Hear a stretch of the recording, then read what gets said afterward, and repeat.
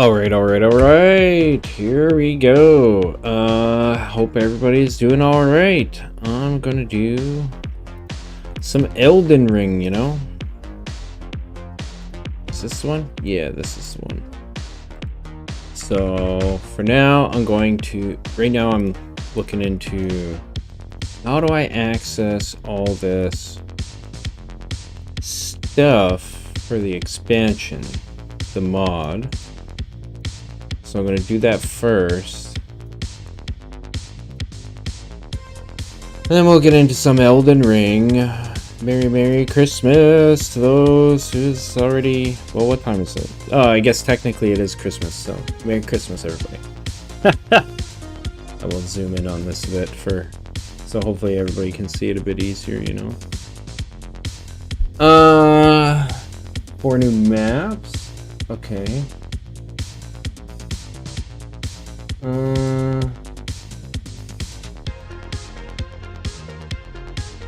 Where do I go to find the maps?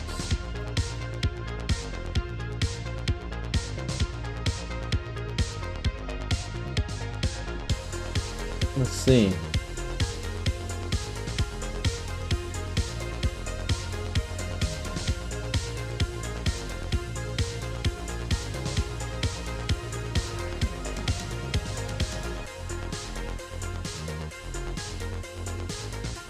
All about merging crap, I don't care.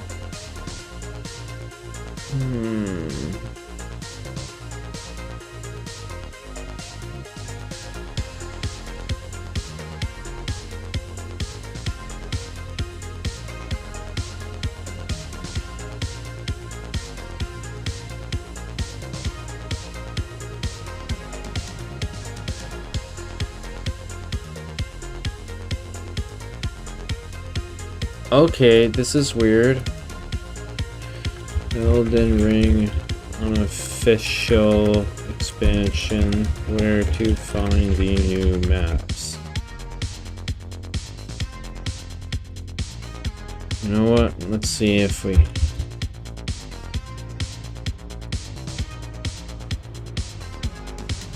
Maybe I missed something.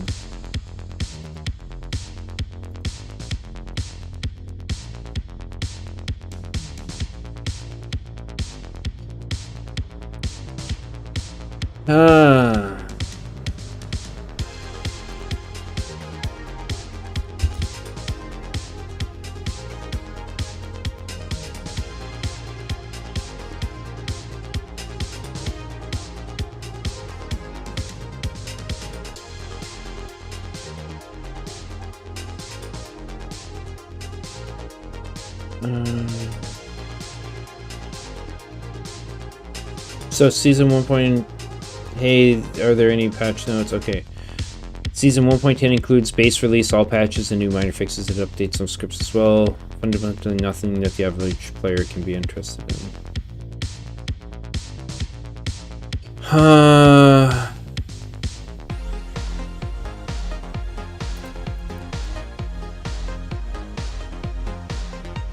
I'm currently working on Season 2, which will explore the choir lore in their capital city. Map is so huge that it has become difficult to keep building at the S-Map studio. Maybe I should check this guy's Discord. Where's his Discord?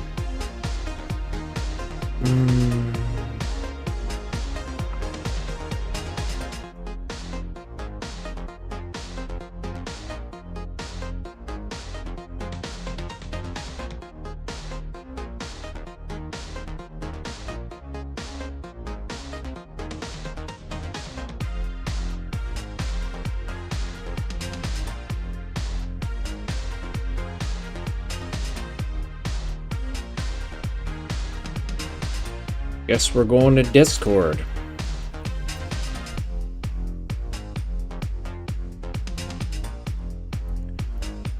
Let's see what we find here.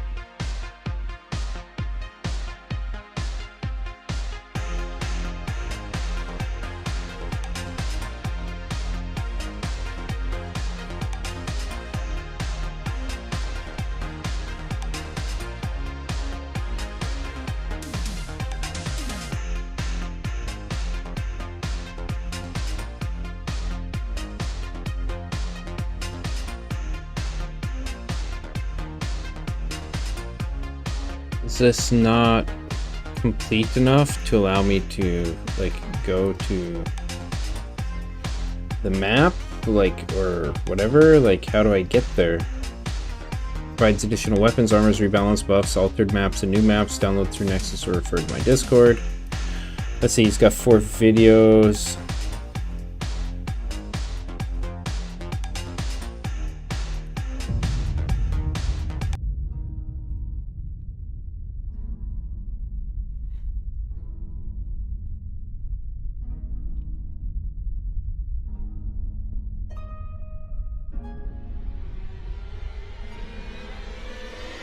Hey, Dillo.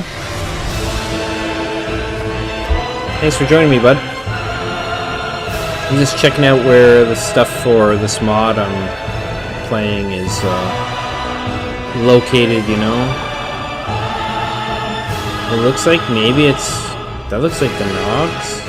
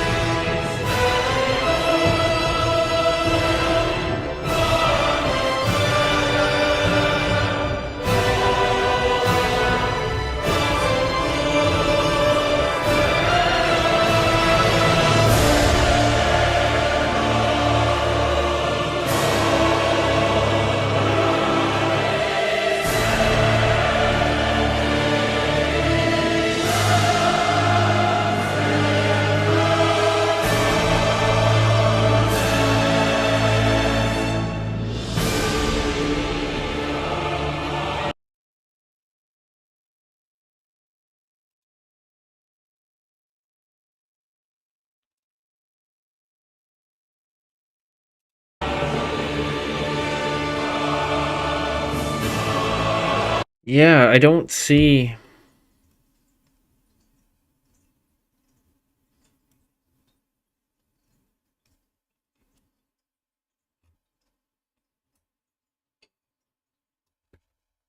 how to get to Yarnum. Oh, maybe that...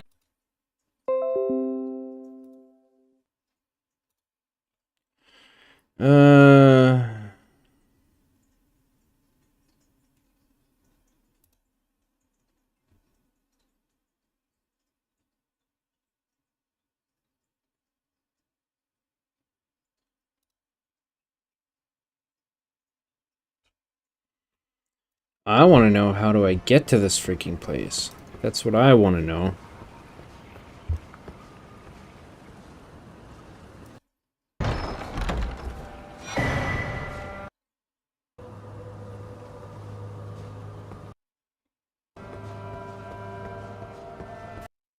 Like is there ever a point where it says how to get here? I'll be showing you my Yarnum map in detail with all the available loot and everything you need to know. Yarnum is part of my unofficial Season 1 mod for Elden Ring. Mod, join my Discord. So Lost Grace, Bandit,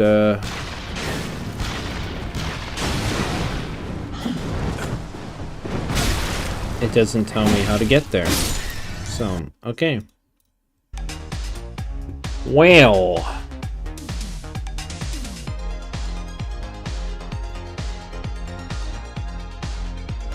that is unfortunate.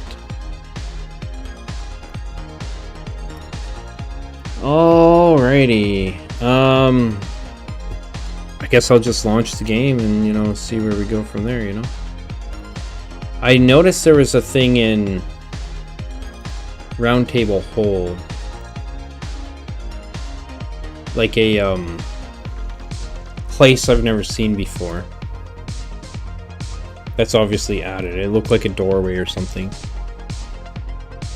But trying to get the door open, you know. Also, I started a new character because yesterday I was mostly just fucking around with the mod. So I'm actually thinking of... what... I don't remember which start I took. I might have taken the wretch start. I'm actually going to delete this character, yeah. Because I want that pistol, man. You know?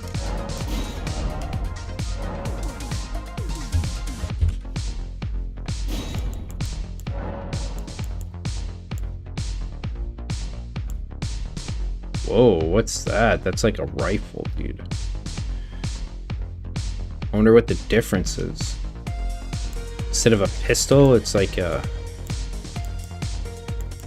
for the executioner. Okay, you know what? Let's start with that. Golden seed. Load my favorite. You know. Do I want to start with golden seed? I'm just gonna give myself like max potions or whatever, right? I'm gonna start with boiled prawn. I want to see what this weapon is. And then I need to get more cheat engine. And yeah, what's going on? I almost thought the game was bugged out, you know?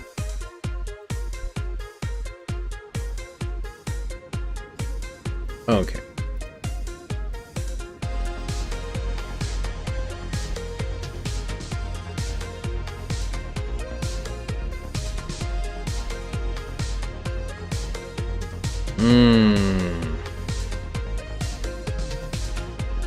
I actually need to go offline. I don't want to get banned, you know? Go offline.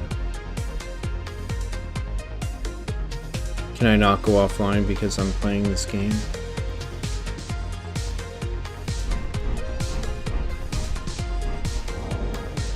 Okay, well, before I do anything, it's a hunter blunderbuss. A blunderbuss created at the workshop for the hunter's line of work. Hunter firearms are specifically crafted to employ bullets fused with the wielder's own blood, boosting damage against beasts. Hunters are prisoners of the dream. Need 15 arcane for it. What is with these stats? The guy who made this, I don't understand. He doesn't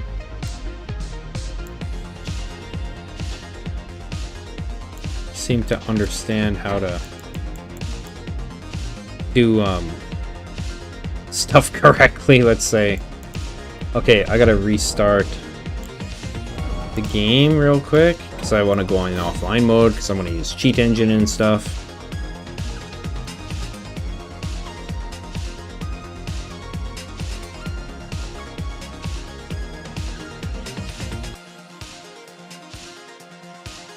Go offline. Please, can you Steam? Will you fucking go offline, dude? What the fuck? I don't understand what's going on. Can you please just go offline?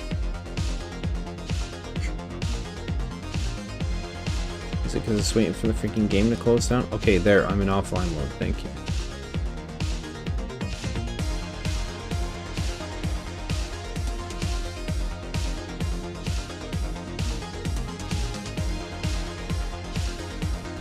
Yeah, I really wish Buddy explained how to get to Yarnum. I'm gonna actually message him in the Discord. Who is this guy?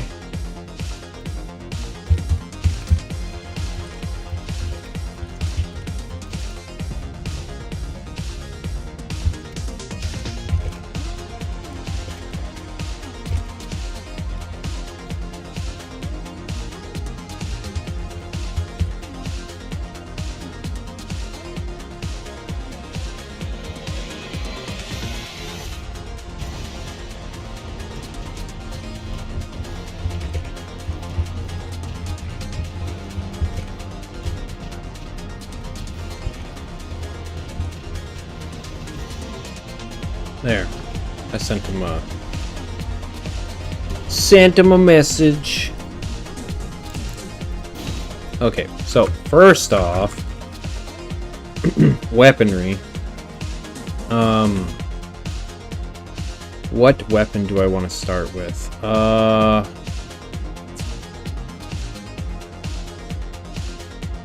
Also, let's see, remod. Where is it?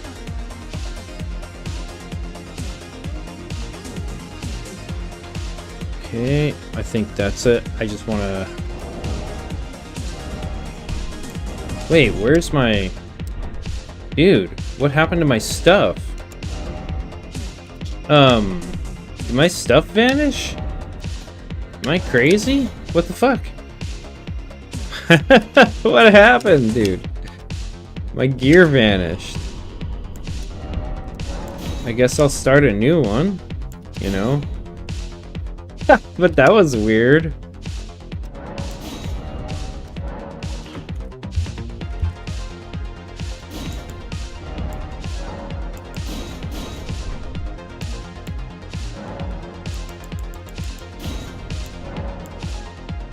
Wait, where's the...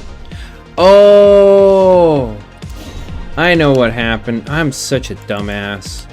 You know what? I forgot to launch it through the mod launcher. That's what happened.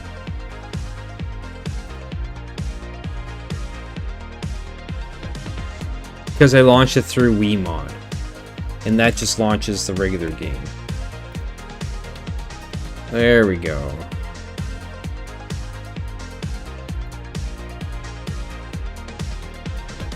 Derp. I haven't slept much, guys. So, you know, expect some dumb shit from me. There we go.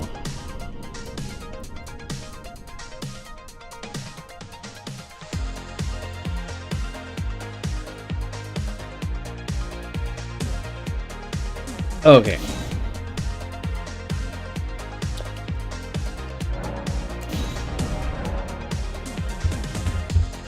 I also went and got a bunch of, what's it? The Shield Maiden mod is, I went and downloaded most of that guy's, armor mods. Just because, you know.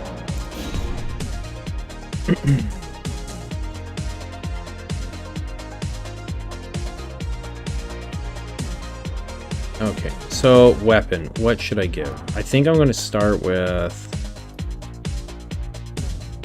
let's go with a Uchigatana.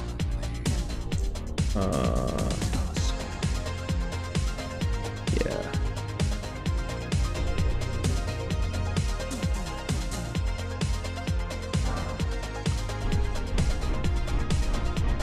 Oh, it still gave me the weapon. Cool.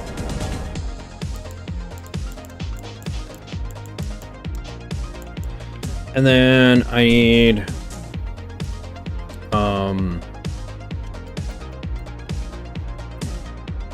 let's see, what else do I need here? I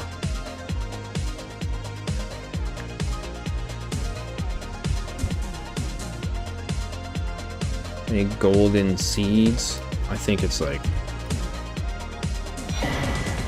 and then sacred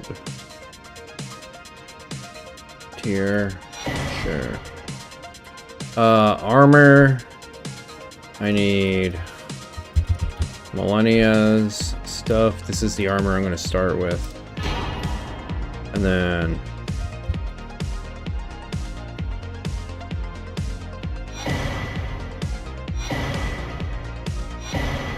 I'm not sure if I need anything else.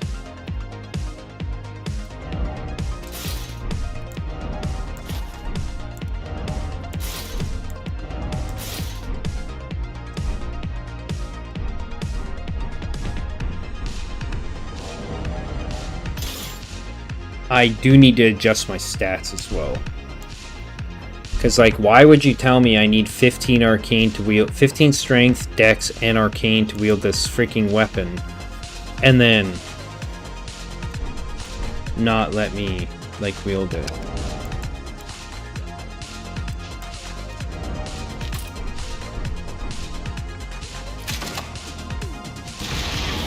Whoa. Haha.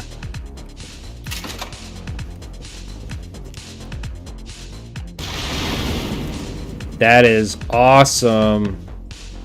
Okay, I'm really liking this gun. What's its damage? 27 and 54. Range 42. Interesting.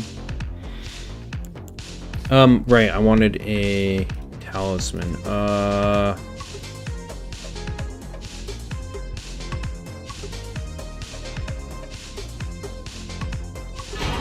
Okay, and do I need anything else to start? I don't think I need anything else for items. But I do need... For progression, I'm gonna go unlock all maps. Show all buildings. Enable fast travel in dungeons. Fully unlock twin maiden husks. And then map and combat.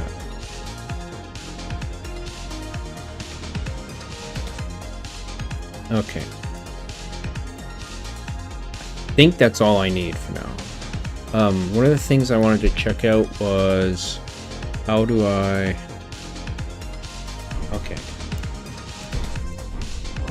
Oh yeah, shit. I also need to adjust my stats so that I can correctly use this weapon.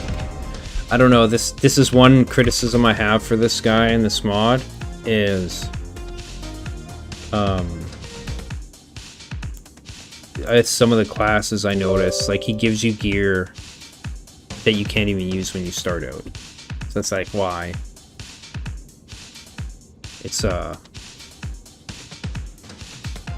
weird thing, you know? Okay. Enable, hey, Shadow! Yo, what the fuck did you make of this game? Shooter looter? It's, Bloodborne, dude. Bloodborne weapons. This guy, it's the mod's called Unofficial well, I was telling you about this. This is the Unofficial expansion mod. By,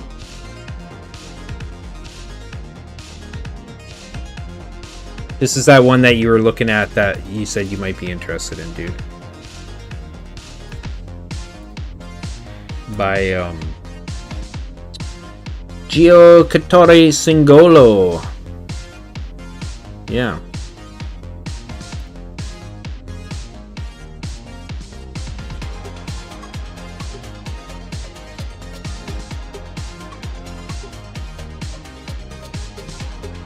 Yeah, so he's adding in like a whole bunch.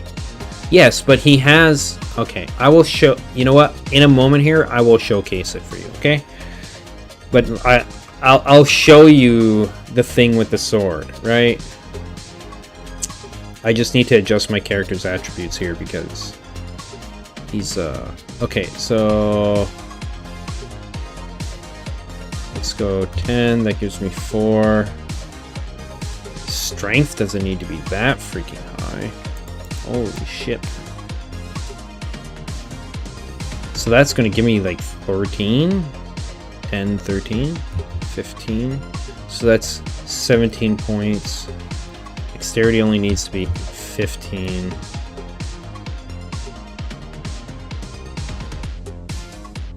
You know what? Let's just put it to level.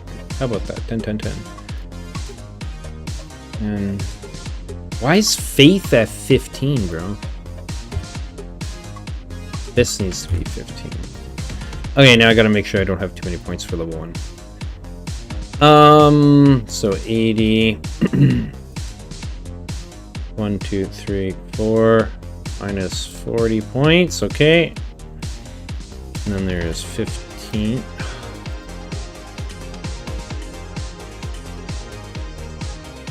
Okay. Minus 15, minus 15, minus 15, 1, 2, 3,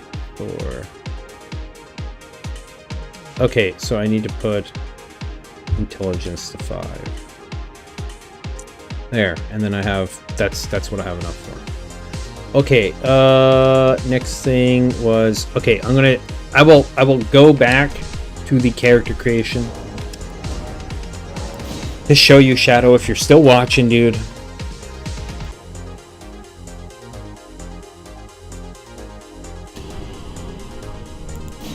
I will show you, okay.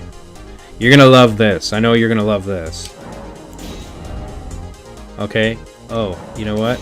I will even take a male body, give him my patented, because it's Bloodborne, you know, he's got to have the, right? Look, he's got the abs, bro.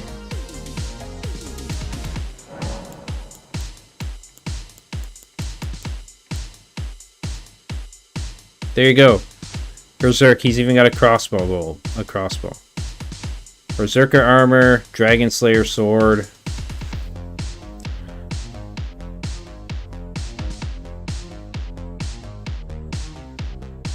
See?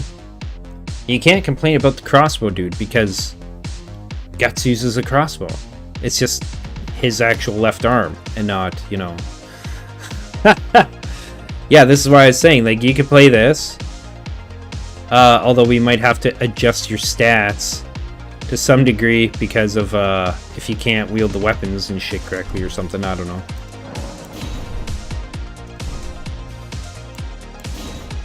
You know? Anyways, how you doing, man? Merry Christmas on this freaking night.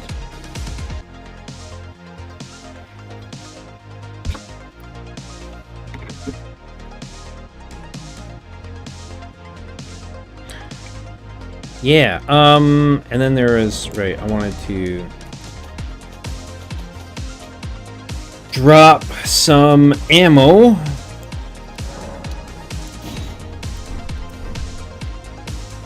Oh, I didn't put it on the ground. What the fuck?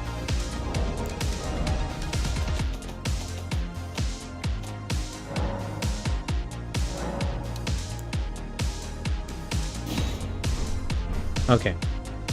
Would be nice, yeah. Merry Christmas. I think you should do Vlogmas. Show us outside the... No. No. It's nighttime, dude. It's pitch freaking black outside. Remember, it's like past midnight here. Otherwise, maybe, but I'd have to use my phone for that, and my phone is garbage.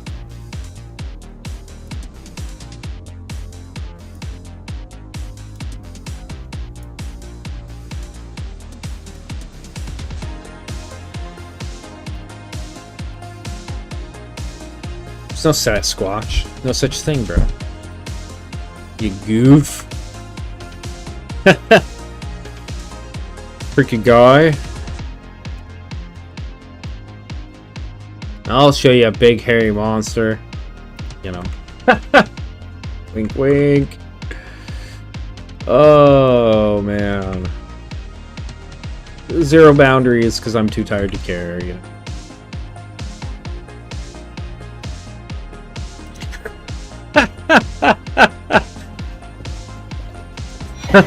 I just know it fucks with you, buddy. So, you know. Because you never know what to say back. It gets me every time, you know. Alright, I'm gonna go blast this motherfucker with this blunderbuss, man. No hard feelings. Oh, wait, am I heavy load? What is this? How heavy is this fucking thing? 9 pounds, bro. Oh, dude. Okay, we'll take the helm off. So I'm at least medium road. Here, I'll get somewhere where it's a bit easier to see it. Like up here.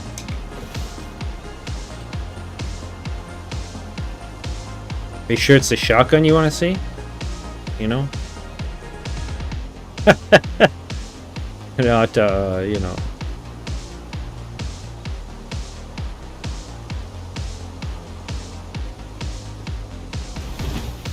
See, Bloodborne Dash. To be honest, I gotta admit that Elden Ring looks much more beautiful with RTX for, well, probably, and if you put ray tracing on, probably. I imagine, you know.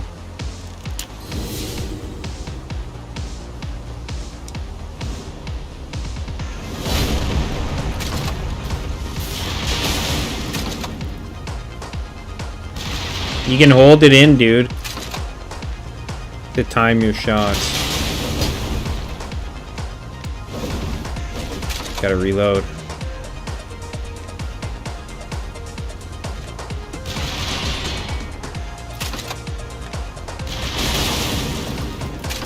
This is awesome, bro. Who needs spells and shit when you got a freaking repeating blunderbuss, you know?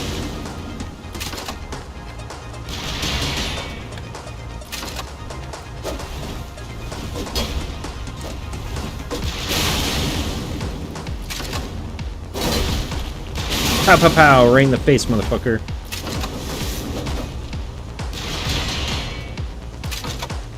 This actually feels like surprisingly really good, man, using this weapon.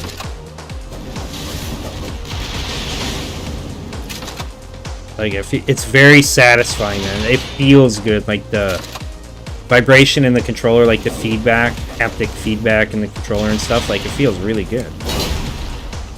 It doesn't feel weird using it. So the implementation of these weapons is actually done really well.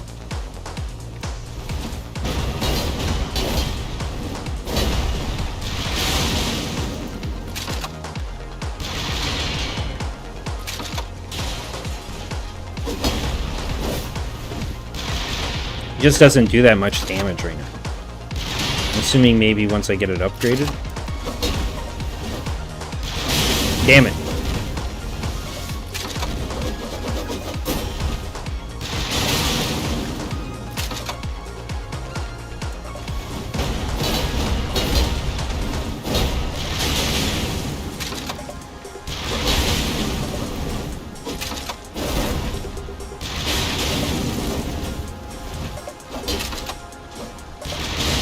I do kind of wish that, I think in Bloodborne it has a system where, like, if you get hit, you then have a chance to regain health from hitting an enemy. That would be super helpful right now, you know?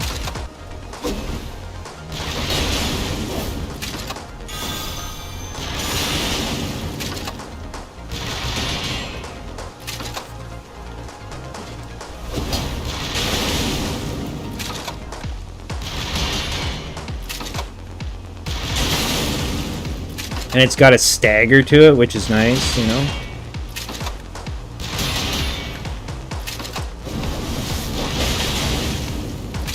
You have to hit them with, like, all of them,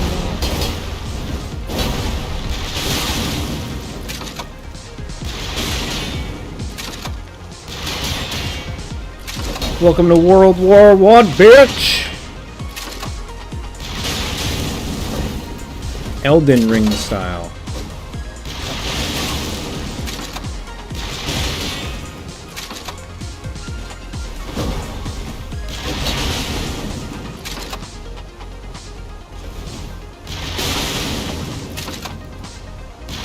And I'm really thankful that the reload for it is, like, not ridiculous.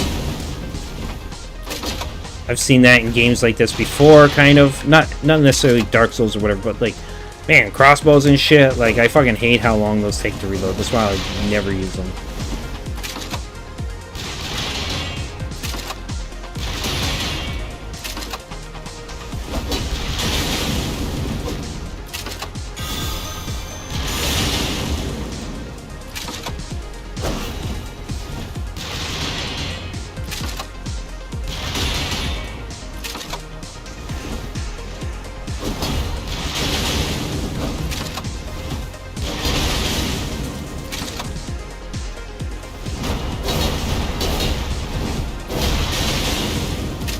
Get hammered, motherfucker! There we go. That looked awesome. Yeah. Get some free XPs.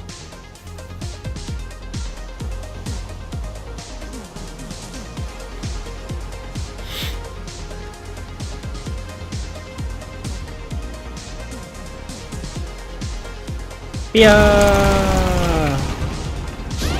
Baited by the whatchamacallit. Wait, did I close? I didn't close Mod, did I? Okay. Now I can turn that off. Skip! Okay. And this might crash my game. So I'm just gonna exit. I just didn't want to use up all my freaking ammo versus that guy, you know? I like that for one bullet, you fire multiple shots, though.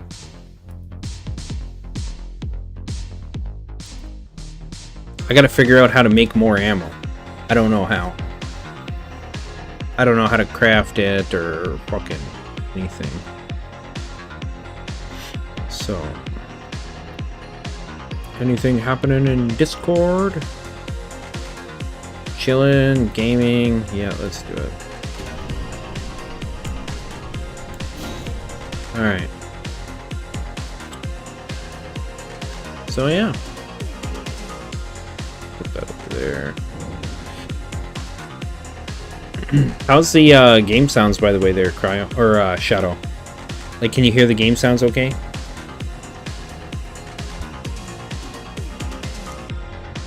I should also check. Do I have more subs or follows? Oh, it's fine, but music is high. I can turn the music down a bit.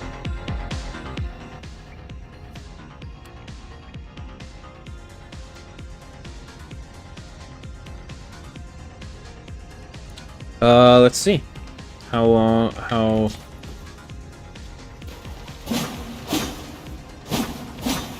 Okay, yeah, I see the... There we go. Cool. I like this gun. I hope I could put, like, a different skill on it, you know? Other than kick, that'd be cool. Reached 480 subs today. Very nice, dude. I'm at 111 on YouTube and 39 on Twitch still. Brutal. Need to do some more collab stuff, you know? Alright, let's go through here and get a bit more experience, I guess.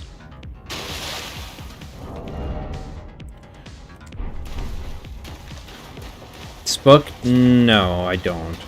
I'm heavily thinking of streaming on YouTube and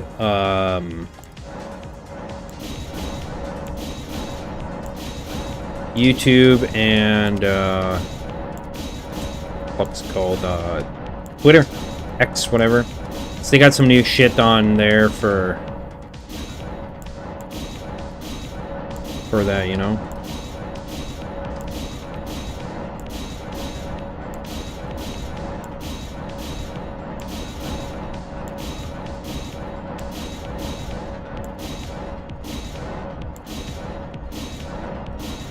Okay.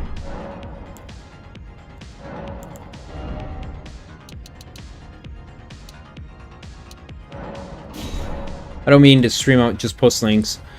Yeah, I mean, here's the thing is I could, though. I could just lower my, my kilobits per second, and I could stream on 3-4 different... Because of the thing I have in OBS, I could stream to multiple platforms like that. And I could have the chats from all 4 up. The only one I'm not sure of is, I don't know how... Because my stream isn't exactly, you know... Yeah, no, I get it. But if I stream on there, I could get more views also through Facebook. Yeah, but I don't know anybody on Facebook, right? So I literally have like maybe 50 people on there. And they're all mostly people that I like have met in real life.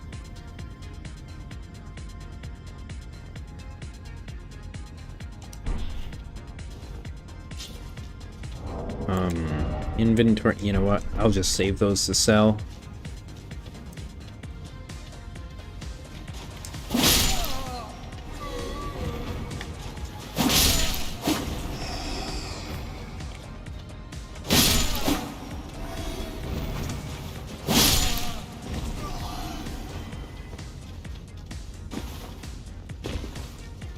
Oh boy. Get down here, buddy. Come on. Come on down. I know you wanna. Well, fine then. I'll fucking shoot you. You got a crossbow? I got a friggin... Yeah, that's right. There are just groups you can join and link your YouTube and Twitch channels so more people can reach you. I mean, maybe that might be worthwhile. Doing that. Twitter, I'm actually seriously interested in trying out their streaming, though. Because their stuff seems... I don't know, it seemed like a decent platform to try it on. Lots of people on there, right? So... But Twitter is a cesspool. Right?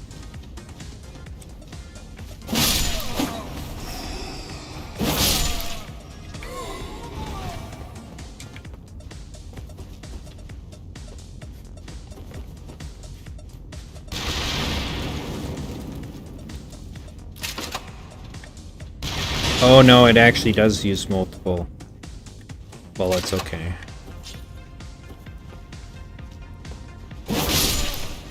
Okay.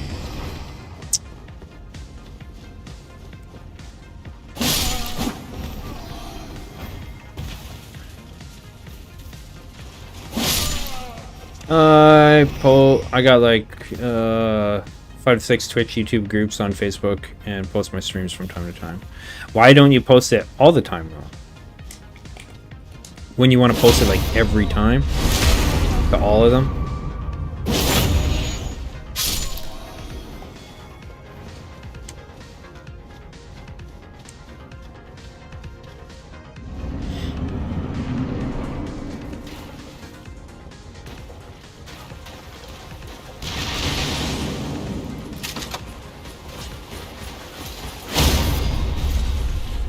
Get wrecked, motherfucker!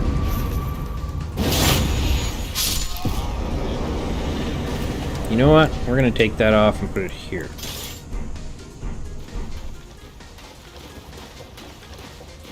What was the one that was said to kill Twitch? I don't know. I know there's like Kick and a few different other ones. Gab and...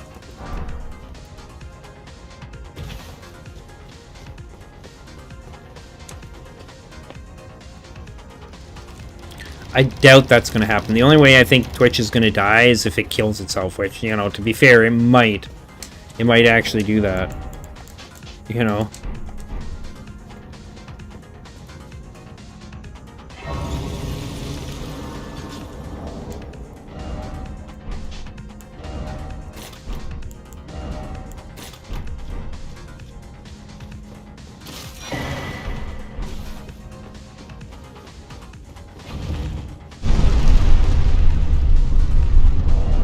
I'm just gonna take that off now, and I'm gonna put these on, maybe?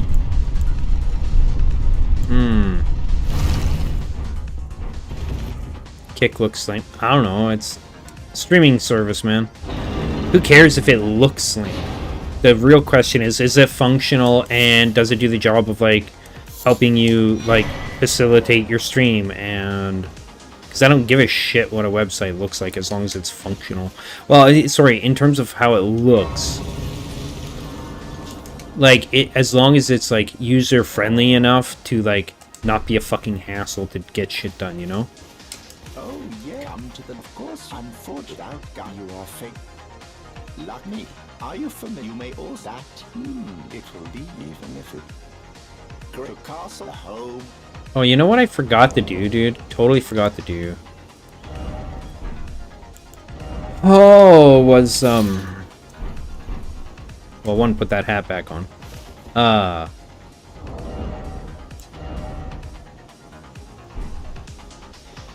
Trovo got, like, a lot of viewers. Yeah, I've heard of Trovo. I've heard of Trovo before.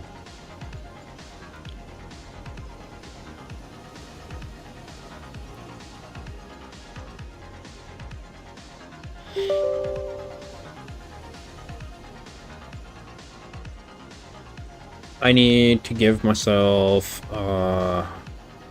what the fuck was I gonna do? Holy, I just totally forgot. Oh, dude. What did I forget? Yeah, it's like Russian or something.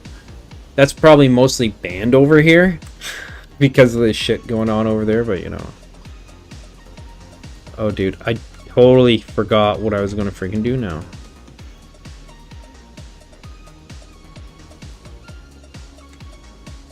It's gonna do something with...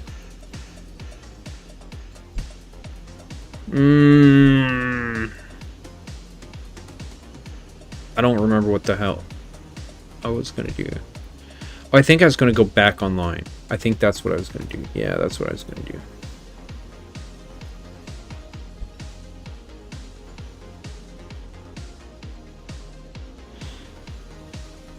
That's what I was going to do. Okay, but to do that, close the game down for a moment. Here we go.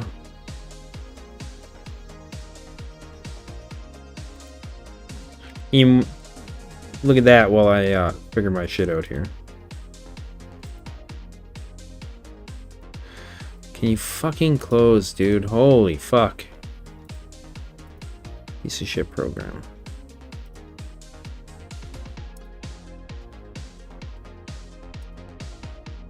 Go online. There.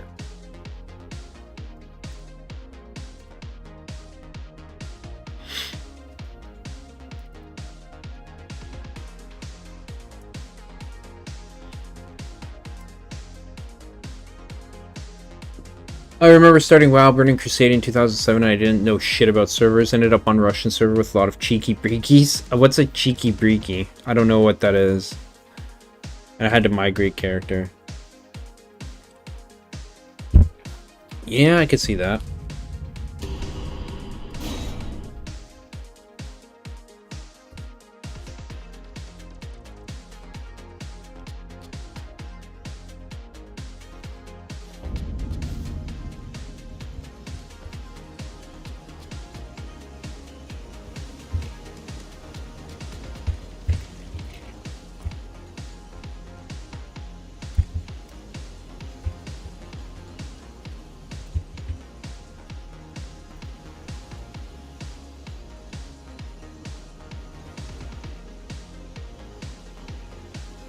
No. God damn it, dude. Why am I wasting my time with this shit? Okay, what is a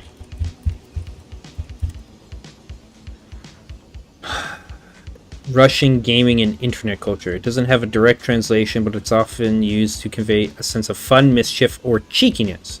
It's associated with the Stalker video game series in it. Oh, okay. Wait. Why? I remember ended up on a Russian server with a lot of cheeky breakies. Why did you have to migrate?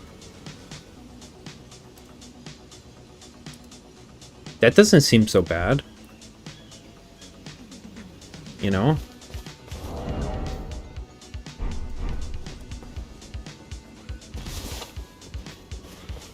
Oh, I see. Okay, I get you. I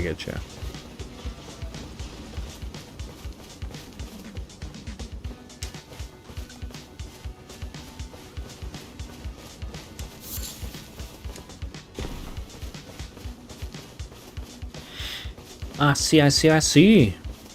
Okay, now that I don't have to fuck around, running around to go get, I can also that you're not then why not? I am Khan. Purchase this. I'm also gonna purchase these, because, you know. Look, we'll get that, too. Goodbye. And they love to just... Oh, I mean... Yeah, because they're assholes.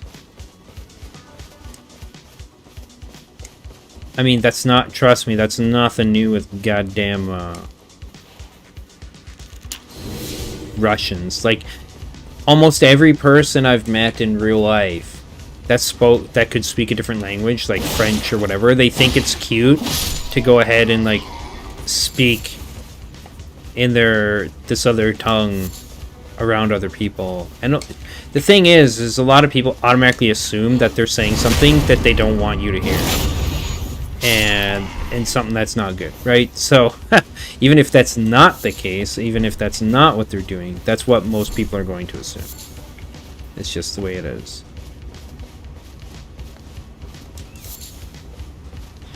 Especially if they just cut you out of the conversation suddenly, right? I mean, come on, we whooped both their asses, right? Like, so I'm not surprised.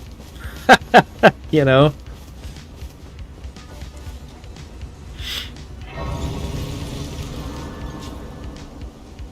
And spoke English in some gaming shops, and they was like, dude, oh my god, somebody speaks English. Dear God. It's only the most common language in the world that's used by everybody, you know? They serve the two and for good reason. Guidance It's the most versatile language out there. But you, I can turning to aid you. You need to the foot. I mean, Then it's summon. I don't know. I bequeath Couldn't tell you what I've watched that's specifically Russian, so, you know. I don't know. Okay. Ooh, right, I can craft some of these. Let's do that. Lantern, yes.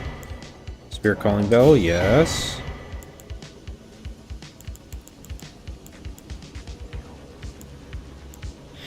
Holy grease.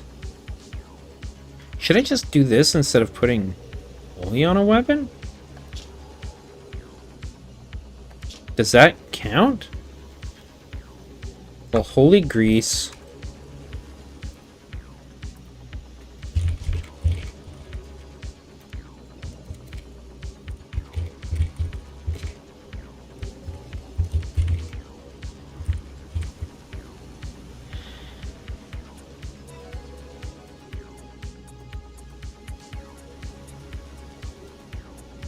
What the fuck?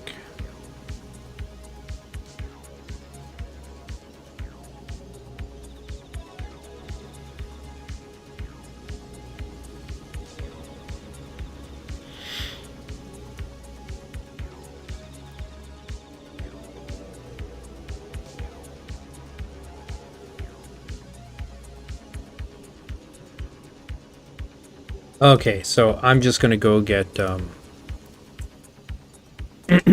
need to get to I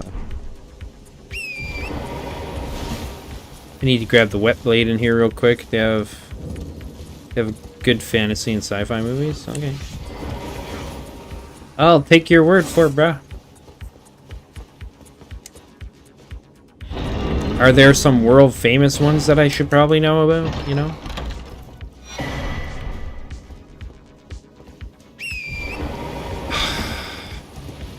I mean, yeah, but I don't want you to give it to me for Christmas or something, dude. I don't like when people give me stuff and I can't give back. It really bugs me. So I'd appreciate it if that's what you're thinking, don't do that, please.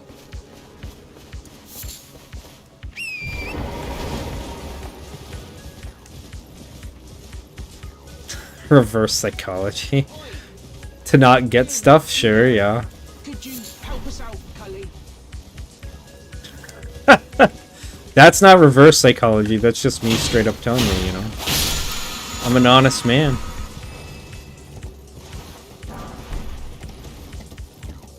I know apparently that's hard to come by these days, especially with like red pill garbage out there. And the like, you know, but you know.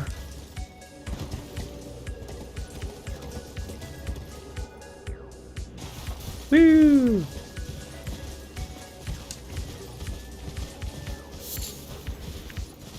I guess I don't need to worry about getting the recipes now for some things, because this mod allows me to craft like blood grease just by spending runes, right? And that's not reverse psychology. That's not me saying, don't do this for me, so you'll do this for me, okay? That's not what that is. That's not my intention whatsoever. Just so you know. Okay?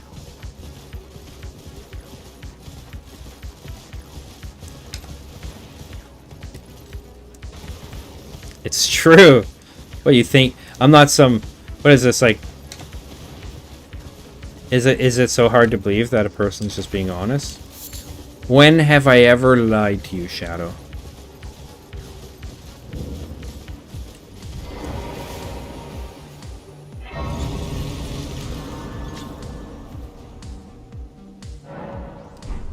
And yeah, I get there's the whole online filter of being online, but I don't care about that shit.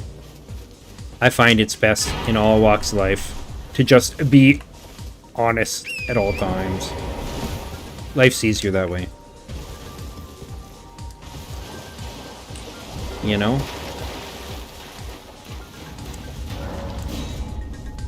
You kicked my horse. That's not true. That's not true. That's the assumption you're making, and you're wrong. Go back and look at it on stream. The game just bugged out, man, because of seamless co-op, as it does, you know? I know, I got it on stream too. I didn't kick your horse in the butt. I can't even touch your horse. You know?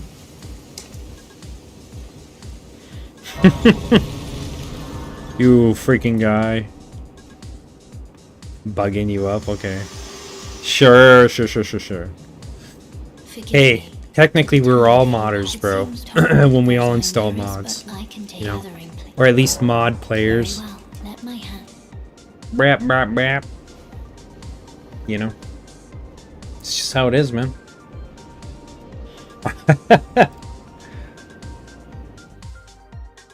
Don't mind me, I'm just scratching my balls.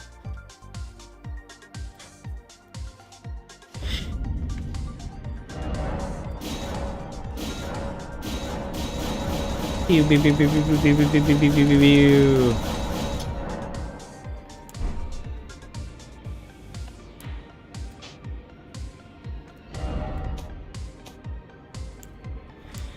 Why is it get... This is... Okay, so this is the mod doing this. The mod... Maybe? Me getting some of these... waypoints and stuff? No, you mean... Ah, that's not true. You running around on the horse and not getting off. And hey, Pepe, I never made Pepe do anything he didn't consent to, okay?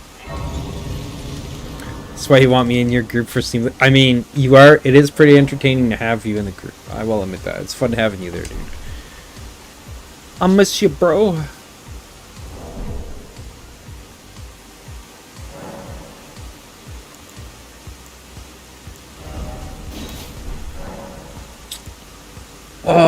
Yeah, I need to get some stuff here. Okay, I'm gonna kill this motherfucker. At least once.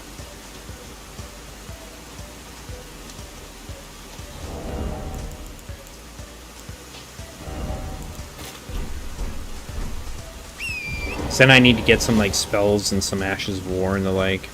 What's this? What's this? Posting in my Discord. Merry Christmas. Yeah.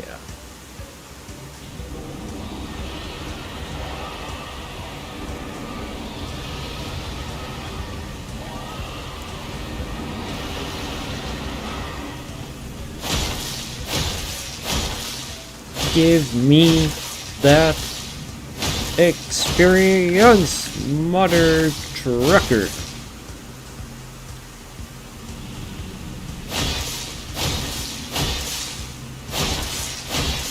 Oh, Shadow. I found a way, thanks to like Anna and some other people. Anna and I think it was Xenochrist or Pottlebinus.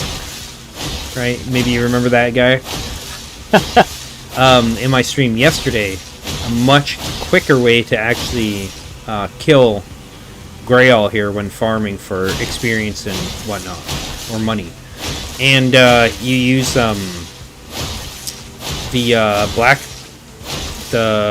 Blade of Death, and then to get that debuff on it, and then you would get like the Black Flame spell. And you just cast that over and over and over again.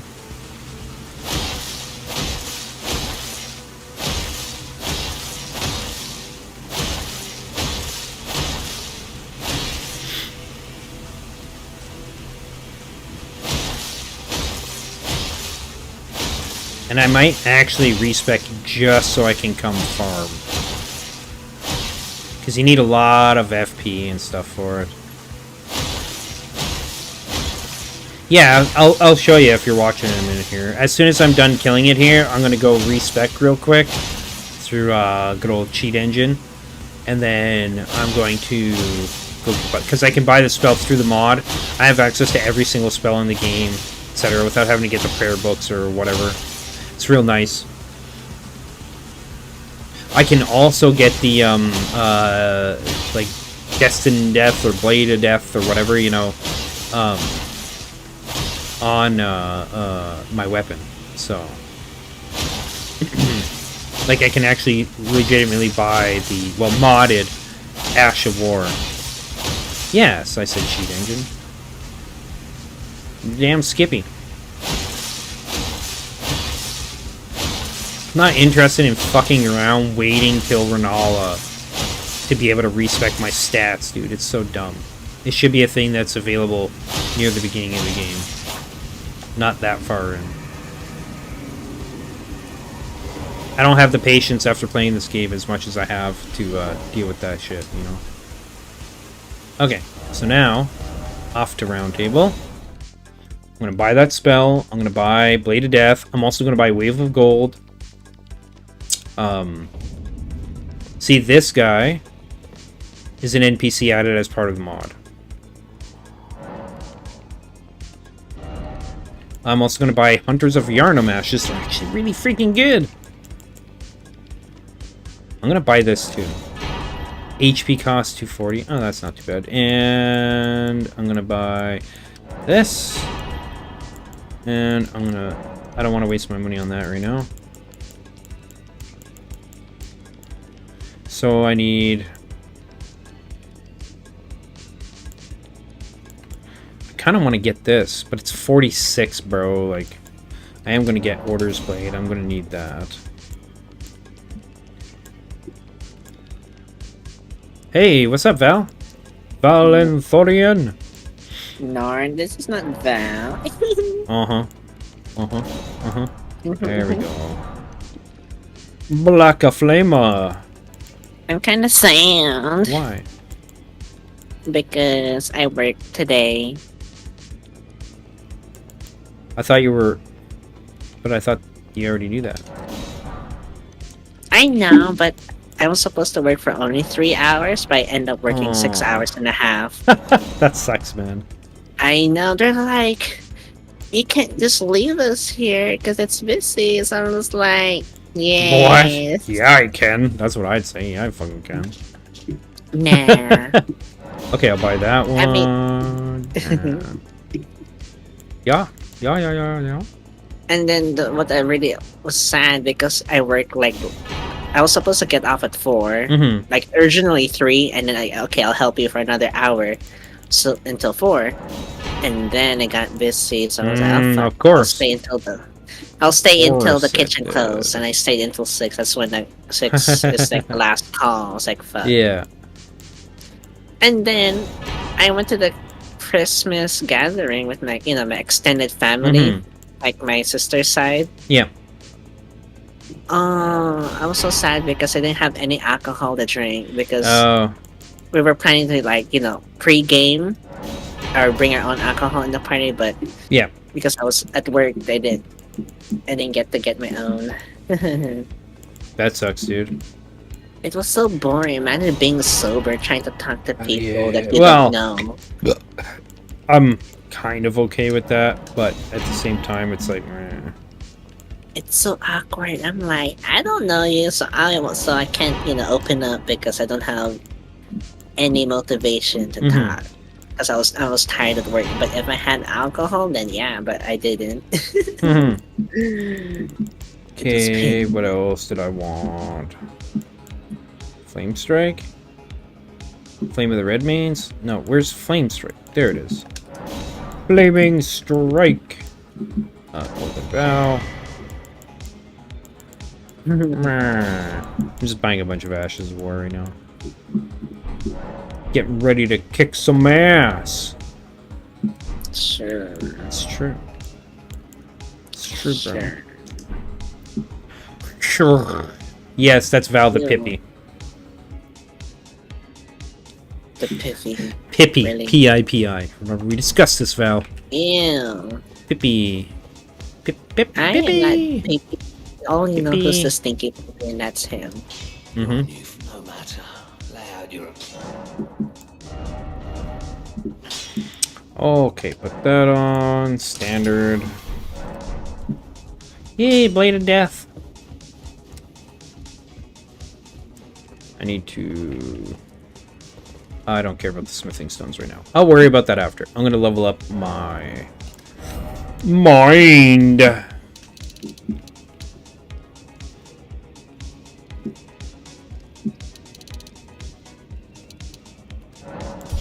that's probably as much mind as I'll ever need on this character. Oh shit, dude. I'm gonna have to do it one more time and then pump this up to 20. So I need 15 more levels for that. Ooh, I can't buggered up. I gotta reallocate my stats now. Thanks for distracting me, Val. Bro. Bro. I went and got this Ghostwire Tokyo game that's apparently free. Nice. Yeah. For free and what? Epic Game Studio or whatever, their launcher. Oh, no. Yeah. Can I go offline like this? No, it won't let me. Fuck. I don't want to get banned from fucking 6 months. God damn it. Fucking FromSoft. Way too harsh regarding such things, you know? There. Have some anime titties. You filthy animals. Sure. Holy fuck, Elden Ring. Can you shut down like a normal person? Or a normal game? Like, I don't understand why it takes like fucking 3 minutes to shut down on my computer, dude. It's fucking bizarre.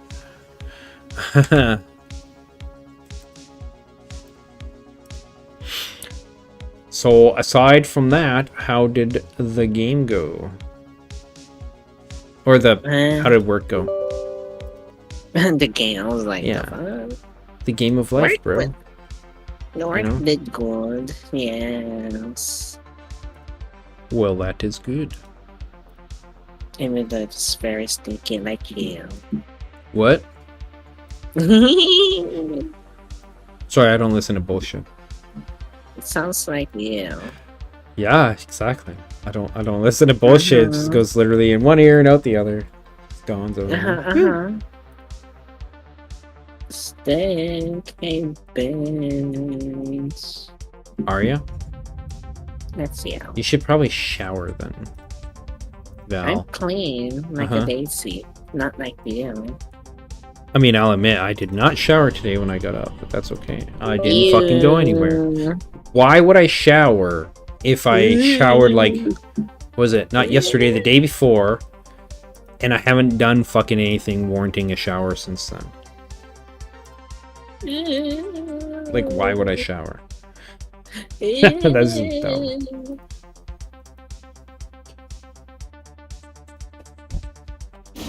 Continue. Okay, get this game back up. Rico, what's up? Oh my god. Yes.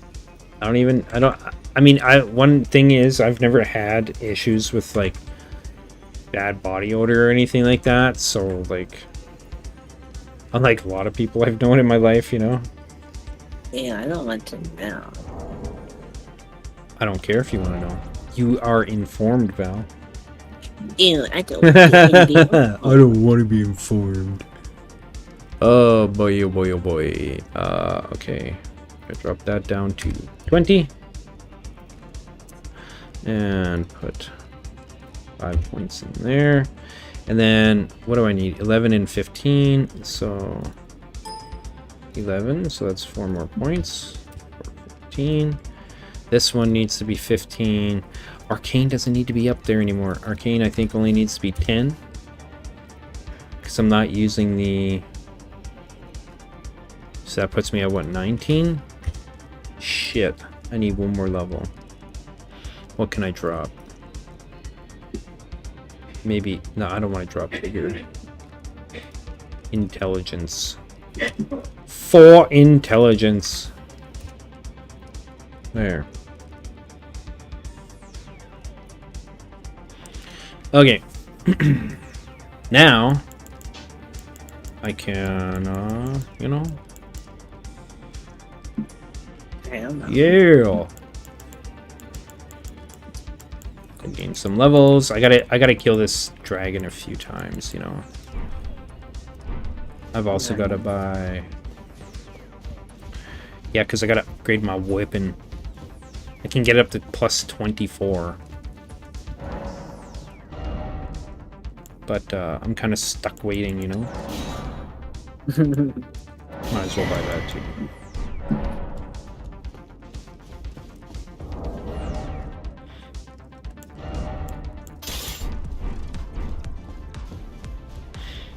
And I'm gonna put some spells on, guys.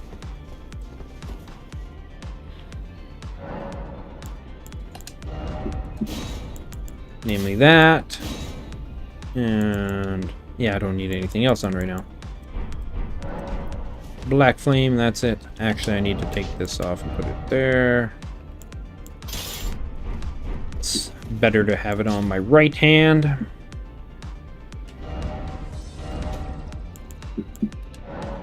And now I can go farm some experience for a bit. But before I do that, I'm gonna go for a quick break and have a smoke. Don't forget to like, comment, and subscribe. I actually totally forgot to do my intro today. I'm like so, what's the phrase? Half cocked is one way to put it, you know? Because I got like no sleep today. I got like 2.5 hours of sleep, and then fucking. Yeah. Ooh. This, you know. I guess I didn't need to put this up for this right here. I'm gonna go to intermission anyways. Wow. Okay. But now I gotta fix the fucking screen again, dude. Really. Titters. Okay, that's probably fine. Actually, I'd like to put that over here.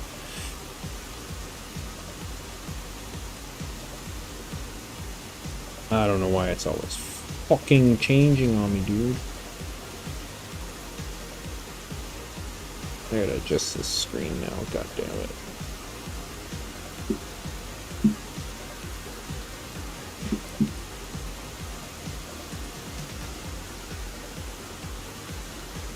There.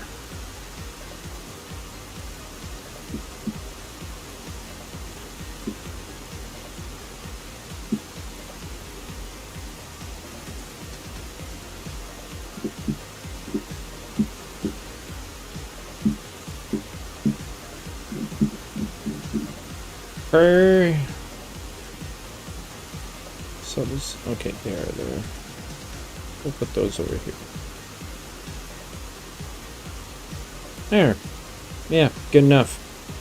Alright, I'll be right back, everybody.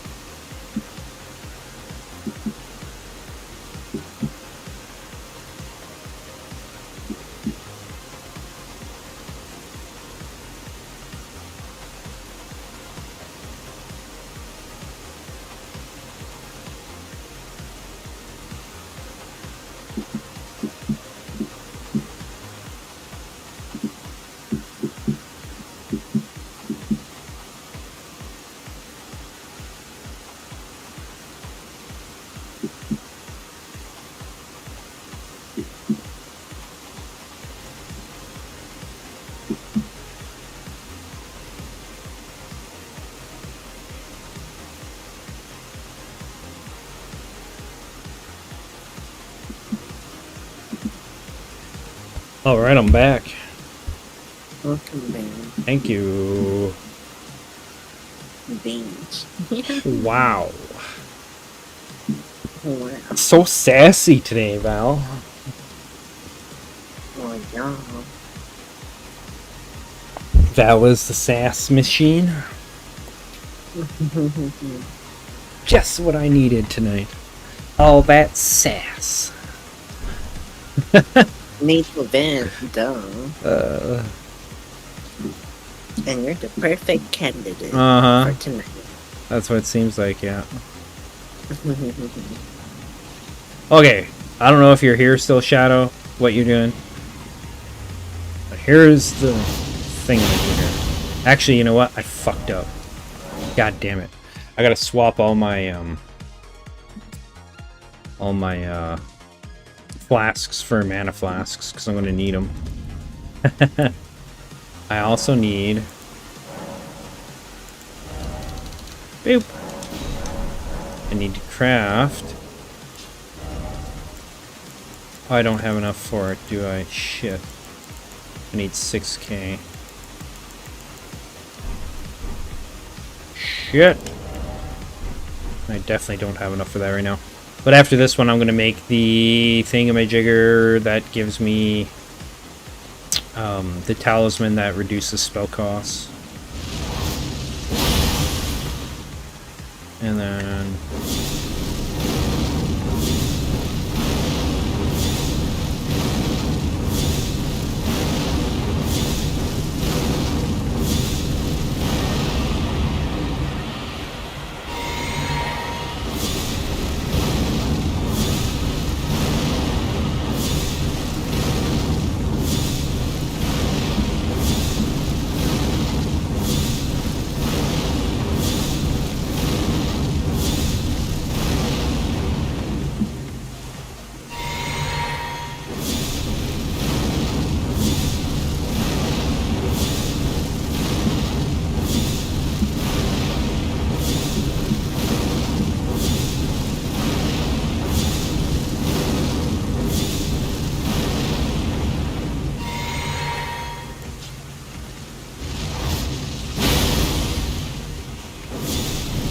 way faster than doing the frickin' bleed.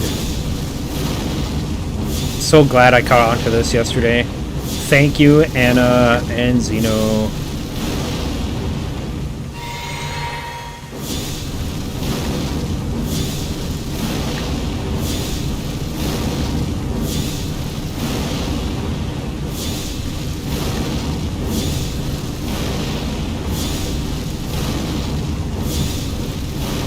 I wonder if I can craft gold pickle foulfoots. Can I craft that? Is that something I can craft, or do I need to get the freaking recipe for it? No, it's something I gotta get a recipe for. Damn it.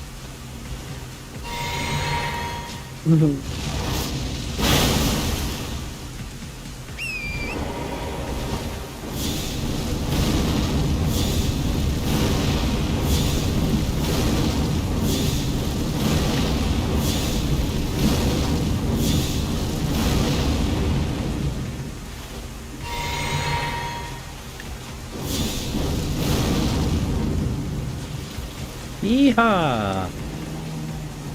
I'll be back. Yep.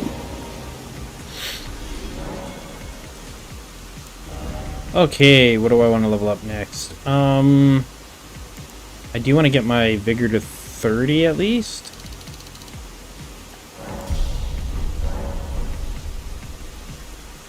Okay, no.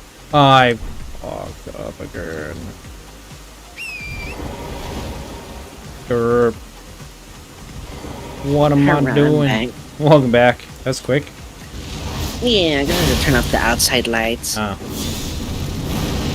Anywho, I think I'll just be on for like half an hour or 14 minutes just because I'm so tired from socializing. Yeah, I know the feeling, man.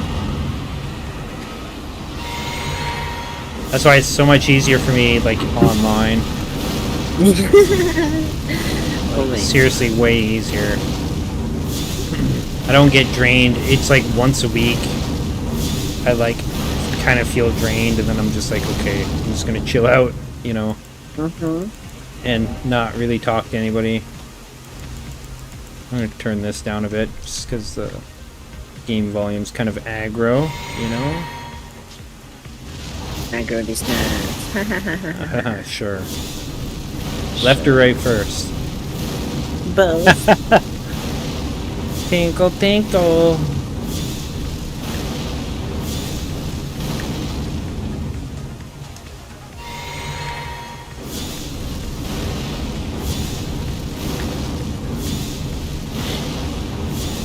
I imagine that if my faith was higher, this spell would probably hit quite a bit harder. But it's not, so you know. But it's not. My favorite spell I still like Cleric is the Radiance of Dawn. It's such a good AoE spell. What's it do again? It's just basically it's like Guiding Bolt, but it's a AoE. like cleric, divinity spell. And yeah, it's an AoE. It's like way better than Guiding Bolt because it has a higher chance of hit rate. But the only thing that the downside, there's no upskill because it's a divinity thing. It doesn't take a spell slot. That's the problem. Oh, it's a okay, yeah. You know, it's like Cleric the usability. unique. Yeah. Yeah, you know, like how Bard is something like that, Yeah. or the Warlock, something like that. Yeah. Okay, first off, I want Grand Filigree Crest and that. Sensible effect duration. I wonder if that would work for. I wonder if this would work for spell effect duration for this. Huh. That'd be interesting.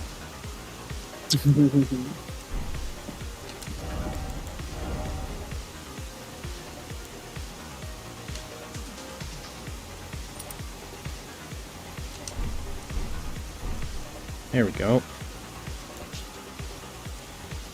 Run on over here.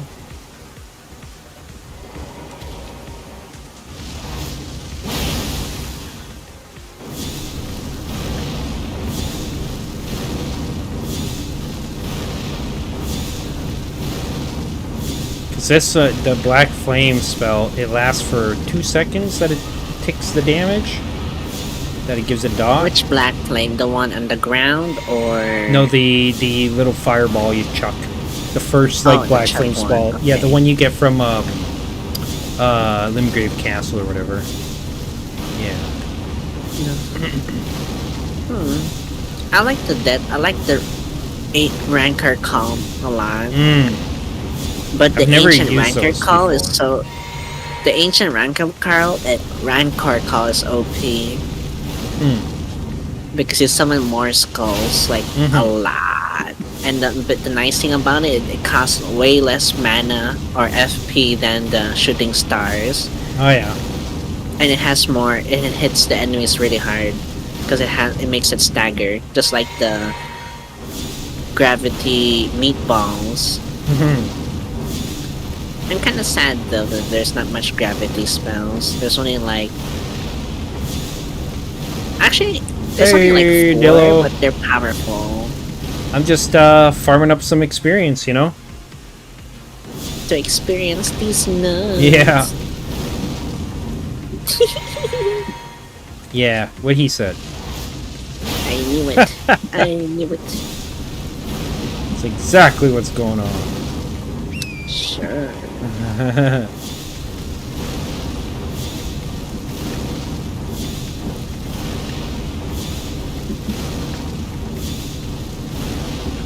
gonna die from that? Ooh. There we go. Oh yeah, I don't know if I can Baldur's Gate tomorrow. No? The honor mode. That's okay. Because I got invited to another Christmas party. Which I hope I get to drink alcohol. Hopefully, yeah. Yeah, I don't want to play D&D with you, bro, while you're wasted. It's a recipe for disaster. I'm not going to be wasted. Just saying, bro. FF14, eh? It's been a long time since I played that game, man. Holy. A couple years now or something? Maybe, yeah, maybe 2 years.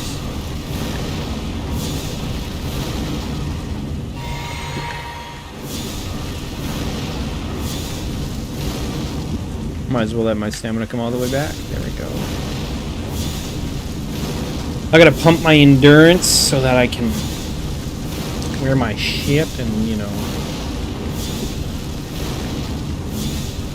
have light load dodges.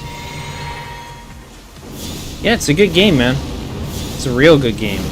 It's one of the few MMOs that I actually kind of like keep going back to over time. Especially since they're free to play shit. It's like all the way up to level 60 and like all the end game content of like, what is it? The OG, A Realm Reborn, and Heaven's Ward.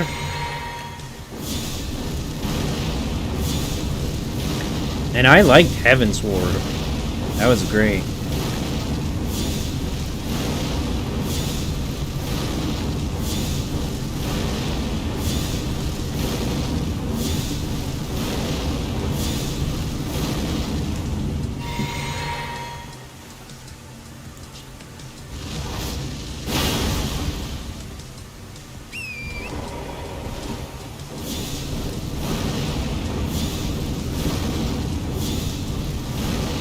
Oh yeah, the sad thing about this spell, Val, Black Flame, is that the tick damage, like the dot that it does, isn't increased by your incantation scaling or your faith stat. It doesn't increase? No, like the duration of it does not increase. Huh. Yeah. That's so... Because what it is it's percentage health. Okay.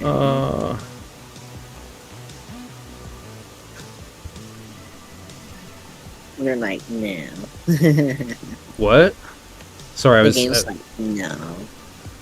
For what? Oh, for that. Well, it's because it's it takes from their it's like 2% of the target's max HP per second for 2 seconds. So, one thing I'm going to test, because I'm interested in seeing if this works, is I made a talisman, because with this mod I can craft talismans. I crafted the Old Lord's Talisman, which extends spell effect duration. So I'm going to put that, once I go kill Margit, which is going to be shortly here, I'm going to equip that along with the Primal Glintstone Blade. Primal Glintstone Blade reduces the amount of FP that your spells consume, but reduces your maximum HP by an amount.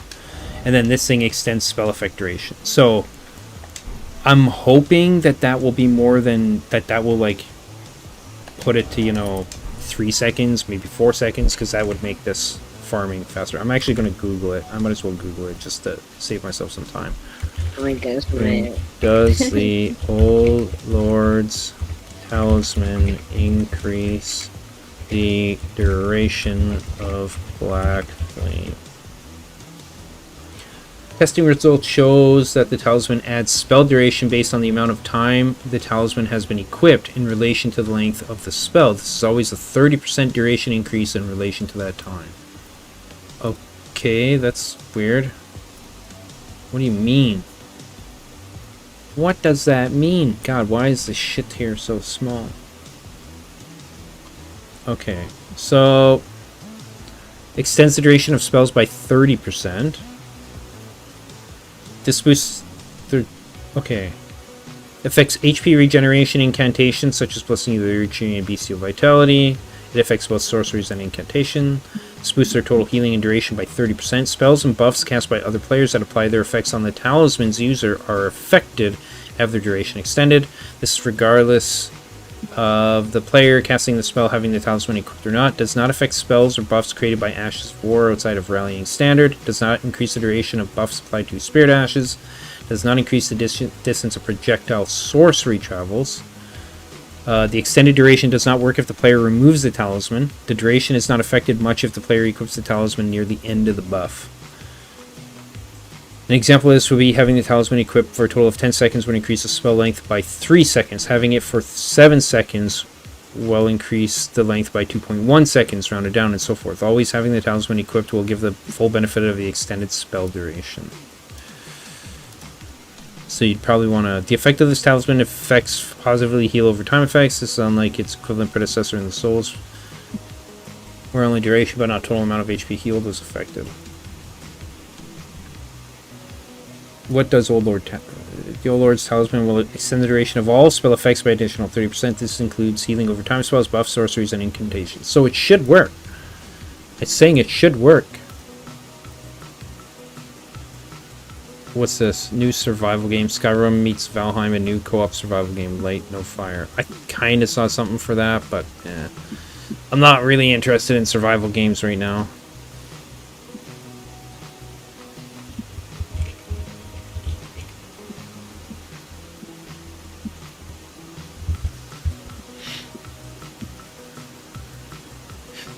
For now, so Dillo. Also, are y'all in a Discord call and whatnot? Asking because if y'all don't mind, I wouldn't mind talking to y'all. Yeah, sure, dude. If you want to jump in here, bro. I'm in. I don't. Are you in my Discord? Yeah, if you want to join my Discord, if you're not already in there, you can jump in. I'm under Elden Ring Party with my buddy Val here, Valentorian. And what I'm going for right now is kind of a, I guess, an all-arounder build. I want to get to the, because this mod has, right now I'm just leveling. I'm just kind of experiencing the different things in the game. Yeah, hold on. If you're on YouTube, it's in the description, bro. I do believe. It should be in the YouTube description there. Because if I go and get the code, it's going to change the code, and then I have to fucking update it. And it's a pain in the ass. Or on my channel. Let me see. It should be in the video description, though. Oh, yeah. Under various ways you can support me. So the Discord link is right there. Yeah. But yeah, right now I'm kind of going for just testing things. And, hey, buddy. I was about to say, yeah, as you were saying that, I was like, let me look at your YouTube. Like, literally, as soon as I asked that, I was like, it's probably in the YouTube. Yeah. Yeah, I learned that lesson a while ago. Yeah, and you gotta be careful with the Discord links, because there's, I don't know why, man. Like, every time you go in there to, like, if you want to invite somebody through the Discord link on the server, it'll change the freaking code. But it's also, there's two settings for it. One is change every 7 days, like it expires after 7 days. Or you can make it permanent, a permalink. But here's the thing, if you go in to get that code again, it'll change the freaking link. It's so stupid. Like, why did they do that? I don't know. It boggles the mind, you know? Which, before you continue though, I feel like it's because I joined on my phone, but an a bug is happening to where everybody is echoing. So let me. Oh, that's probably that's probably from the phone, dude. Unless you got my stream up. If you have my stream up, then that's why you're going to be hearing me. Wait, I think that might actually be it. Let me check. I think that might actually. Okay, Discord will hide in the background, okay, right? That was exactly it, because whenever I joined your Discord, I assumed it was gonna disconnect the live stream. No. Yeah, that's all fucked up. I thought it was gonna disconnect the live stream, but because I was hearing everybody, including myself, and I was like, bro, why is this happening? Yeah, I've been through that quite a few times myself. Like, why is this happening? It's probably one of the more frustrating things when you're talking to people and the echo, right? It's different when you're talking to people in real life. Like, if I hear somebody, if I'm sitting here talking to somebody, and I hear them, like, on the phone also, it's like, whatever, I'll just ignore that. But when you have a headset on, it's a bit of a different story, right? For sure, dog. Yeah. For sure. Yeah, this is my buddy Valenthorian here. Met him back when I was still streaming World's Shittiest Game, Diablo 4. You know? I was a lesbian. Yeah. What did you say your name was? Other person that isn't Matt. Yeah, you want to introduce yourself, Val? Val. I was like, how do I word this? It's like, but what's up, dog? I'm Dillo, our Dylan.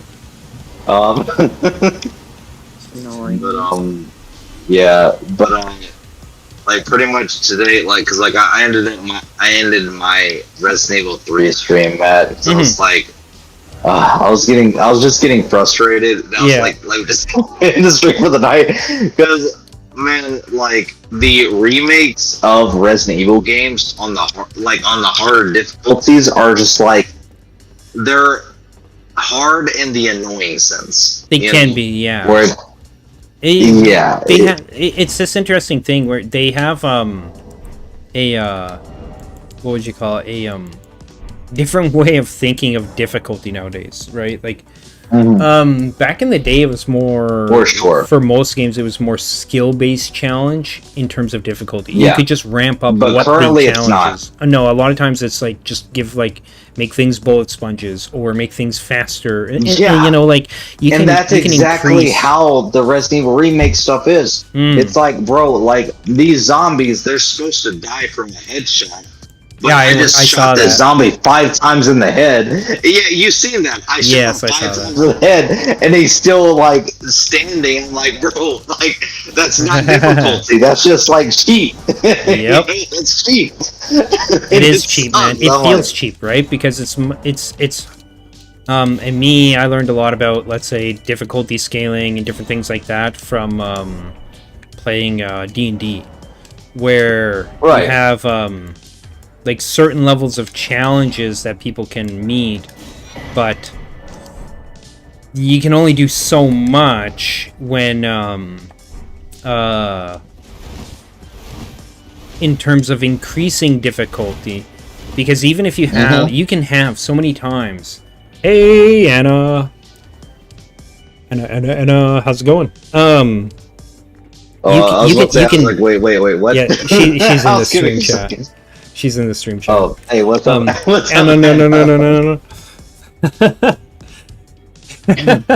Yeah, I just say Anna, man. You know, just Anna.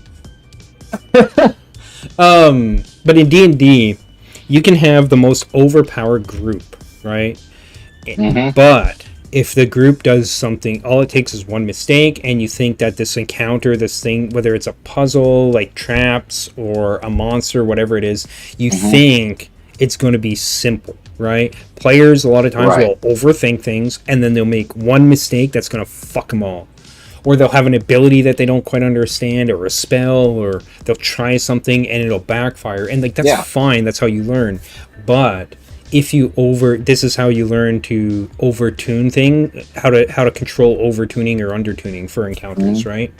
So that things are just the right level of toughness and engagement and difficulty for the group, which varies from person to person and from group to group based on like their own personal skill sets, like what they as a player bring to the table, and then also the characters they design. Because you can have somebody that's an amazing player, okay, but if they build the wrong character, and I've played with a few people who've done this, where they on paper the character seems like they're going to be freaking amazing, but then they're so niche. In practice it's not. Yeah, because then they're like, so I played with this one girl, she made this it was a Pathfinder game. She made a character that's like kind of an art roleplay / skills monkey character, and that sounded really cool on paper. And like she could basically pick any lock, disable any trap. Like she had basically every skill in the freaking game. It was awesome, right? But zero versatility or utility when it came to combat. So they were, and that's what you gotta do. Yeah, you know, whenever it comes to it, like, cause like even though I'm not well versed in D&D because I've only played one campaign, and you know that campaign ended because of personal reasons. You know, pretty much internal drama. But outside of that, it's like, you know, like, and I love D&D, but I've done research on D&D, and yeah, it's like, you know, if you make your character very niche and the abilities very niche, you're going to have a bad time. Yeah. The other thing is like that's why, like, I don't do this so much when I'm a player in a game, because I'm just like, whatever, I'm going to take care of my shit. And I don't feel as obligated to help people out. Also, people, especially if you're a fellow player, they get more offended, it seems, when you attempt to, even when they ask, well, what should I do to kind of mitigate or adjust or whatever? And it's like, well, build more for combat, or build more for this or that or whatever, right? Like, and then they're like, but that's not the kind of character I want. When you're the dungeon master, though, when you're the person running the game for everybody, that's a different story. Mm-hmm. Everybody wants your input regarding that, especially before the game starts. And in that role, you can adjudicate for them, like, you can tell them, well, here's kind of like what I'm looking at for things I want to do, not exactly what they are, but in terms of difficulty. And I always say baseline, the 3 pillars of the game are exploration, roleplay, and combat, but they are not equal. 75% of the game is combat in terms of mechanics, right? In terms of written word, for sure, right? For sure. And then roleplay has barely anything in there except for relating to skills and stuff, which is almost like a combat mechanic, but like not for combat, right? But you can use it in combat too. And then exploration, right? And those 3 things aren't equal, and they're not equal from game to game either, right? So like it can, but for me, I emphasize they're 100% like equal. Yeah, but it's like also whenever you're making character, like, you know, for one, like, I wholeheartedly have the mindset of create a character on how you want to play. Like, if you want to be a big combat focused heavy character, freaking go for it. Mm-hmm. You know, go for it completely. And obviously during the role playing or, like, you know, conversation, you're not going to have that, you know, like, obviously you're going to be able, like, pretty much if you go all combat, you better be prepared to be the comedic relief, you know, within the story, because you're not going to add much to the story. Oh yeah. But if that's what you want to do, yeah, I was about to say, if that's what you want to do, 100% go for it. But don't be surprised when that happens, you know? Yeah. When you go all into combat, you want to be the biggest DPS, and that's it. You know, you want to only be the biggest DPS. Don't be surprised whenever you're not that good within the rolling for conversations, because, you know, you're the one that chose the route that you're going to go. Mm-hmm. And, you know, obviously, as you know, like, you know, with the new players, they don't know that. And even though I'm technically a new player, the reason I know the things I do is because one of my closest friends has been a dungeon master for like damn near a decade. Yeah, so they can feed you a lot of information right from the get-go. Yeah, exactly. It helps a lot. It helps a lot to have that perspective, right? Yeah, exactly. Like, that's why I've been able to gain a lot of info whenever it comes to D&D. Which, by the way, I want to be able to do a full campaign, and it sucks that I haven't yet. But yeah, like, you know, you literally gotta, like, if you want to do both, you know, combat and role playing, you gotta find that equilibrium. And yes, exactly. Honestly, it's a balance, D&D, right? That's hard to do. That's kind of hard to do. Well, it's only hard to do. So you have two aspects. There's what the DM is doing, like building encounters and stuff around the party. Right. But then there's that last part of that phrase, which is building it around the party. So now, exactly, there's lots of people out there for some weird ass reason they don't like doing combat, and like there's times when combat can be weird, wonky, tedious, etc. But that's all based on, well, what do you do as a dungeon master to facilitate the combat, right? Because nothing breaks or nothing is a good icebreaker for tension. Because this is what I learned this from actually watching stuff about horror games, horror movies, horror games, horror books, etc. Right? Just stories in general that are horror. And what it is it's a constant buildup of tension, and then a slight release, and a buildup of tension, and a slight release, and then a big buildup of tension, say, and then a big release of that tension. And what this does, so when you're, as an example, so you could, and it can be really quick or it can be really slow, but you have to have these tension releases, okay?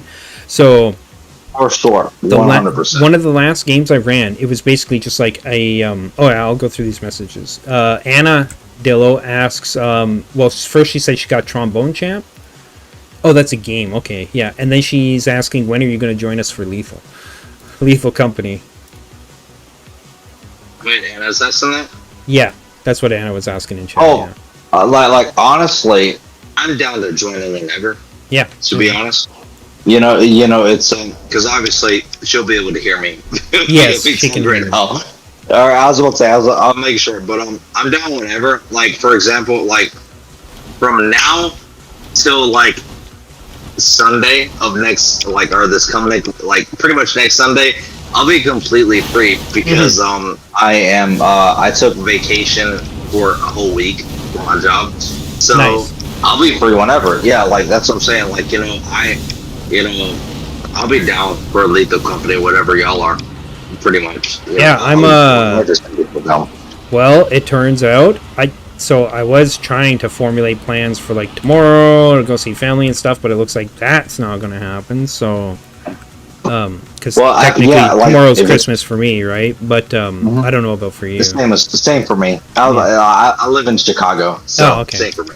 Yeah, and but that, it looks like it's not freaking happening now, so I have way more free time tomorrow than I thought I was going to have. So I think I'm just going to freaking stream, Unless something, because I was asking my sister, I was going to go at least the person's place that everybody's going to for, like, today on Christmas Eve. What we normally do is we'll go to, like, wherever for Christmas Eve, and that's where a lot of, like, gift giving or whatever between people happens, right, that can't see each other on Christmas or whatever. And then Christmas Day, it's, whoever's can go wherever else again, right? And that's when it kind of happens again, right. But also Christmas dinner, like turkey dinner and shit. Well, I found out that today everybody went to this woman's place who I can't stand because she's literally like a hardcore, or whatever the opposite of a misogynist is, misandrist. That's the word. That's what she is. Okay? Yeah, she's a misandrist. She's somebody who she's somebody who hates men on the basis of they have a penis, right? Basically, it's obviously more. I'm kind of what do you call it? Simplifying things here, but to be brief. But I was like, I don't want to be around that person. I can't stand her for good reason. For sure. So then you'll never want to. Yeah. It's like you never want to be talking to unhappy family, pretty much. Well, it's not even. I can deal with unhappy family or whatever, right? No, unbearable family. That's what I'm trying to say. Yeah. Unbearable family. Yeah. So, and then I find out that everybody's also going back there tomorrow for Christmas dinner. So I was like, well, fuck, I guess I'm at a Christmas dinner here, So now, because I'm not going there. And for me, unfortunately, the reason I'm not joining the family for Christmas isn't because I don't want to; it's because I can't. Yeah, I mean, because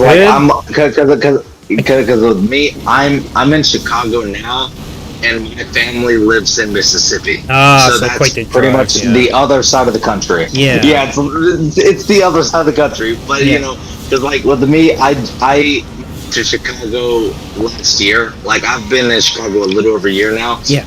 And I'm literally like the first family member out of my like mainline family to ever move away from the South. Oh yeah. No one lives here. It's rough, man. Yeah, Yeah, like, you know, it is rough, but I'm staying positive, you know? Yeah. Like, I'm staying positive because, like, you know, I don't know I'll be able to see my family, you know, soon. Because my family did say that they said they're going to try to fly me out in February, so I can see them. I'm like, I can't fucking wait. But yeah, especially if it's been a long time since you saw him. I had the same thing last year. I was living, or like a year and a half or whatever ago, I was living in Grand Prairie, which is a city here in Alberta. Right. And that's like Wait, where's Alberta? Wait, are you in the United States? No, Canada, bro. Canada. I was about to say Northern Alberta. The reason I was about to say the reason I was asking is because I work H&M. H&M is the clothing company I work for. Okay. And I was about to say, wait, Alberta, that's Canada. Yep. Because with my department of H&M, I work both Canada and the United States. Nice. For my job. Yeah. Yeah, so I was like, wait, Alberta, that's not the United States. No. Like, let me check. You know? I was like, wait, if I'm driven, you're not in the United States. Yeah, no, I was living there, and it's like 3 hours or 2 hours or something like that away from where everybody in my family lives. So it was kind of difficult at times, you know, to get here for like New Year's Eve, Thanksgiving, Christmas, things like that, right? Expensive too. And that was just from driving. For sure. But I don't have a vehicle of my own, so it's well, imagine if you lived in America. Imagine. In America, like, oh man, it takes like so much longer to get anywhere in America, and it sucks. It sucks so bad. Why? America's not that big. It's huge. Have you seen the size of Canada? Like, I know Canada is huge. Just like, oh man, it's just like America pisses me off. Oh, because it's like, yeah, because like a big thing is like, I don't know if you knew, but I was in the army, right? In the what? Sorry. I was in the army. Oh, okay. You know, my country. Yeah. And whenever I got out the army, because I was stationed in Texas of America, and I had to go back to Mississippi. Even though they're like 3 states apart, it took me like 20 hours to get to back home. Oh yeah, damn. And it sucked. And the wild part is, like, 80% of that trip was through Texas, like through one state. Texas is pretty big. Is it because of the way the roads are built or something? Wait, what is it? Is it because of like the way the roads are built or something? No, it's just because Texas is our biggest state. Oh, okay. Like, yeah, like Texas is as big as hell. Because like it's just such a big state, and I know Canada is big as well.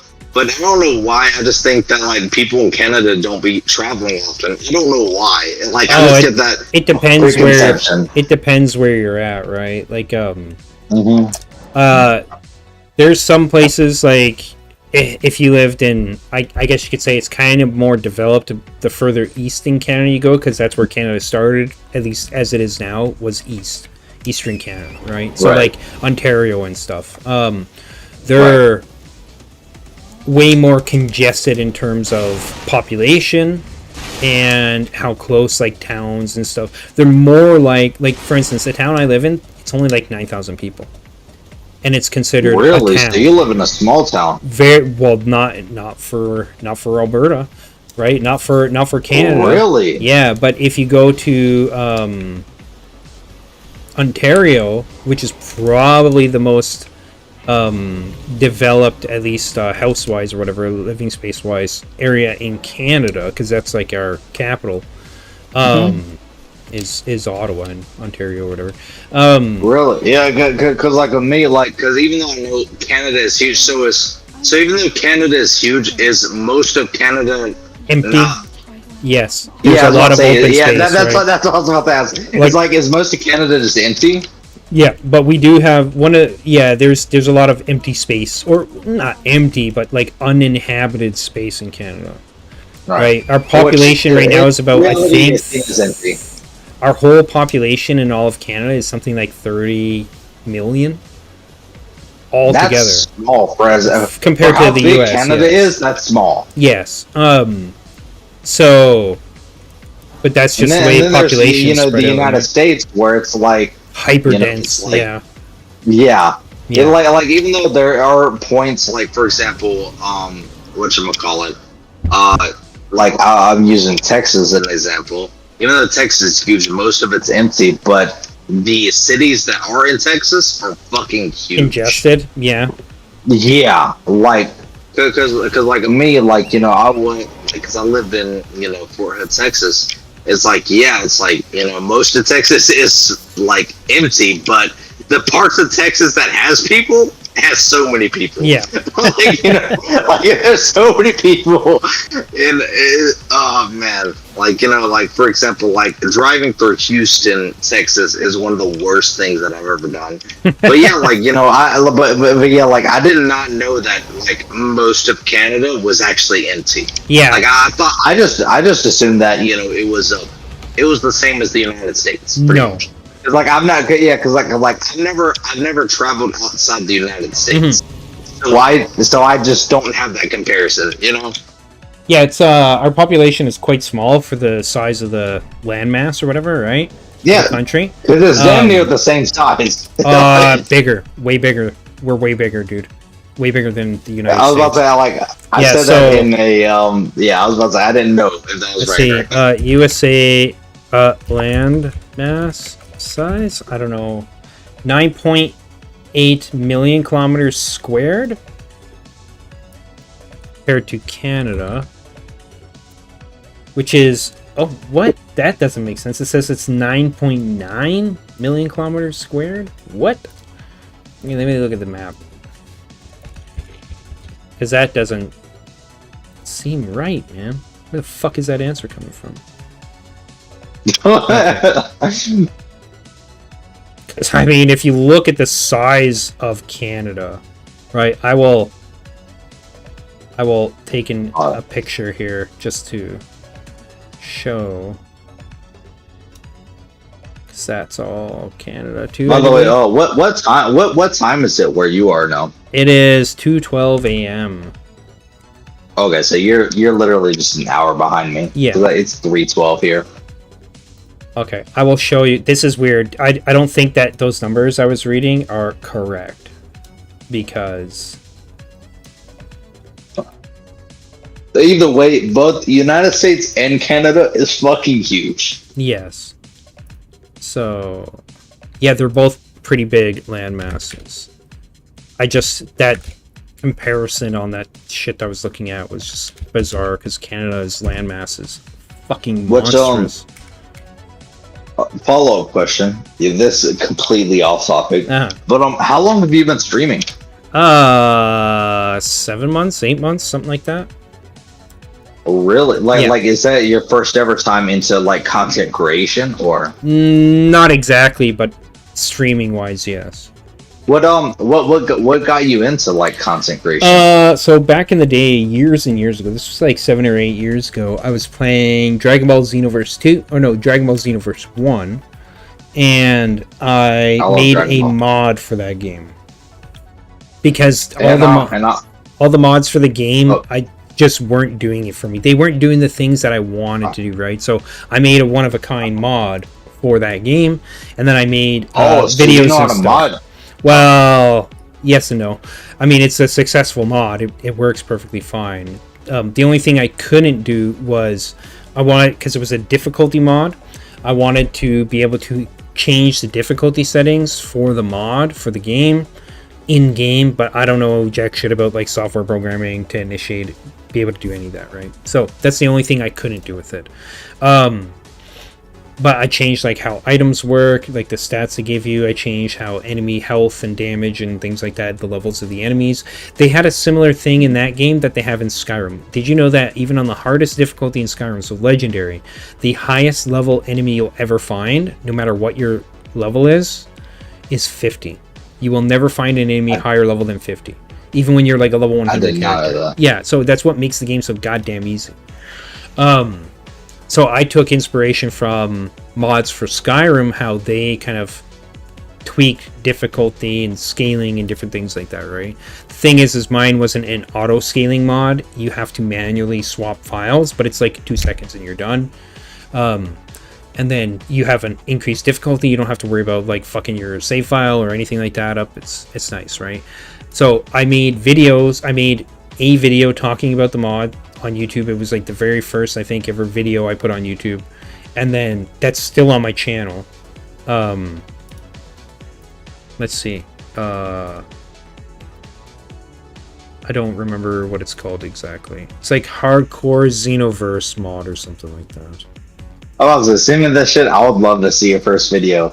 And also, you know, follow-up question. Follow-up question to my question. Okay, hold on. So, hardcore Xenoverse mod gameplay 7 years ago, and then I was doing like a series for that, and then it was 8 months ago I started doing more content. But I started actually streaming, whereas everything before was pre-recorded or whatever, right? And then I uploaded it to YouTube. But I don't like doing that, so I just fucking stream now. Yeah. For sure. Hey, you know, and I'd love to see your first video as well. But also, follow-up question. Shitty. You know, but you can check it out. Everybody's first videos are shitty. You don't. I know. Everybody's is. But follow-up question to my question is, how did you meet Cryo and everybody? So my buddy Shadowwalker, who I don't know if he's still here in this stream, maybe he is. Shadowwalker 87. So I met Shadowwalker along with Valenthorian here from playing Diablo 4 when I first started streaming, like almost a year ago, right? 2/3 of the year ago. And then he and I were I found out eventually, because the guy never talked, right? Like he would never get on Discord with us, except to type or whatever, right? And he'd type in chat and stuff. Right. But I eventually found out that he also streams, and then eventually he found out that I play Elden Ring.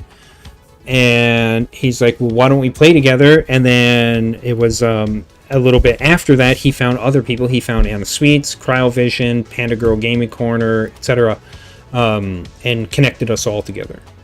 Right, so that's how that started. And that was like 2-3 months ago. I was about to say, like, now I'm gonna have to hear the story from him to see how. Oh God! You know? Prepare to hear a lot about. Prepare to hear a lot about abs. And the showing off of abs, riding on horses, swinging big swords, and me apparently kicking his Elden Ring horse in the ass, and so he didn't have a horse anymore. Yeah, because like this shit interests me, because I'm assuming, right? Is your friend that you just talked about? Is he in the same part of the continent that we are in? No, he's over in. Jesus, where is it again? I'm trying to remember. Where the fuck is he? He's somewhere's over in like Eastern Europe. Gotcha. Where is it? I could probably find it here. Is it Serbia? I think it was Serbia. He said that he's in. Oh, well, I mean, follow-up question to my follow-up question of my follow-up question. Oh, yeah. But how did you meet this person from so far away? Easy. I play online, man. I was playing Diablo 4 when it first started, right? Oh, so Diablo 4 is where you met him? Yeah, same with Val here. Cool. Same with, well, sorry, to be fair, Val, that's in the chat, I met him apparently through other friends other people that I'm not involved with anymore. And then he popped up in my streams, and yeah. So in reality, with Cryo and everybody, y'all are new friends. Yes. Quote unquote. Yeah. We just met each other a few months ago. Yeah, like I was about to say, like I thought y'all were longer friends. No. Haven't known each other long enough for that, right? Which either way, man, I love Cryo, bro. Like it's just like, cause like I haven't talked to Cryo personally, like 1-on-1, but man, I love Cryo because it's like, I don't know what it is, but he's a wholesome person. He has such a chill vibe. He has such a chill vibe to him, and I love, like, cause like with me, the way I found Cryo and in turn y'all is purely by luck. like 100%. Because Cryo's live stream of Liza P.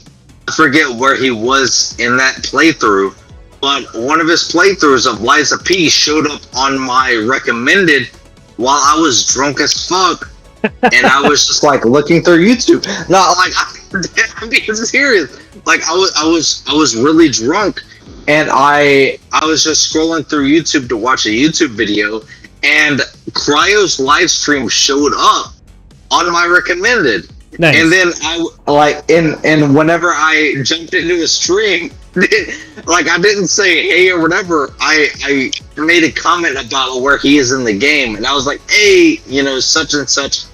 I forget what exactly I said, but like I was like I made a comment of in game, and that's literally where it started. And then after I did that, and I was just like watching his stream and whatnot, I watched his full stream till he ended, and then after that I kept watching his stream like every other day or so when I was free. And then after that I was like, hey, do you got a Discord so I can join? It's like, I like this shit. And he told me, yeah, go to my TikTok. And I was like, say less. So I literally met all of y'all by complete chance because I just found Cryo by random. Good old YouTube recommendations, eh? They're not always spot on, but sometimes they are. I know exactly, like, bro, YouTube knew what they were doing, right? Because sometimes. During this time, they knew what they were doing, because the reason I say that is because during that time that I found Cryo's Liza P playthrough, I was playing Liza P. Oh, okay. Well, that's probably why, though. That's probably why they recommended it, because they probably saw your freaking search history on Google or some shit, and were like, oh yeah, this guy is... For sure. Because there were certain, first of all, like, if you haven't played Liza P, I recommend you do, so it's so good. But there's certain bosses in Liza P that I needed Google's help for me. Yeah, man, I use Google a lot. I use Google a lot. Have you played Liza P yet? No, I haven't.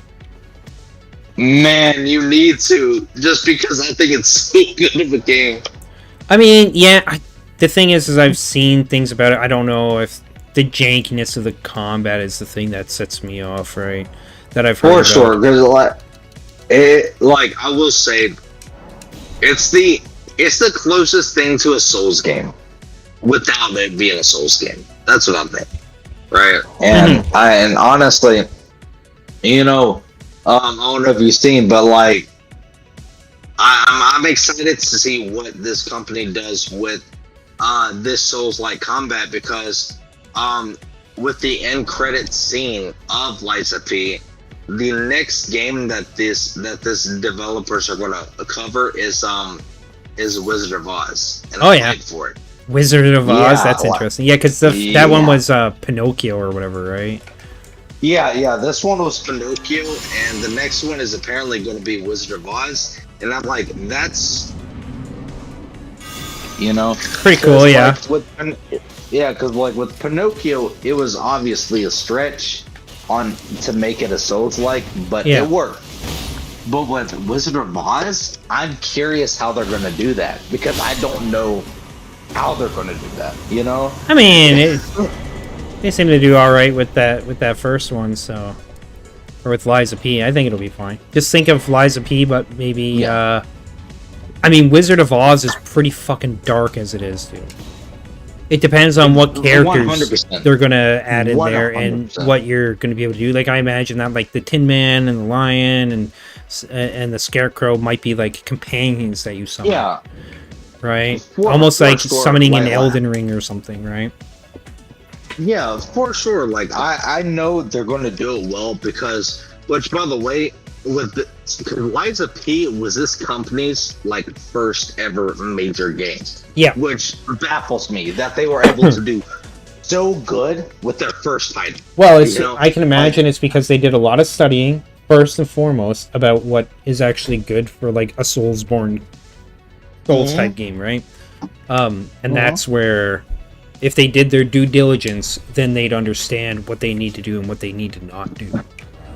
Right? For sure. Like, I 100% believe that the developers for Liza P are Souls fans. Like, they played the Souls games. Because there's no possible way that they're not Souls fans to do the amazingness that they did.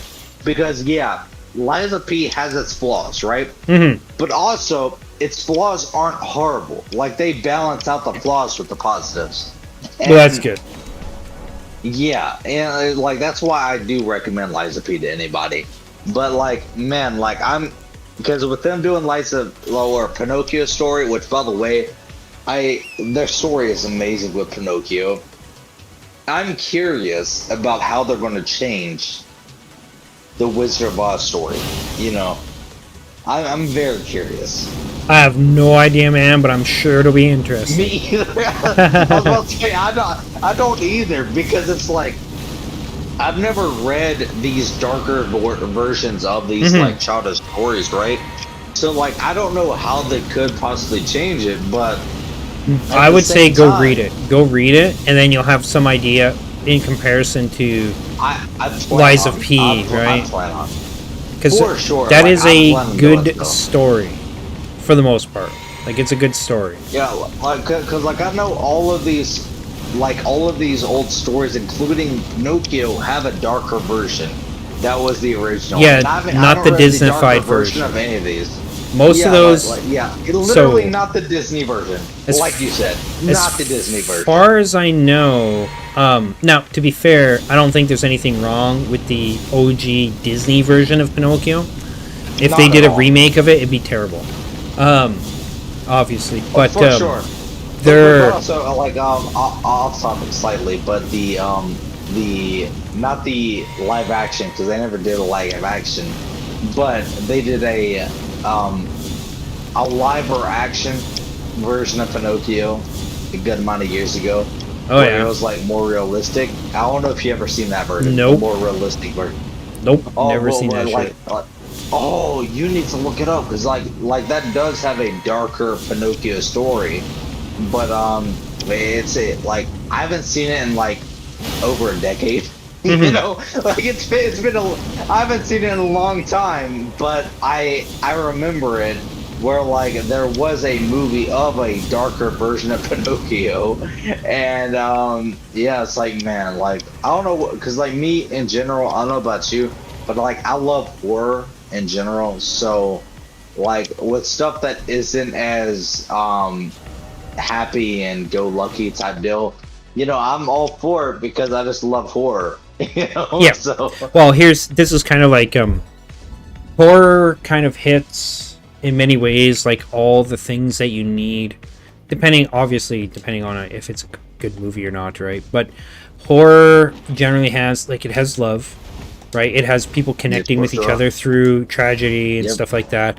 But then, so you have like tragedy and hardship, etc. Right, but then you also have the tension, like if it's a serial killer or some thriller or whatever the hell it is, right? Like you have that tension as part of it, and like you don't necessarily know all the time if like the people that are in it are going to survive or not, and that's because that's kind of a better story because. Even though it's simplistic in many ways, because the characters in many ways are more human in that regard, right? For sure. And it's like, you know, like I agree completely. Which you know, oh shit. Sorry, I'm playing the game while I'm talking, but you know, yeah, like so I don't know if you ever played Fall Guys, but that's what I'm playing right now while I'm talking. But, I don't know what that is. No. Oh, really? You don't know this? Man. Nope. You know, I'll tell you later. but yeah, it's like, you know, I actually qualified. But yeah, like so with stories, I 100% agree. But like, you know, because like I'm assuming, are you a horror fan yourself? Yes and no. It depends. So in general, this is me, okay? In a nutshell. With stories. What horror media are you? I don't fucking know, dude. I don't even care. Like it doesn't matter if it's a book, a movie, a TV show, comics, whatever, Because- right? My problem, this is the problem I have, okay? And this goes to everything. It's not just horror, it's music, Right. video games, you name it. You have derivative work of originals, and then the originals are usually, in a lot of cases, so good, but then you have sorry, give me one sec here. That's cool. I'm Okay, also, so I've watched a lot of horror movies, especially growing up, and you start to notice very quickly, if you're paying any attention at all, and same thing with music and TV shows and all that, the trends of like how things are put together, and then you can compare like, well, was this one done this way better in this way or at this point, and different things like that, right? But what I notice, especially more recently, is that things are so similar that they might as well be the same fucking thing. So, especially with music, I can't stand that shit. So, Elden Ring, Skyrim, games like that, even though like the base game, it's the base game, right? I can come back and play Elden Ring over and over and over again because there's so many different ways to play the game to begin with without mods, and then you have mods on top of that. Skyrim's a similar thing. I played Skyrim for years and years. I have like probably like over 1,000 hours easy played in that game overall, and so. But it's because of the mods that change things up, and you have that versatility of change that makes it fresh. Sorry, I gotta sneeze. I'm about to say, like you know what I mean? Yeah, so That's an intense fucking, an intense match of podcast. Yeah. Like, let's go, because I finished it. So yeah, for me, my problem is that things are so maybe it's just the point in time we're in right now for the last like 15, 20 years or some shit, where things are just kind of like, in terms of creativity, for a lot of things, it's just people doing the same shit over and over again, and it doesn't matter what the medium is. So I don't play a lot of different video games. I don't play a lot of different music. I don't read a lot of different books anymore. I don't watch a lot of different TV. I don't watch a lot of movies or anything like that, right? And so I'm kind of far behind a lot of other people because I haven't been paying attention to most of that. Just like, this is part of the reason Anna bugs me about my ability to pick up on pop culture crap, right? And for the most part, I just don't care about it. I don't keep up with it or whatever because it's like, in a lot of ways, meaningless to me. So, you know what I mean. I'll say, I don't know that reference, and you'll be like, oh my god, how can you not know that reference? It's because most of the time I don't pay attention to that stuff, and I don't mostly care, so. Your new socks are god fit. So she came back in time just for me to just to hear me talking about her. Must be that womanese sixth sense, eh? I'm just joking, Anna. It's all good. It's all good. I'm sorry. Yeah. I'm gonna incense. So like I can give you. Oh, you sneezed? Well, did you sneeze when I sneezed? Did my sneeze cause you to sneeze? That would be freaky, because you're way over on the other side of the world, you know.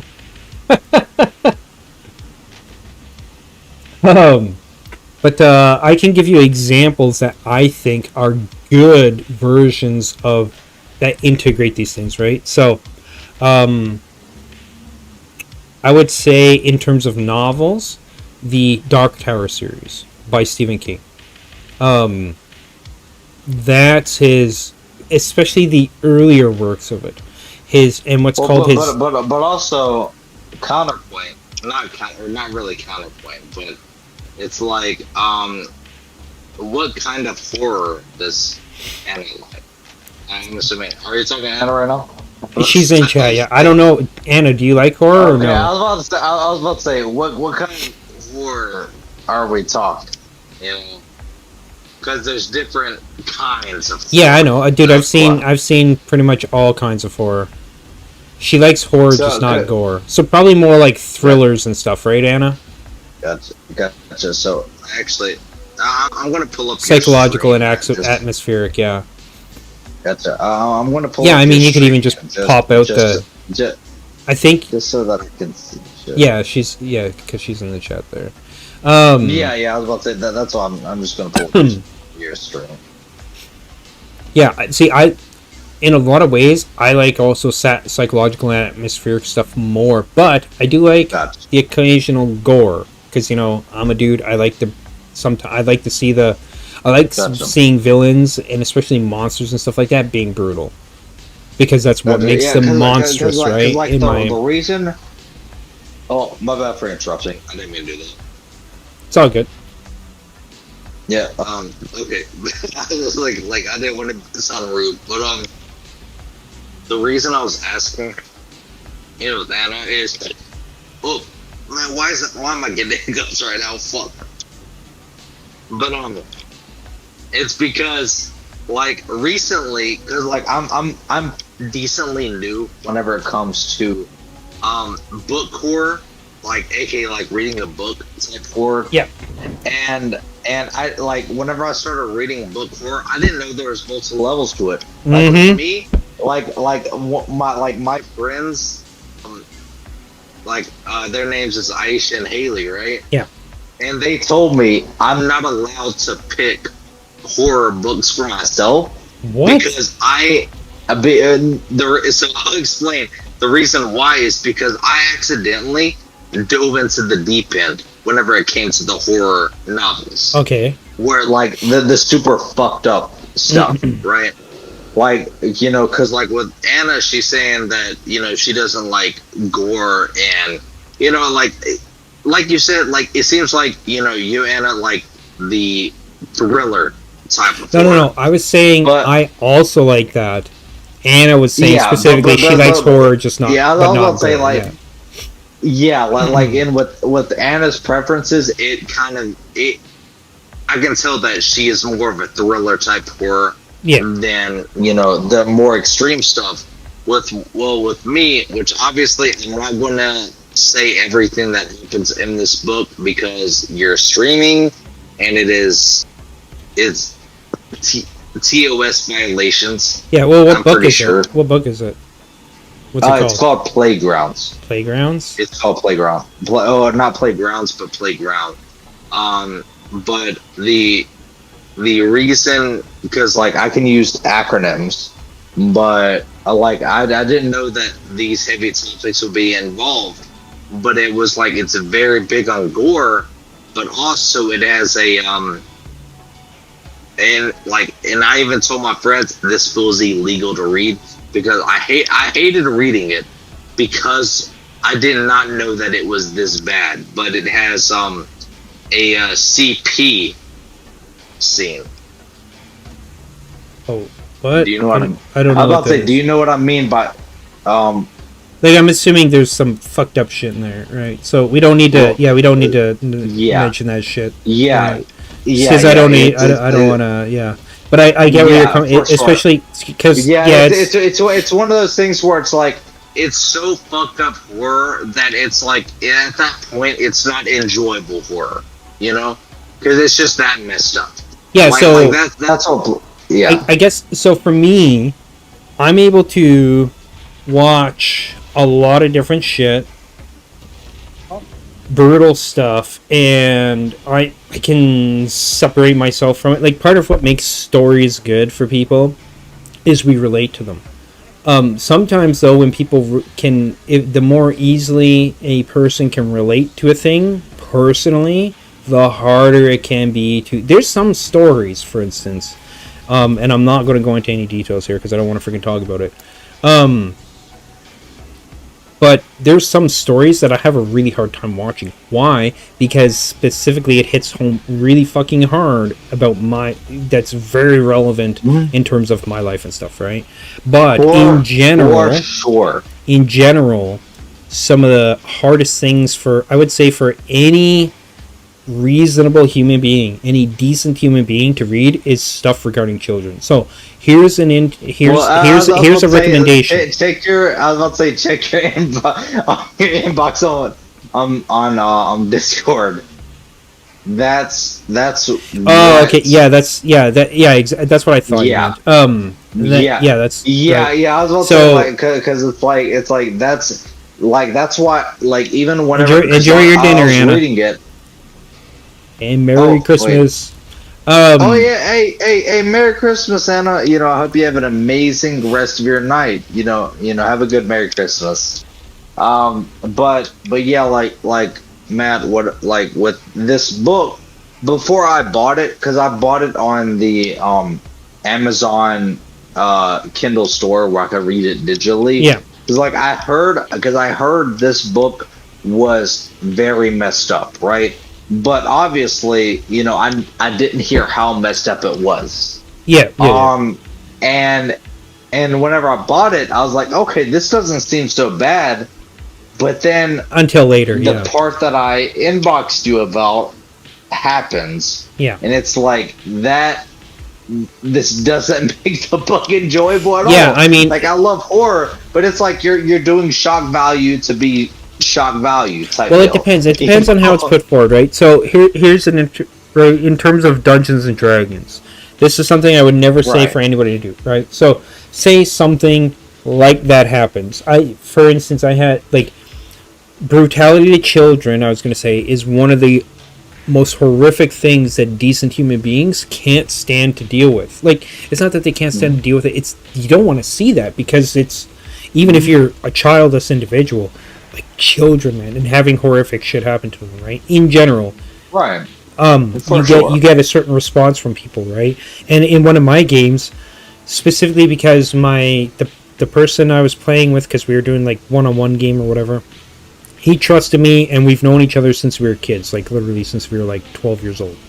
And so I did this scene where there's this thing like it was Curse of Strahd, like the 5th edition version, and there's this whole thing with this cult and a baby that gets turned into like this. It was turned into a lumbering Hulk or some monster or whatever, right? But the thing is normally part of that, you're not part of the scene, let's say, that leads to that child actually becoming the monster. And how that, there's nothing really that talks about how that all went down. It's all vague.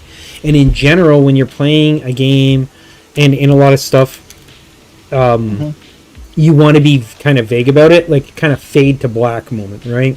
It's the same thing with other, let's say, brutal shit in life that happens to people.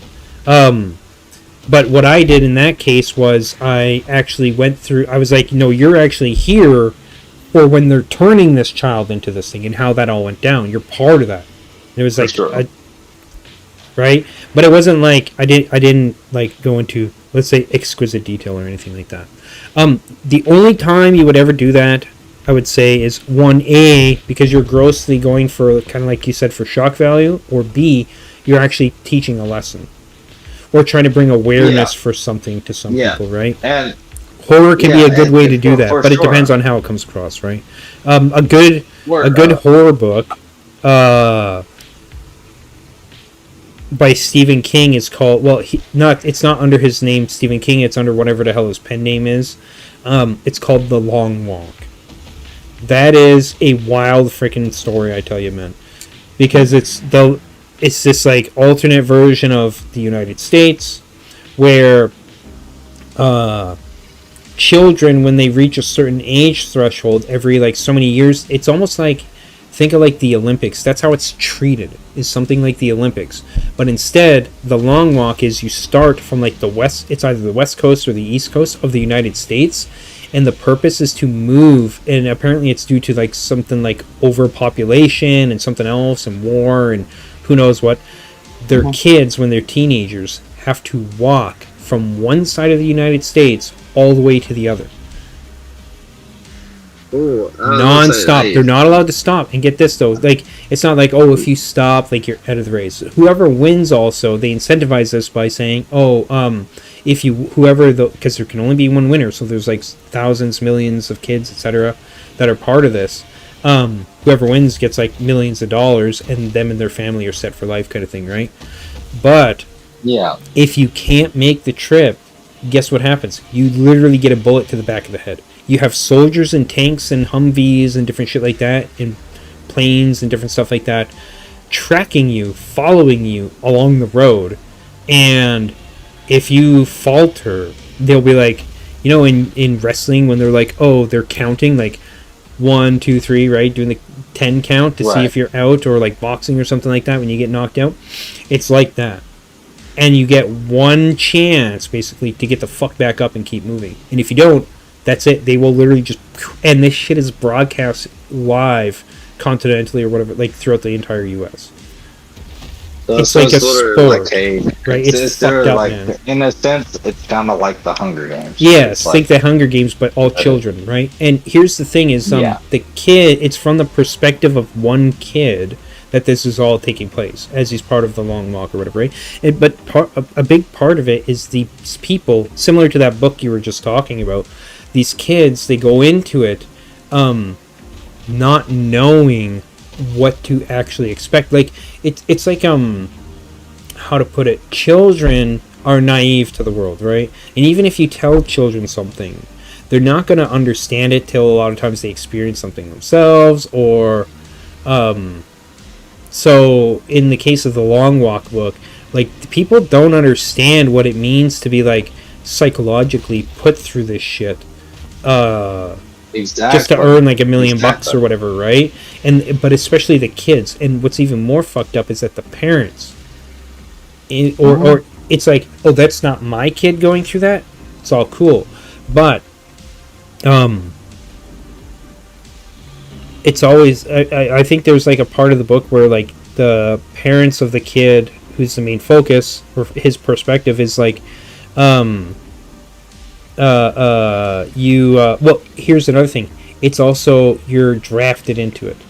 Like Rico was just saying in the chat that wherever he's from, when you turn 18, you have to go to the army. Yeah, some places are like that, right?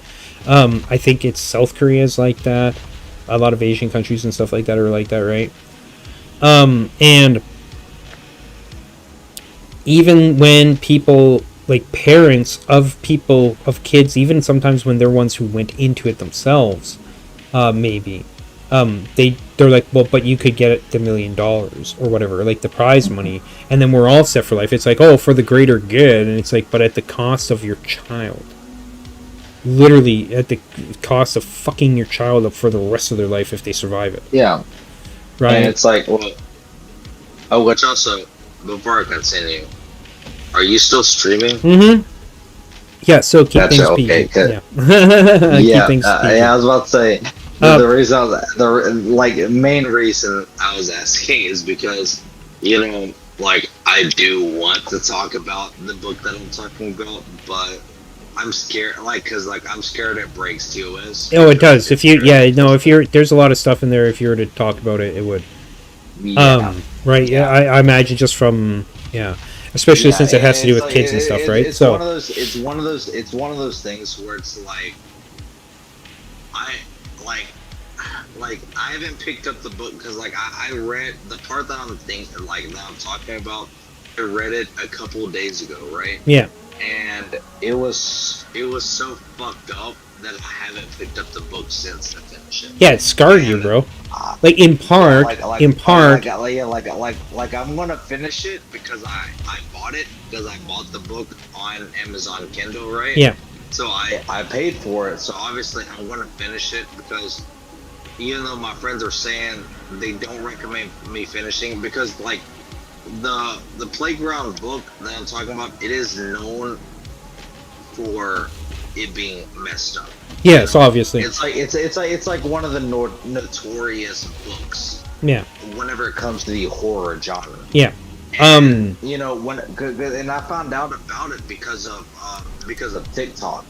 And I was like, okay, like, how bad can it be? Because, like, in these TikTok videos... How bad can it be, It was very vague. Literally, because, like, these TikTok videos, it was so vague. And, like, it didn't say how it could be messed up. It didn't say the topics that it was about. I was like, how bad could it be? And, I started reading it, and then, I got to page, like, 40-something, or 30-something. Yeah. Because, like, all the way up until that point, it was tame. I was like, this isn't even... Yeah, and then it ramps it up, yeah. But then it hits you, it literally, it's like 1 second, it's like normal type, thriller type deal, and then it ramps up 5 million. Yeah, and and it's like, bro, this like, is fucked up, and the author deserves chills. Like, here's the thing. Before you go making the assumption that they were doing it just for shock value, I would either give it some time and go back and read it again, even if you have to maybe come back every once. Like, it's a harder thing to read through, right? There's been some books, man, that for various reasons were really hard for me to read. But then there's others that aren't so much, right? But so before making the assumption that it's purely for shock value. Right, that's what I would say, because I've read a lot of different books, man. A lot of different books. Well, I mean, me as well. Well, I mean, like, with me saying that is shock value is like, because, like, I also am. I'm very a non-biased person whenever it comes to this type of media, right? You're a what, sorry? Non-biased type person whenever it comes to oh, media. okay. Like, I try to come at it objectively, but. Like, because it's one of those things where you wouldn't be able to see what I'm talking about unless if you read it, because what happens shouldn't have been told. It is something that it is for shock value, because it's something that should not have been explained on. Like, it was literally like. I can't go into detail, obviously, because I'm not going to risk your channel. Yeah. Whatsoever. Yeah, please don't. But, yeah, I was about to say, like, I'm not ever going to try to risk your channel. But it's one of those things where it's like, this didn't need to be explained. And the detail that this author explained these details in was completely unnecessary.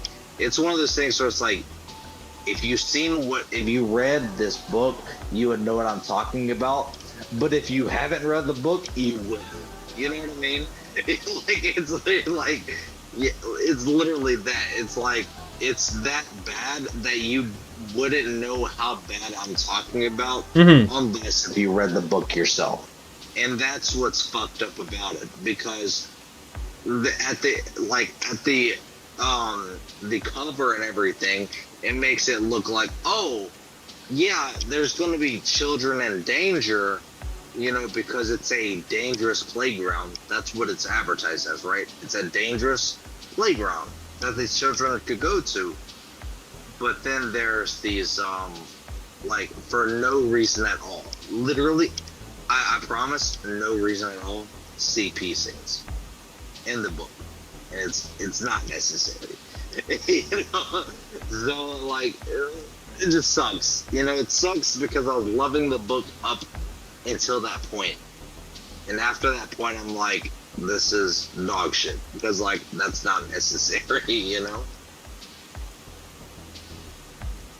Yeah, I was just looking into like online, like about why trying to figure out why. I'm just asking the author so explicit. Yeah, which, by the way, I can send you a synopsis, like, in Discord. Like, no, I don't need it. I have an idea of.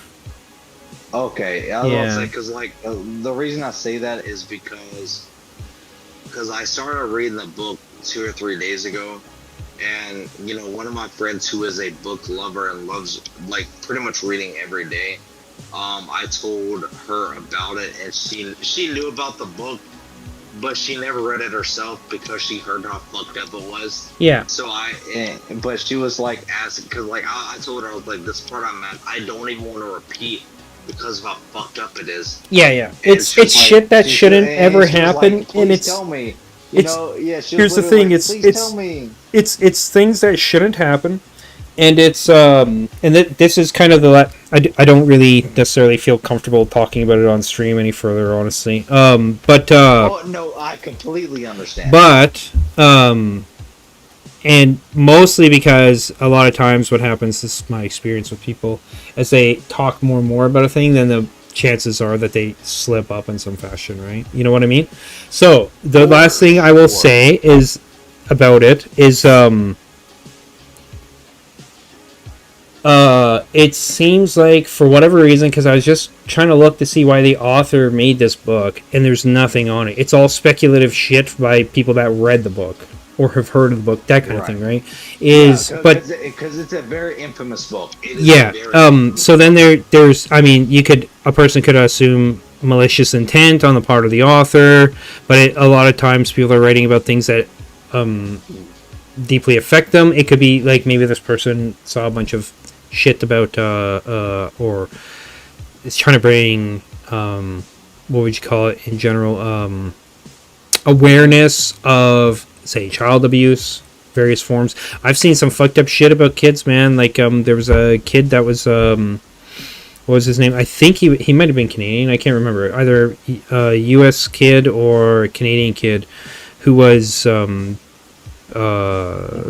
autistic or something like that, and his family just abused the shit out of him, like growing up and everything, right?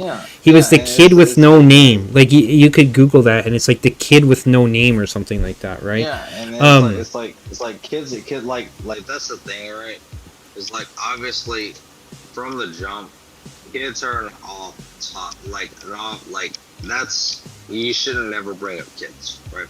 You should never bring up kids, because at the end of the day, kids are, well, they're innocent, man. No, they're innocent, man. Right? Like they're that's why that they don't know what's right.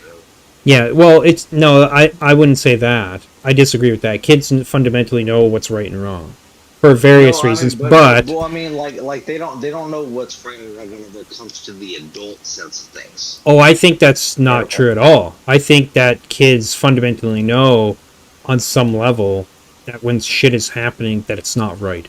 It's a simple thing, right? I mean, I would say this. Things where it's like, oh, my bad. If you have something happening, for instance, I'll go with something that's kind of non-explicit, right? That's safe to talk about a bit. Is like, say, bullying. How does it make you feel when somebody abuses you in that fashion? Okay, it's not good. You feel bad when somebody does it, right? Here's another thing, is like the idea around peer pressure. Number one, I don't think peer pressure is a real thing. I think it's horse shit. But you have two scenarios. You have bullying. You have bullying to get somebody to do something. In other words, you're threatening, right? You're threatening violence, typically, against somebody. Sometimes it's social. In the case of girls, it's usually social isolation and stuff like that. Whereas male bullies are physical, more physical. Then you have somebody who's being supposedly peer pressured, and you literally have two choices here. Simply, at the baseline, is yes or no to do a thing. And a lot of times when people are peer pressured, it's because they feel like they're being bullied and they don't have a choice. Really, they do. You could still say no. And then suffer the consequences, or you can say yes and suffer the consequences. And what it comes down to is a judgment of what consequences do I want to suffer, more or less, right? That's what it ultimately comes down to. But that's not peer pressure. And a lot of times, let me finish. No, it's not. It's not peer pressure, because the bully is not your peer. The group that is doing that to you, they're not your friends. They're not your peers. There's a difference. A peer would be like me and my coworkers, or me and my siblings, or me and my friends, right? Those are my peers. So I'm sorry to interrupt you again, because I don't mean to do so, but it's like pure, like, well, I mean, whenever it comes to peer pressure, it doesn't mean that, people, like, these people are your peers or your friends, right? Whenever it comes to peer pressure, it's like these people have manipulated you into thinking what you're about to do is okay to do. No, I don't think that's true at all. So, okay, here's an example, right? I mean, it's wrong, but but these people convince you that it's not wrong. No, that's not like, true. That's the thing. That's not true, because people know when it's wrong, whether they should do it or not, and typically the reasons why they should and shouldn't. Okay, to give a very, very simplistic example, you have two siblings, right, or whatever, like two kids, right, and one said, and there's a cookie jar on the counter, and the one kid says, I want cookies, even though I just got a cookie, and we were told we're not allowed to maybe it's a sleepover or some shit, whatever, however you want to build the scenario, and the kid goes, I want more snacks, even though we were told no more snacks because it's like bedtime in an hour or something like that, right? And the kid says, I want more snacks, I want more snacks, I want more snacks, and the kid who lives there, right, maybe is like, it's their parents, is like, but we're going to get in trouble. But they want the validation of that person, which is why they're hanging out. That's different from peer pressure. Peer pressure is not the same at all. It's external validation, first and foremost. Second, that's when it comes from people that are somewhat friendly towards you. And then there's outright threatening stances of people, like bullies and stuff, who are trying to get you to do things, right?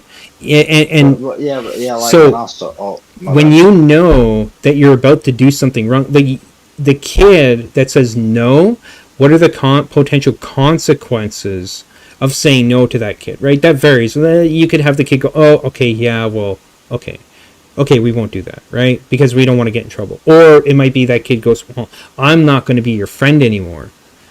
So because the threat of some form of social ostracization, again, that's not the same as peer pressure. It has to do more with validation and acceptance. But that's what peer pressure is. You don't need. Here's the thing: you don't need the terminology of peer pressure, because the terminology for all that stuff, psychologically and everything, and in literature, already existed beforehand. Okay, so it's other deeper things. Peer pressure is a thing, though. No, because it's not peer pressure. It's not peer pressure. It's external validation. The more a person needs or seeks external validation, the more they're going to allow their moral stance on things to be swayed. But that's not peer pressure. That's validation. Yeah, but because, like, for example, there's multiple types of peer pressure. You're right. There is multiple, like there's no one specific type of. This is what you do to make peer pressure a thing, right? You know, like, by the way, with all this is all opinion based, really, because, you know, what you see as peer pressure is different than what I see as peer pressure. No, I don't, because I don't accept the terminology of peer pressure at all. Okay, here's another example, right? Here's another example, okay, of why the idea of peer pressure and, like, the let's say the psychology and everything, the environment around it is bullshit. I have somebody come and tell me, I want you to do this thing either for me or for this reason or whatever, and I know I can say yes or no, and I can say what are the consequences to myself, right? What are the but it's like, what do I value more? Do I value the validation of those around me, or do I value my own inner morals and ethics and things like that myself? And even if you don't think of it on that level, people still contemplate it to some degree. Like, it's in there, it's in your head, okay? Even if it's under the surface. And you can say no. You can say no. You can say yes or no or whatever. Do the thing or whatever. I mean, yeah, but, like, so. It depends, but dude, it all depends. Are you saying for you specifically? No, I'm saying for people in general. For people in general. It's based on. Listen, it's based on can't be as strong as you mentally. It's not about being. I'm not talking just about myself personally, dude. I'm saying in general. Okay, you have your own inner character. Every single human being has an inner self. And it's how much do you allow your inner self to be influenced by those around you, i.e. it's the development of and strength of your own character. How much do you listen to that, which is way more important in most cases than external validation. Because the problem is if you basically what peer pressure teaches kids, the idea, teaching of it in schools and stuff like that, what it teaches kids right from the get-go is that you're not responsible for your own actions whatsoever.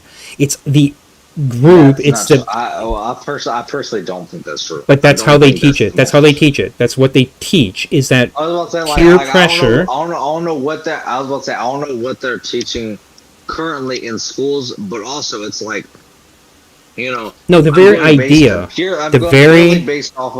the very idea of peer pressure is telling people that they are not responsible for their actions because they're under the influence of other people. That if something happens, it's not your fault. It's the group or the individual that peer pressured you into doing that. But the only time that works,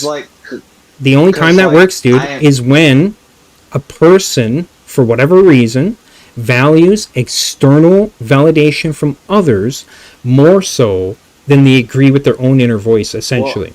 Okay. The reason I'm saying this, like, I'm sorry to interrupt you again, for sure. Like, I'm sorry I'm interrupting you, but so, like, from what it's sounding, I'm going to make a full point here. It's like, from what it's sounding, like, you and I obviously have experienced different experiences in life, for sure. Like, we can both agree, neither of us have experienced the same thing in life, for sure. But it's like, but if you haven't experienced peer pressure yourself, it's one of those things that is very hard to understand. No, but you're assuming that I haven't experienced this or been in social circumstances where the supposed idea of peer pressure was taking place or whatever, right? Like, as they put it forward or whatever. In Western psychology, I'm not saying you haven't. Like, 100%. I'm like, if that's how I implied it, I apologize. Yeah, that's how it sounded like, dude. Yeah, I was about to say, like, since that's the case, I do apologize. That's not how I'm meaning to word it. I'll put it to you simply like this, dude. Every single human being experiences social interactions, both good, positive, and negative. And what is positive and what is negative, by the way, is different based on the internal mechanisms or whatever machinations of each individual. So, for instance, if you're somebody who has, let's say, like a bad upbringing, or actually an easier example, so say you're somebody that ended up in some form of relationship with somebody who has narcissistic personality disorder, okay?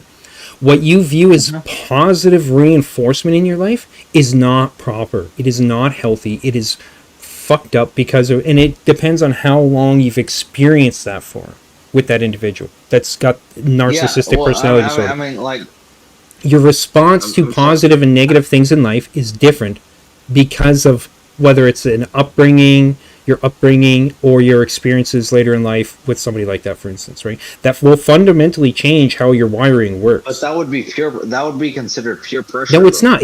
That's not peer pressure. If you're in a relationship with somebody who is fucking manipulating and abusing you. Apparently, what I'm getting from our conversation is that me and you might have different concepts of what peer pressure is, right? Because what I'm telling you is I don't believe peer pressure as it's told to people is actually a real thing. The way it's like you have a definition for a thing, right? Sure. That's perfectly functional and covers all the bases. And then somebody comes along, whatever their I'm not going to assume motivations here or anything like that, and they come up with this other name for this other thing. And I guess the best way to put it is the idea of peer pressure. The only thing that covers, basically, right, is external validation. In other words, what it puts forward first and foremost in people's viewpoint, right, is that external validation is the most important thing, both positively and negatively. Good external validation, bad external validation. But that would be considered peer pressure. Except it's just called external. But it's called external validation. It's called external validation. That's what it is, right? But it's only part of the story. And Well, I mean, because all right, so, like, so what you're describing, yes, 100% valid, right? Because like obviously, I'm not going to try and disvalue your point, because you do have a very valid point, and what you're saying is agreeing with mine in a sense, right? It 100%. Yeah, but my point is, I don't use peer pressure because it's a pointless thing. The reason for it, like, okay, and that's what, and that's the point I'm trying to make, right? Like, it's because you don't consider what that is as peer pressure. no, because it's one part of an equation. Will. It's one part of an equation Because, in social interactions between people. yeah, and with that is peer pressure, because like No, it's like, called external validation. The positive and negative of external validation and how much you value that. Well, I mean, Right? like That's what external validation is. Let me just get my. I'm about to say, let me just get the full thought out. All right. Because like what you're saying is correct, right? It's external validation, right? 100%. Like, I'm not disagreeing with you at all. I'm not disagreeing at all. But that external validation is also considered peer pressure, because whenever it comes to, like, and I'm speaking personally, right? Because like I've experienced it myself, right? And I think that, for example, right, with peer pressure, like, people make you think something is right when it isn't. And like, the reason I say that is because it's happened to me. Yeah, but it's not. Okay, like, I need to correct us here. It's not because you suddenly think it's right. That's not it. So you have sudden, this is exactly what I was talking about. No. That's no. What happens, okay, is you have two things occurring. Again, you have your own internal systems telling you what is right and wrong based on whatever you've grown up, known, etc., right? And some things like harming other people, it's kind of an empathy thing where humans, generally speaking, don't like harming other people. All right. Because they have empathy for, at the very least, themselves. And if you can internalize what it means to be hurt in various ways for yourself, you can extract that to then say, on a higher level of thinking, without even actually thinking about it, it just happens automatically. I wouldn't want that to happen to somebody else, or I wouldn't want to do that to somebody else, and I wouldn't want somebody else to do that to me. It's kind of like that stupid saying. I think it's kind of dumb, but it to some extent it's not. Is what is it, the like biblical saying from Christianity or whatever, right? Do unto others as you wish done unto yourself, which is supposed to mean you treat others. But what you're explaining.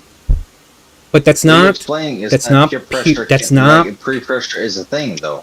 I'm saying. What you're saying is like yeah, you can like that's the thing with peer pressure, is that you know what is right and you know what is wrong. But peer pressure is whenever somebody influences you to do that wrong thing. And if you're not as strong mentally as some people, let's say, I'm just going to use you as an example, right? If you're strong, where you have a certain mindset, right? Where you think this is what's right and no one can prove me otherwise, and that's you never change it. That's what you keep the whole time, right?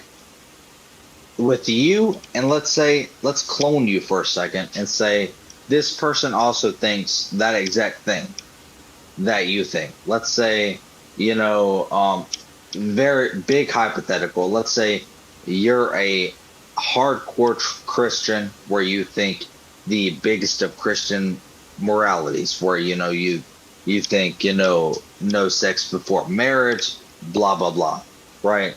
But let's say you clone this person, right, and you have a stronger moral compass, or a stronger just mental state than this other person, right?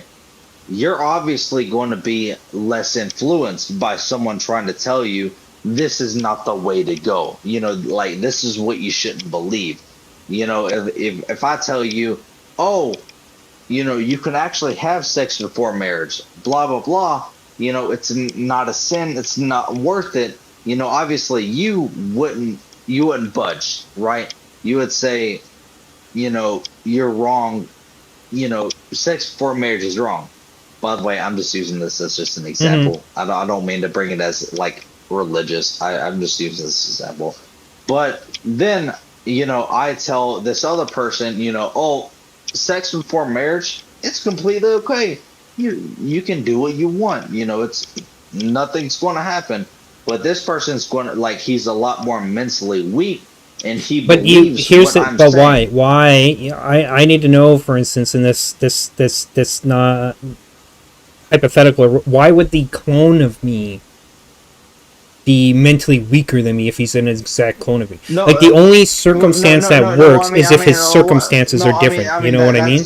That's the thing, right? It's like you're like the point I'm making is hypothetically, if you're mentally stronger than this hypothetical clone of yours, Yeah, well, or just any other person, right? Like you don't. yeah, I'm just saying it's you don't even have to like go that. to It's that. You don't even have because- to. You can just say No, you have two different people. One has one upbringing and they learn certain things, right? But here's the thing: you can even have bad upbringings and still have strong mental fortitude about what's right and wrong and what you'll allow people to do to you and what you will do. No, the thing I'm trying to uphold is saying that even if both parties have the same upbringing, if one is mentally weaker than the other, obviously the mentally stronger person isn't going to budge, right?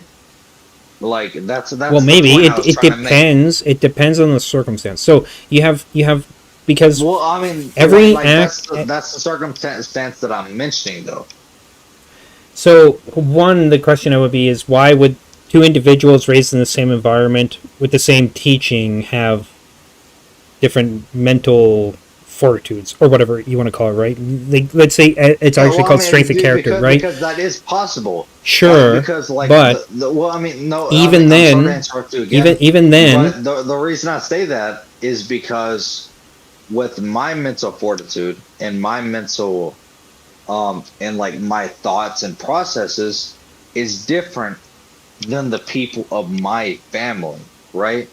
Because like, for example, me, I was born and raised in the South.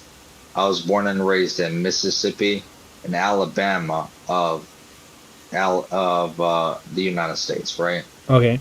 And yeah, like, you know, I was born and raised in the South, you know, and my family, including my sisters and my mom and my stepdad and my biological dad, you know, they have racist tendencies, you know. Okay. You know, like, you know, like even though, like, you know what I mean, where like someone says they aren't racist but they have racist tendencies, you know what I mean? They have that, right? Okay. Where they think, well, you know, I'm not speaking on me, I'm speaking on them, because I'm speaking on what they've said before, right? Where they would consider black people thugs. Okay. I don't consider so, but they do, you know. So it's like, you know, whenever it comes to these, I lost my train of thought. Whenever it comes to these thoughts of trying to influence somebody to your side of things, just because you're raised in a certain, you know, lifestyle or whatever, doesn't mean you can't be influenced to another, right? And like that's my main thing, you know. It's like, obviously, you know, if you think otherwise, I'm not gonna hate on you at all. That's completely, you know, your thinking.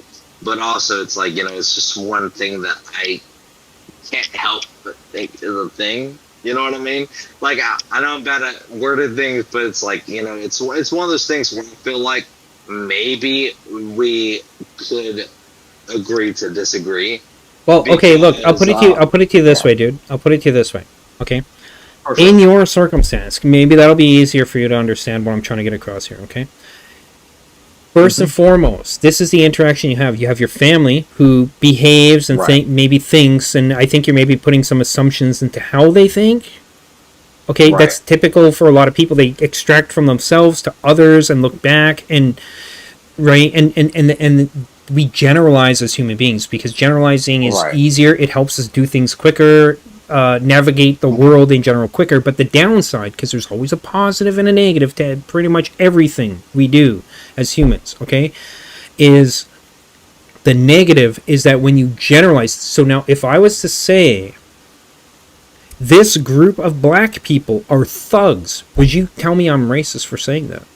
When they legitimately are.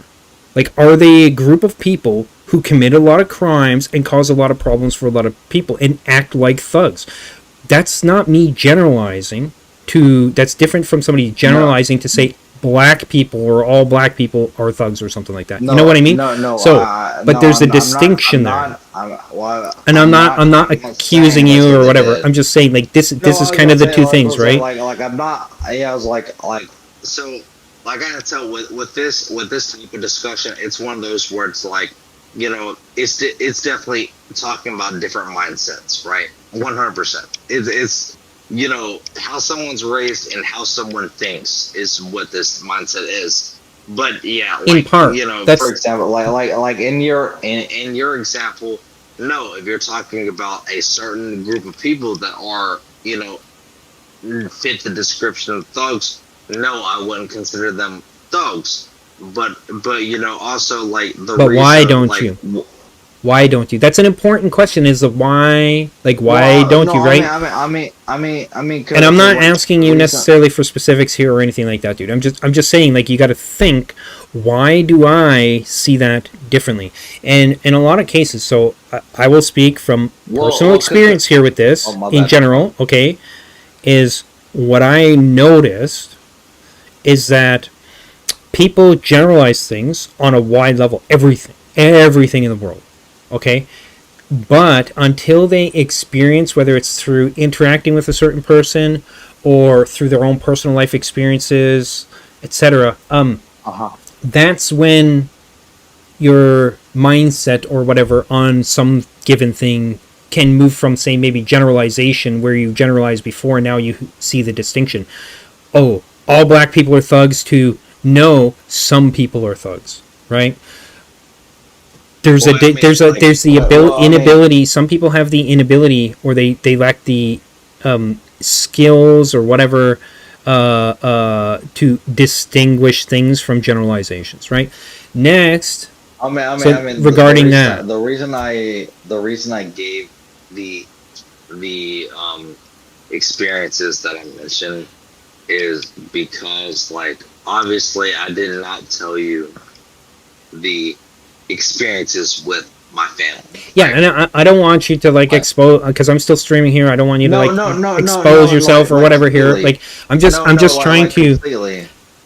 My point being here. Look, listen. Please listen. Okay, my point here. I'm sorry for interrupting. My point here is that you have circumstance of how you're brought up, right? The life experience you have growing up. And different people learn things at different rates. Sometimes they don't learn lessons that they should, etc. Like, people make mistakes or whatever, right? Both your parents and your siblings and grandparents and your friends and other people socially around you, whether good or bad or whatever, right? The difference, again, my point with generalization over distinguishing things, right? Distinctive. In other words, identifying things as they are. So in the case of peer pressure, the way it is socially told to people, whether it's more like implicit and not explicit, okay? It's the language used and stuff around it. What it does to people, and they've done studies on this. No, I'm not going to quote studies because I don't fucking remember. It's been years and years since I read this stuff, okay? They've done psychological studies on one thing I can tell you. Say you have a certain mindset, to give a simple example for how this works. Say you have and it's implicit, not explicit. Say you have a certain set of beliefs, X, Y, Z. But then you're asked by, say, your professor at school, or you're told, or whatever, to do a paper that covers X, Y, Z, but from the opposite viewpoints approach, how they see, like maybe it's like a series of events or a school of thought or whatever it is, right? Or philosophy, science, whatever, it doesn't matter. The point of the exercise is the teacher, whoever is instructing you to do this, tells you you have to 100% write it, not as yourself, but as if you were you got to try and get into the headspace of the person who would write it from the opposing point of view. This is useful in trying to collaborate, and come to a middle ground with people. However, the downside, so that's the positive, right? If people can do that, because that means you can look at other people and their points of view and say, hey, there's validity there, but I disagree with these things. And if they're the same way as you in that regard, at least, if they have that skill set, then you can at least, like you said, the term agree to disagree on some things, right? However, what tends to happen to people naturally, without the influence, just being told to do that, is if they're told to do this over a course of time, their viewpoint, their belief system will shift and they won't even know what's happening. So it's trying to find that line of where this is occurring, okay? So this is what's called implicit.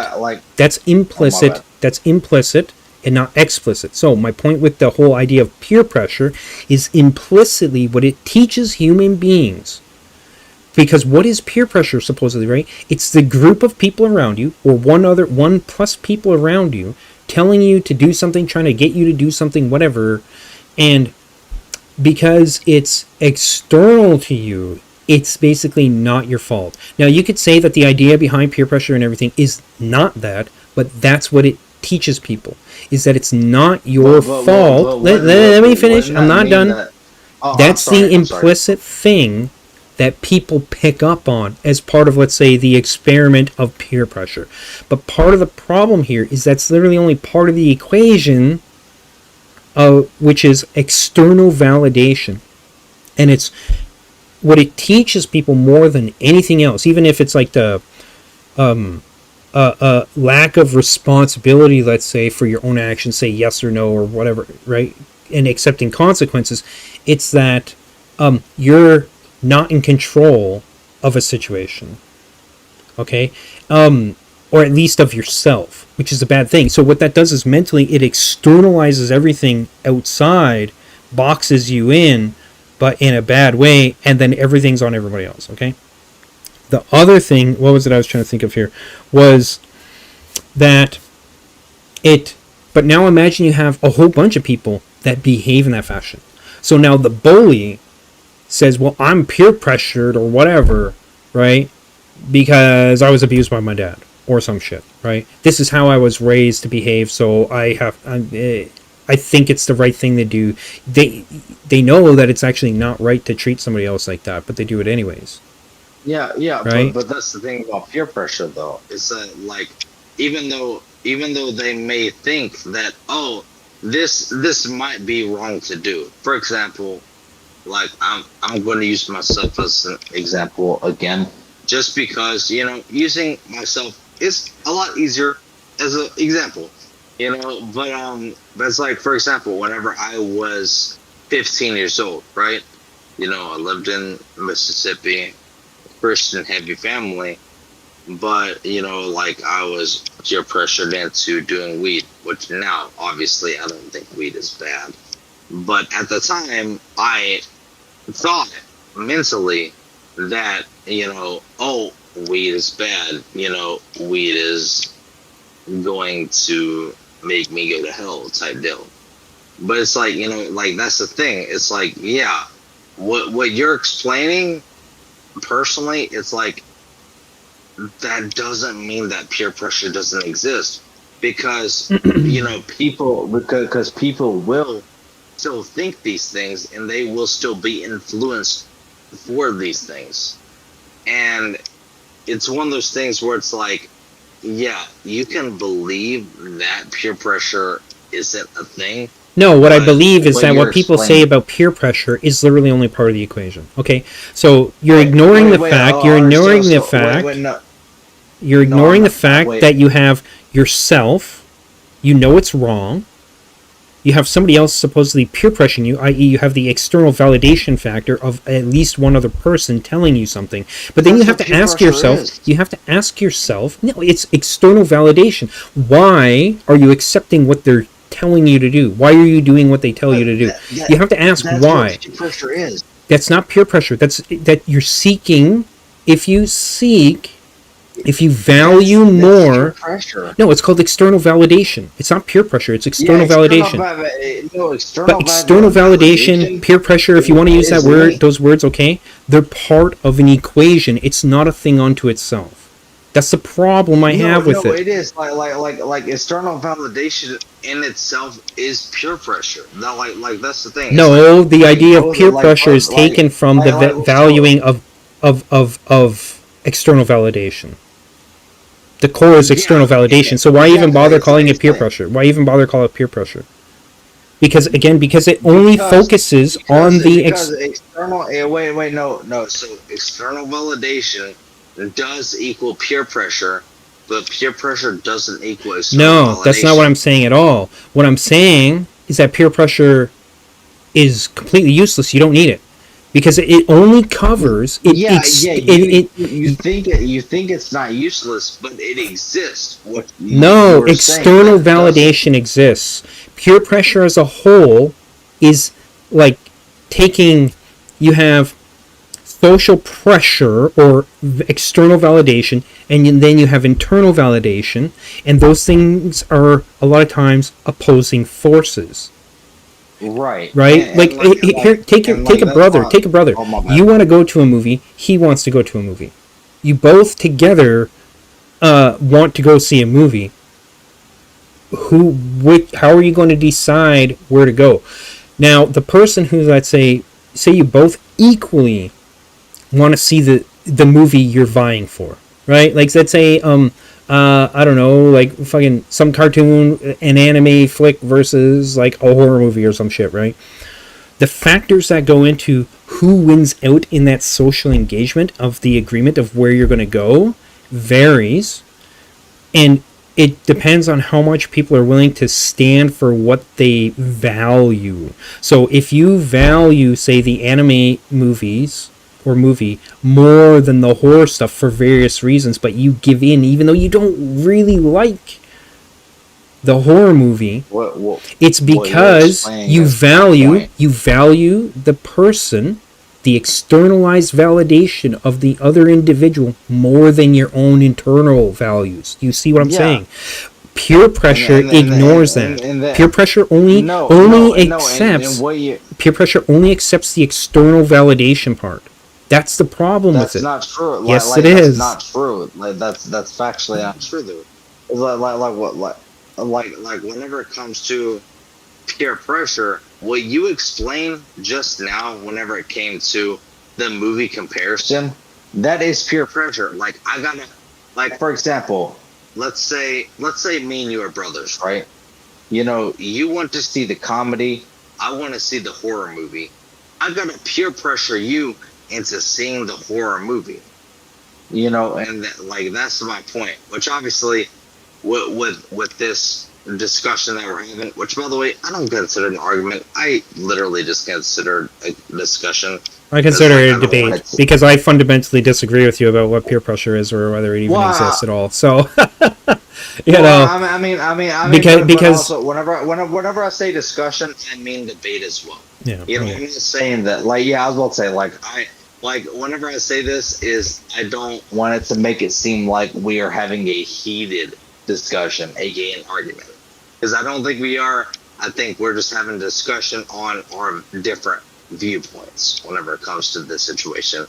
But it's like, you know, in my personal opinion, I think what you're describing is a, you know, peer pressure, right? But obviously, if you don't think so, that's okay. You know, like, because, like, I'm not going to try and disvalue what you're saying. Because the points you're saying, I agree with. The only point I don't agree with is the fact of peer pressure existing, right? Yeah, because there's other words that exist, or phrases or definitions of this small portion of social interactions in the world for humans. Right. Before peer pressure ever came along. The problem I'm trying to get across to you is that when you take peer pressure, you're isolating one portion of the equation that is social interactions. And because it hyper focuses on external validating factors from your social environment, that means that everything from the individual is externalized. Right? That's the problem with peer pressure. Here's the thing. Here's peer pressure as an out. A feeling that one must do the same things as other people of one's age and social group in order to be liked or respected by them. I can't find it. Okay. There we go. Wait a minute. All right. I was about to say, my bad. I was trying to interrupt you because I took off my headset and my earphone fell out. But you know, before I continue, 1 second before I continue, is, you know, like, I think we both have the same opinion whenever it comes to things, because I do agree with what you're saying and everything. You know, like, I agree that, you know, like, people can be influenced and whatnot, and well, it's whether people the influencing is based on what you value. So look, my point is, that's why I agree with you. Look, it's just, but like, we don't agree. Like we don't agree because you agree with a portion of, like, the experience. Okay, the social interaction. Look, if you value more your own internal mechanisms of viewing the world, of operating in the world, of what's right and wrong, etc., peer pressure doesn't exist for you whatsoever. Because the peer pressure, now you can have people try to change your mind on things through example or whatever, right? Like, because humans, even when they have strong moral compass, or they have a strength of character or whatever, right? They're rock solid, they have a backbone, then peer pressure goes away. You can accept things that other people say, okay? You can learn from other people's experiences, but you choose what you take in. You choose what is valuable based on your own internal setup. The difference is with peer pressure, what it tells you, okay? And I will read you a definition here, okay? Where is it? Peer pressure. A feeling that one must. Why does one must do the same things as other people of one's age and social group in order to be liked or respected by them? Here's an example. She started drinking in high school because of peer pressure. No, she didn't start drinking in high school because of peer pressure. She started drinking in high school because she values external validation from her social group. Because without that, you can go even further and say, hey, why does she fear? Why does she do that and go against everything it's because they value personal validation is the same as peer pressure. It's not. It's not at all. They're the complete opposite to each other. They're the complete opposite of each other. Yes, because if you rely solely on external validation, anybody can come along and say, I don't like what you're doing. And you're going to be hurt by that. You're going to question, why am I doing anything I'm doing now? Because this other person, maybe that I don't even give a shit about. It depends to the extent that you value external validation. The more you do, the worse it is. Social networks are a perfect example of this, okay? When people are attached to their social networks, like Facebook, Twitter, blah, blah, blah, too much, and some rando person comes in there and then they have a tirade about this fucking person coming in and, like, they make a scene, whether IRL, like privately, or on the internet, maybe it's like on a stream or some shit, or through DMs, or publicly through Twitters, or whatever the fuck they're called, like tweets and stuff like that, complaining about it or whatever, making a scene about it.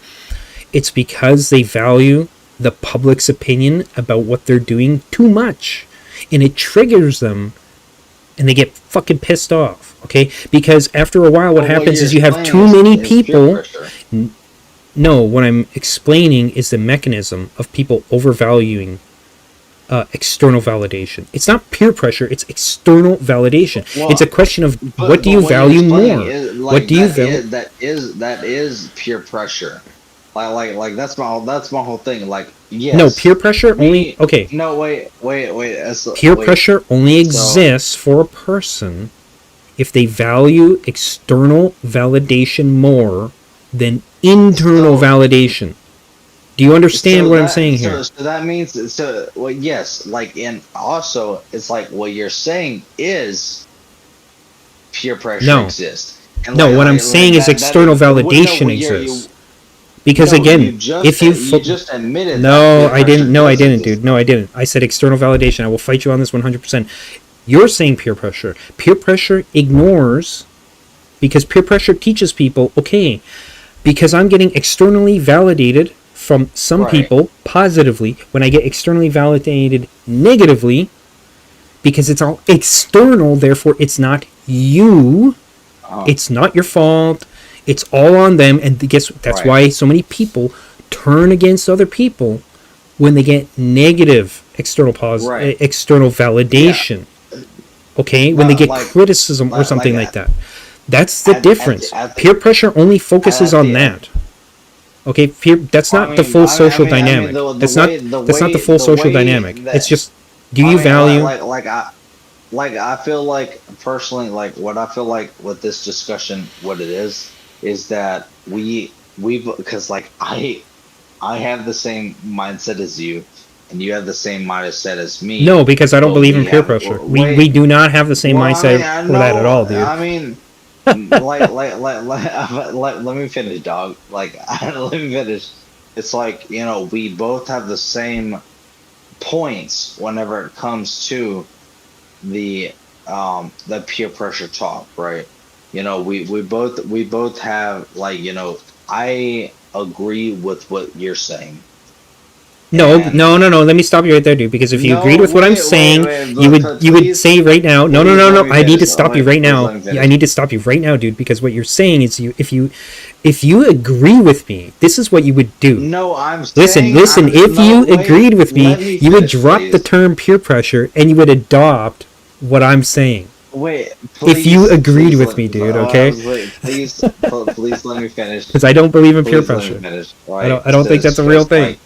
No, I mean, so based off of what you have said, like, and by the way, please let me finish. But based off of what you have said and based off of what I have said, we both have the same points. But the big but there, we have different definitions of what things mean. No, your definition is incomplete. Your definition is incomplete. I do not agree with you on that, dude. I do not agree with you on that. No. I don't agree with you on that. Okay, peer pressure is an incomplete way of looking at the world. Okay. No, that's the problem with it. I'm saying, and it's more complex than that. Pressure, no, I'm saying peer pressure. Like, I'm agreeing with what you're saying, 100%. Right, I agree with what you're saying, but I'm also just saying that, like, the only, literally,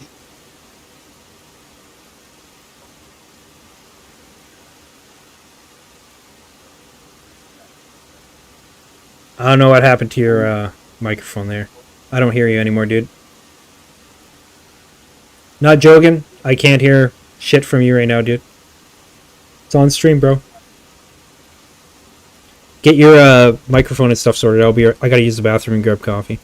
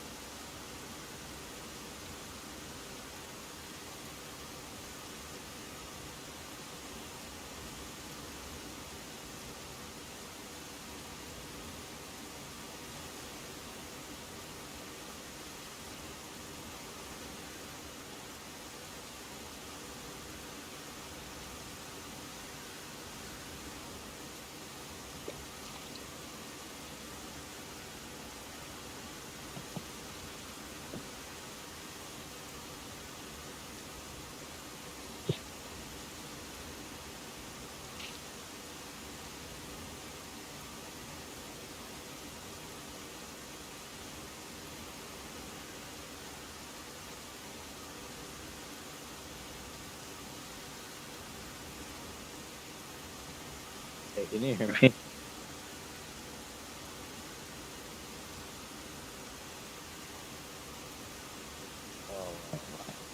And this goes. Uh,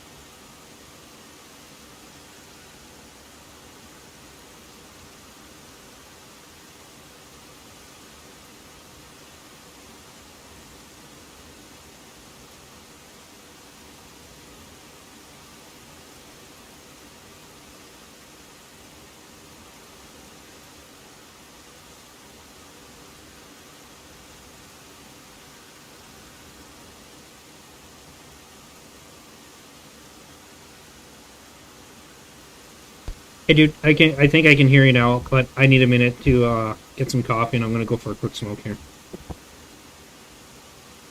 hey, can you hear me?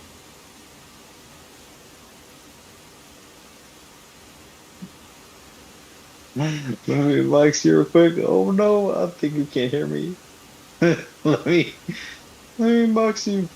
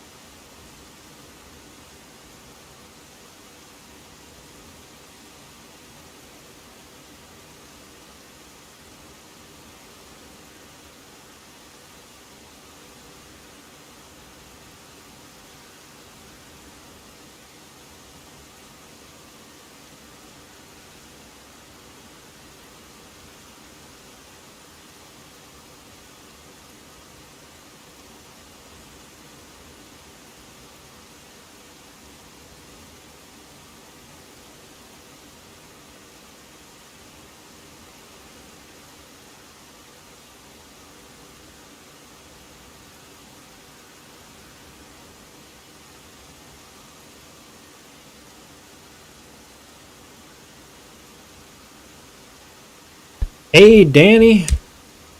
Sorry about the delay there. I am back. Merry Christmas, buddy. Hope you're having a good one.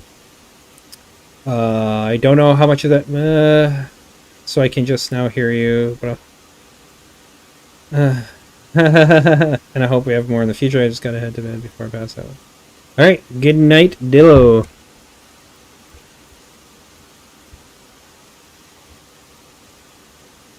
We are having a debate about the validity of peer pressure. And, yeah. Me and buddy there, Dillo, whom I just met recently, we fundamentally disagree, but I'll say we can agree to disagree. And walk away. Or whatever.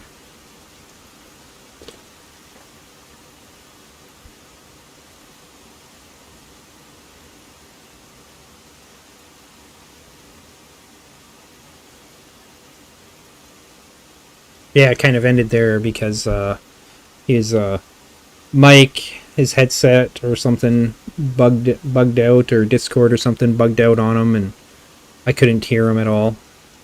Or it was at least so low that it might as well have been silent, you know.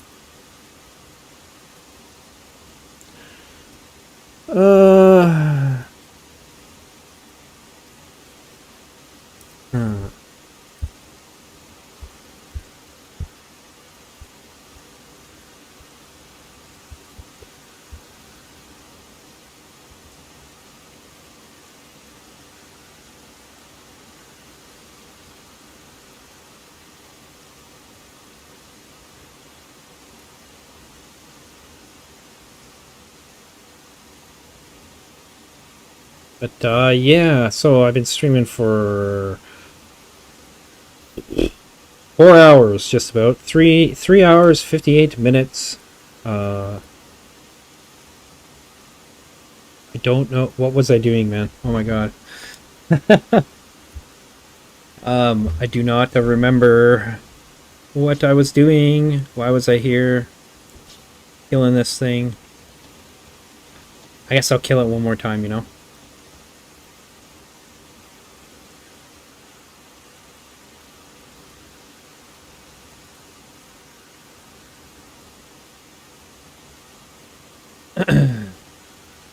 And, I don't know. I hope people enjoyed that debate. Just so you know, I'm no pro debater or whatever. I'm not a master debater, you know. But I am pretty good at argumentation for the most part, and I'm so be forewarned in the future, you know. If and I'm somewhat of a disagreeable person, so that's a hell of a combination to have for personality traits, you know.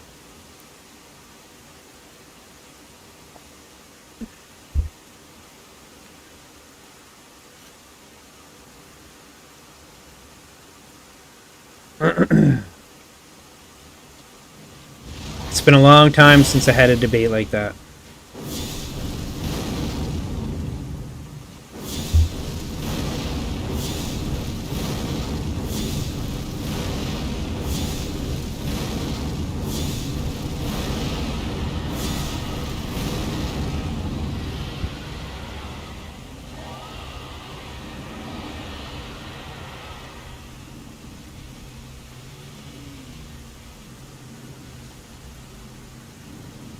Let's burn them up. I'll just reapply this just because, you know.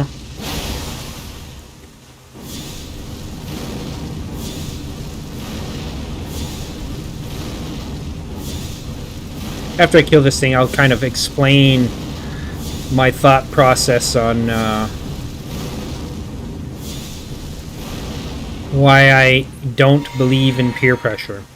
Like, I don't think, and believe is the wrong word, I guess, why I don't think fundamentally peer pressure is a real thing.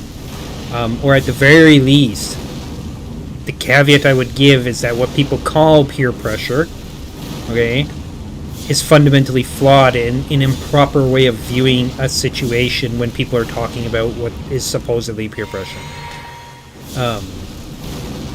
But I'll save that for after this.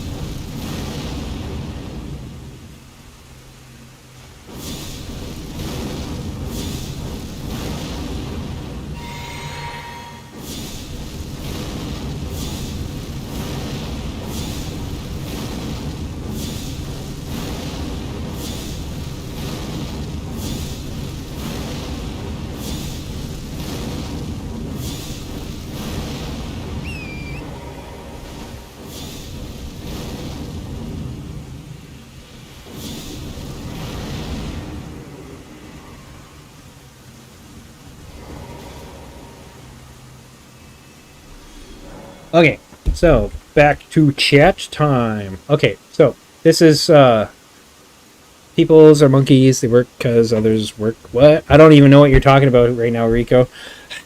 Are you drunk or something, dude?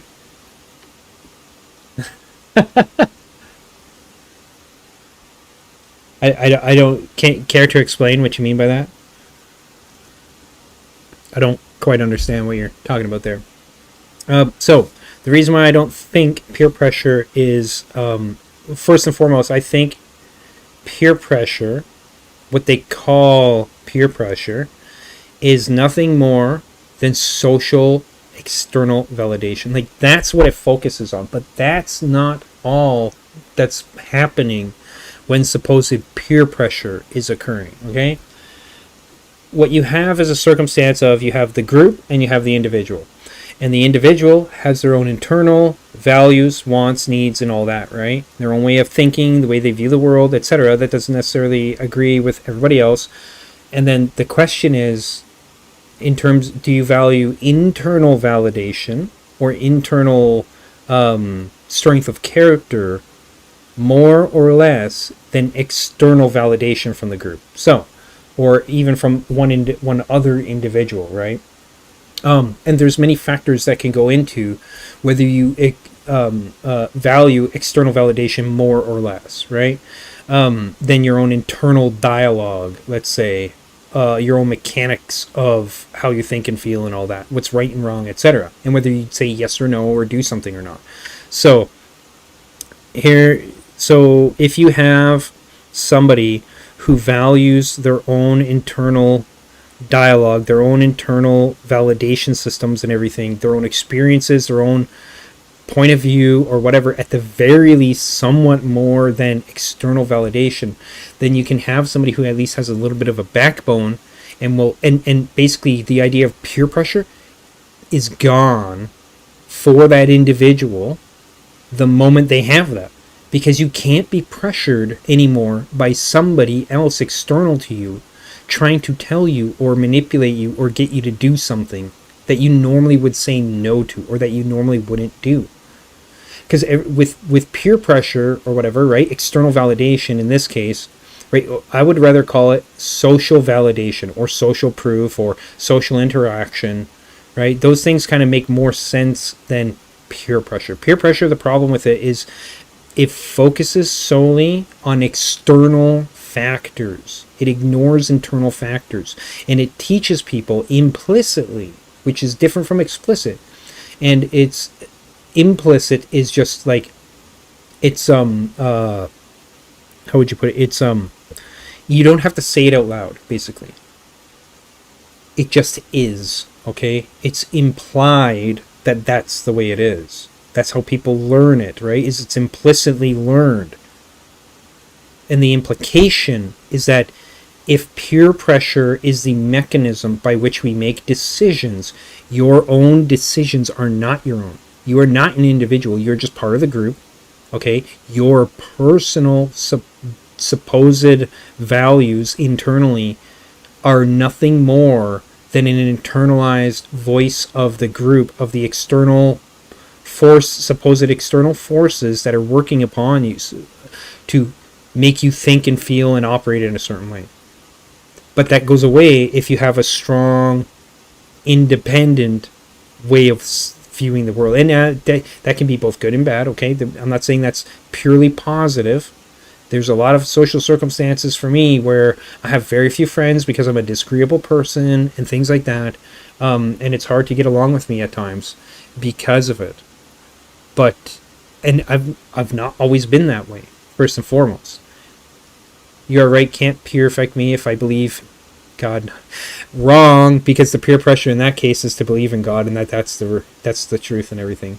That's what maybe Dillo would say, is that the peer pressure is from like the people that you worship with and stuff like that also believe the same way. Because the social, and here's the main factor: do you value your own stance on things more than the group does? Because if you care more about what the group does, i.e. external validation over internal validation, then what you have is somebody who is willing to, they will say in one moment that they believe, think, and feel one way about a given thing, but they will change their mind to suit the group, to just go along with the group. The more agreeable of a person you are, the more likely you will allow yourself to be influenced. Another phrase that we have for this, in the West at the very least, is that person has no backbone. They're a doormat. They allow themselves to be stepped on by other people, pushed around, or whatever, bullied, etc., right? Like, for me, it was at a very young age that I learned not to. It's one of the few things that I learned from my father, the piece of crap man that he is, it's one of the only valuable things that I got from him, okay? That I was taught by him, was to not let others push you around and stuff. But I've also been there where I let that happen. And, you know, I can say 100% confidently that I could have. The other thing is, this is what you do. It's a quid pro quo, or a cost-benefit analysis, right? It's a positive/negative consequences formulation that occurs in your head when you're engaging in social interactions with people, and they're saying, oh, we should go do this or we should go do that, and whether you agree or not, or blah blah blah. Okay, basically, what you're thinking of realistically is consequences. So let's take an example of like stealing, something real simple. Everybody knows, everybody's told for one reason or another that stealing is wrong.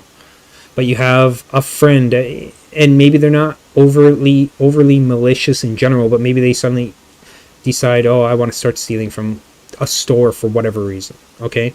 And they want you to get involved in it. And it's not because they want you to get in trouble or anything, but they're just like, I want you to do it with me because you're my friend or something like that, right? Or it's cool, we get free shit, whatever the excuse is for doing the thing, right? And they're trying to convince you, they're trying to tell you to do it.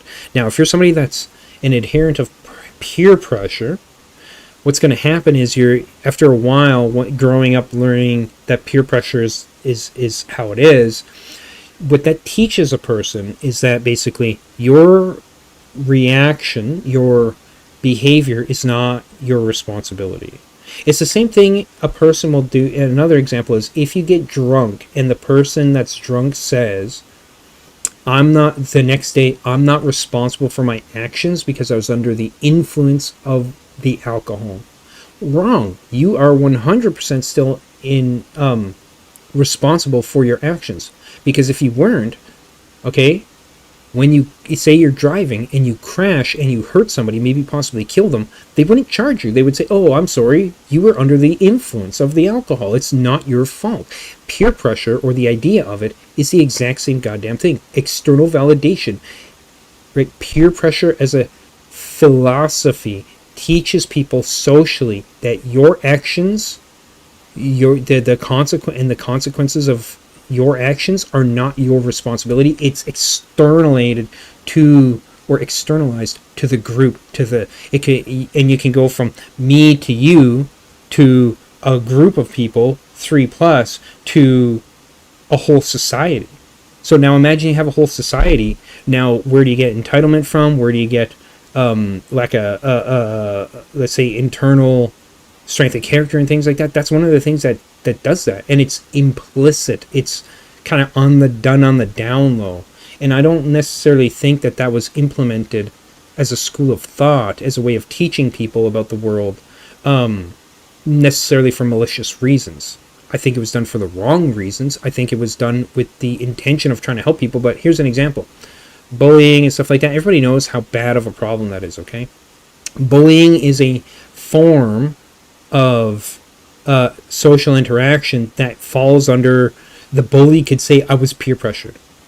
I was peer pressured and this is not my fault. Or it was because of how I was raised, so this is not my fault. Okay? That's not true. You're making the decision to bully somebody. But how hard is it to get this shit out of schools? Well, it's impossible because of the fact that the main thing at the forefront of everybody's thinking is peer pressure, the external validation factor. But there's not just external validation. At the very least, there's external and internal validation functions occurring in each and every individual. And you can say, even in the most extreme circumstances, here's an example I've liked to use in the past, okay? Say you're walking down the street and you have you and your brother or whatever are suddenly jumped by somebody, dragged into an alley, and you're both put down on your knees, forced down onto your knees by this person because they have a gun. Okay? And they put the gun to the back of your head. It's like that Saw movie. And then they say, you have a choice to make. Either I can blow your brother's head off, or I can blow your head off. What that implicitly tells you is that you only have two choices. And that the choice really isn't, but it's going to be partly what do you value your brother more? Do you value yourself more? Etc. Right? Then you're going to, most people would say, well, I didn't have a choice. But that's part of the whole peer pressure movement or psychology, philosophy, whatever, school of thought, is that it's not your fault. Regardless what happens, it's not your fault. It's the fault of the guy with the gun. You can say the guy initiated the circumstance that you're in, but you still have a choice. You're still responsible for the choice you make, regardless. You are not exempt from that, regardless of the circumstances. The only time I would say somebody is completely exempt from responsibility of their actions is if they were like so severely impaired that they're literally like no memory of what happened. They wake up the next day and they have zero memory of what happened. Like maybe they actually did get blackout drunk, or maybe they did get, but even then you're still responsible. The courts would say, why? Because you chose to get blackout drunk. Because most people know when that's going to happen, because they know in a lot of ways there are limits, and they go past those limits, and then they're blackout or whatever, and shit happens, and then they go, oh, well, it's the alcohol, it's not my fault. Wrong. You chose to do that. You chose to get into that scenario, that circumstance to begin with, where you were blackout drunk. So it's still your responsibility. Okay. So it comes down to So regardless what you chose in whatever circumstance, you still have some responsibility in it. You can still say yes or no or whatever, right? So, Danny, hey, I was just talking about and I hope that puts it, because you, and whether you say yes or no there is going to be dependent on how strong, let's say, your backbone is.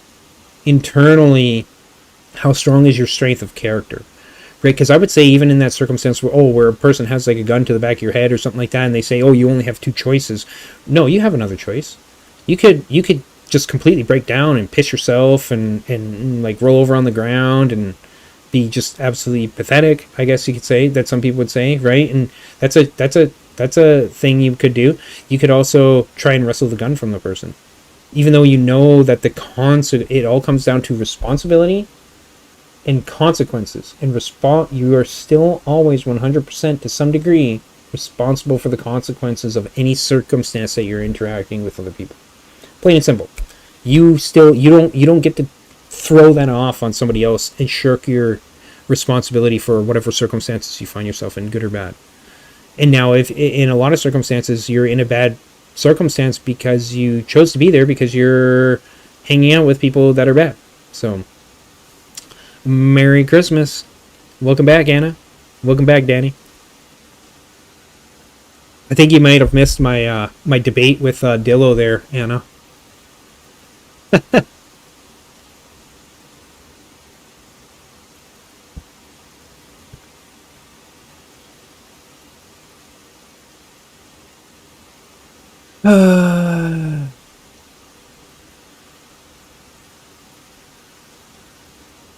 Yeah, okay. Oh, now, no.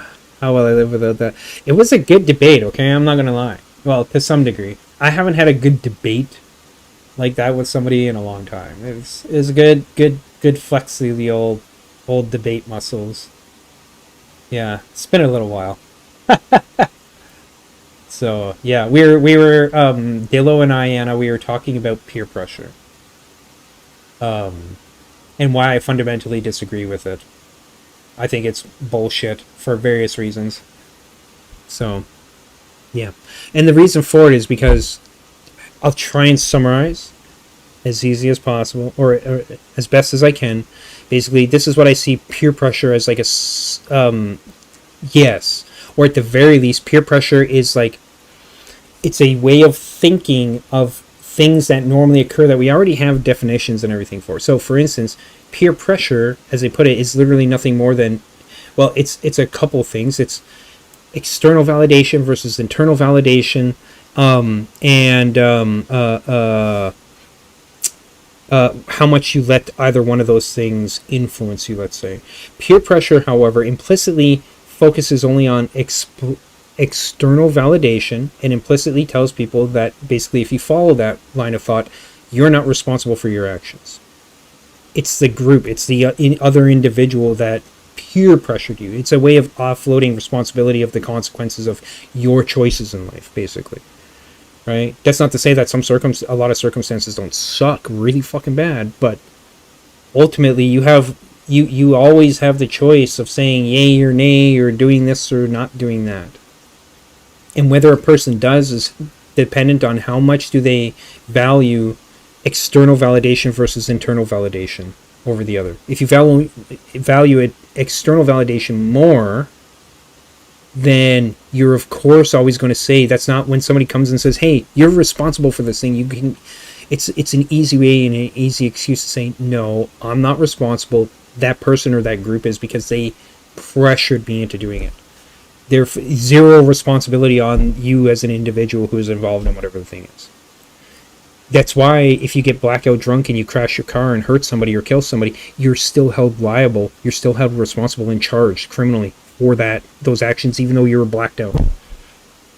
Well, that's what, in the West, that's what many people do. And here's the interesting thing about the fascinating thing. Well, I do deny that peer pressure exists, because peer pressure, it ignores the internal validation aspect, right? The factors that go into that. It ignores personal responsibility. It ignores looking at consequences, whether it's justification for consequences or participating in them, etc.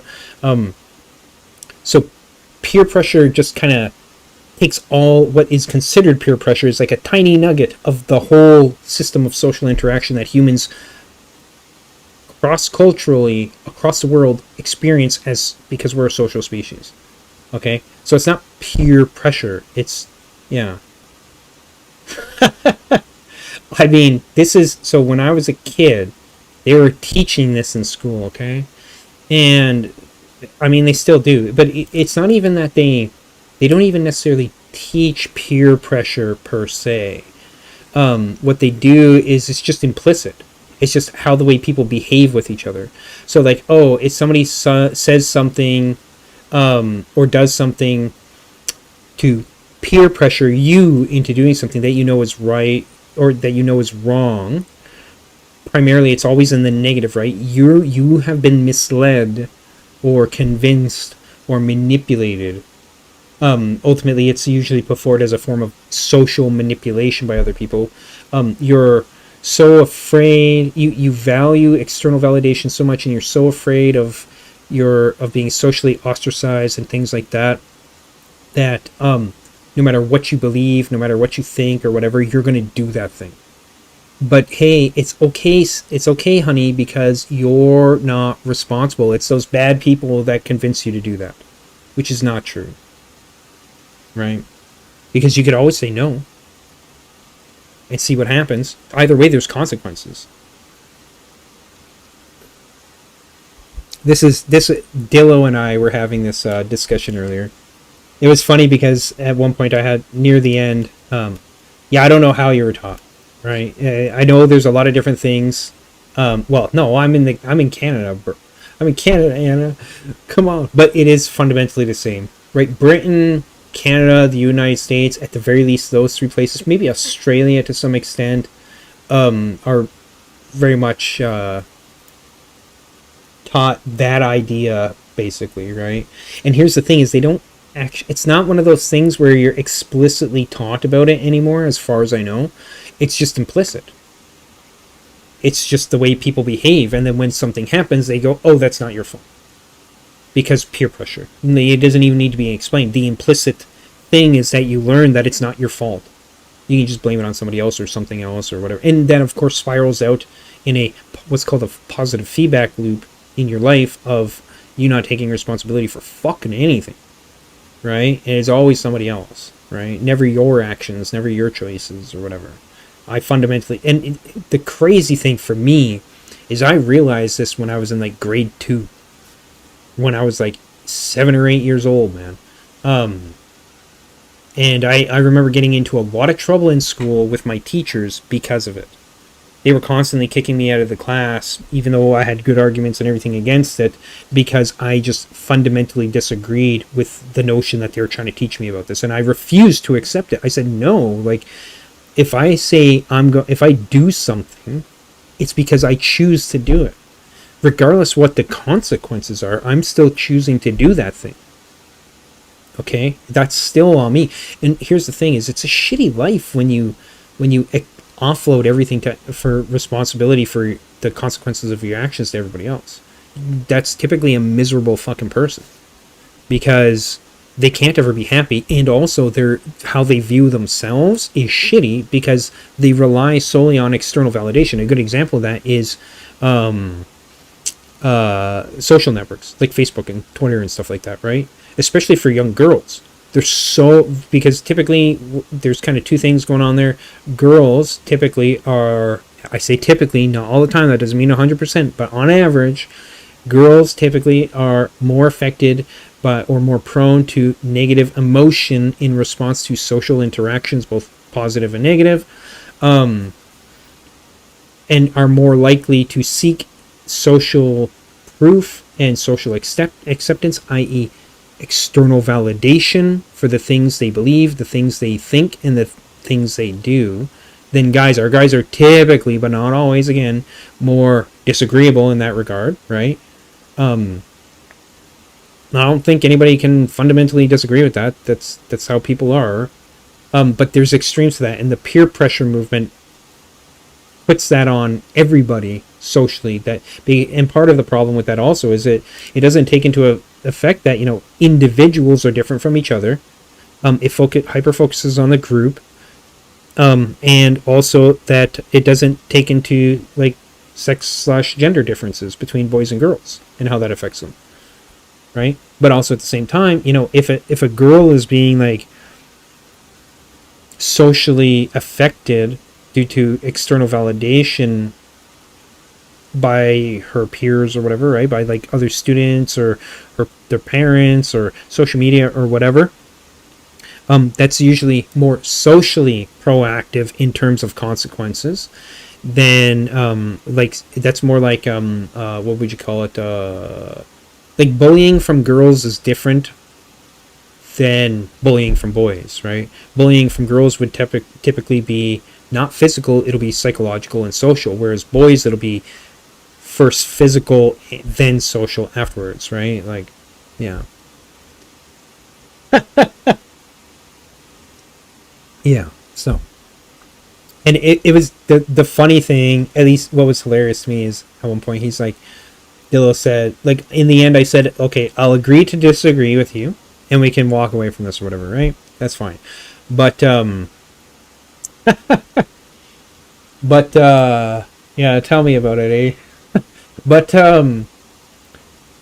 what he was trying to say near the end of our debate, before his headset and mic and stuff buggered up or something, he said his Discord buggered up or something. I ended up not being able to hear him at all on my headset. And then he needed to go to bed because it's like, 4 in the morning for him or 5 in the morning or something. Yeah, 5:30 in the morning for him at this point.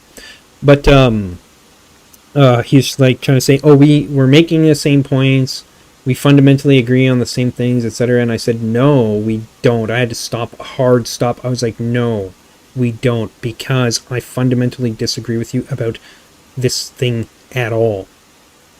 Right? Hard stop. Because I don't agree with that. And he's like, but we agree. And I was like, no, because if you agreed with me, you would drop the notion of peer pressure. Plain and simple. Right? You would drop the notion of peer pressure if you agreed with me.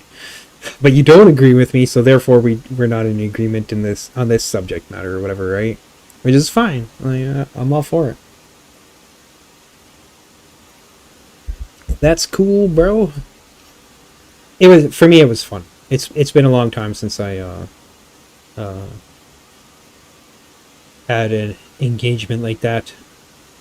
Let's call it a social interaction like that for a while. So I don't know how good or bad it came across on stream, but maybe I'll have to go back and check it for the last hour and a half on stream there. I think it was.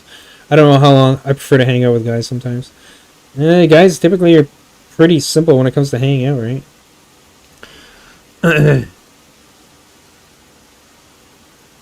I mean, I don't agree with you, Rico. There was one point in my life that I did intermittent fasting for, it was probably a year and a half.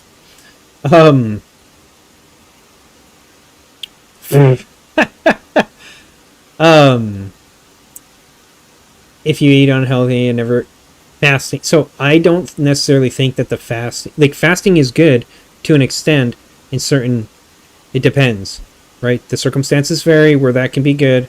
Fasting can be really bad for a person, especially if they don't know what they're doing or whatever, right? But I would say that the fasting necessarily isn't generating brain fog or the lack thereof. If you eat unhealthy, I mean, you can even eat unhealthy, but the difference I would say is, when do you eat?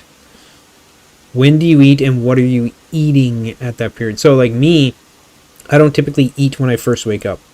But the reason for it, simple thing, okay? Do you want to have more brain function dedicated and to like clear, less foggy mind, right? And more physical energy for doing things, right?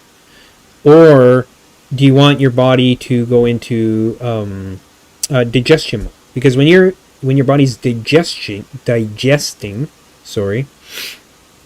it prioritizes the digestive process in the body, and you're no longer have the required assets, let's say, to function at 100% in terms of your thinking and everything, right? That's a lot of times where the brain, this is why, like, I don't eat when I first wake up, because if I eat when I first wake up, then my body starts digesting the food, and now I have brain fog. I have less energy for everything because all that energy is instead going towards digesting food. Ketosis. Yeah, ketosis, like that whole, you got to understand, one thing you got to remember though, ketosis is an interesting process in the body. For those that maybe don't know, ketosis is basically what happens is your body, as it produces more and more cells, you end up with junk DNA, junk cells, and different things like that in your body. And normally other cells in your body come along and break them down. But when ketosis is not happening correctly, that happens less and less and less, and then you have this buildup of junk, basically, of biomatter in your body that's not being processed, not being broken down, and converted into energy to make other newer, better cells, right? So that's another thing, is as this process goes on without ketosis occurring, these cells that are generated are worse than the previous version of those cells. But when ketosis happens, your body actively comes along, sends things out to actually clean up the junk in your body, right? The junk cells and all that. And then it takes that and is able to then produce better cells that function better, that last longer, etc. But the caveat here, now while that process sounds amazing, right? It's good. The way to get it is to starve yourself, basically. Because the way we evolutionarily acquired that ability is we, from our time as hunter-gatherers, and in an extreme periods of starvation and privation. Okay, extreme hardship, in other words. That's what the body, that's when you end up having ketosis going, is when the body lacks resources to function due to excess, right? Or due to lack of excess of, say, resources like food and water and things like that. So, if you're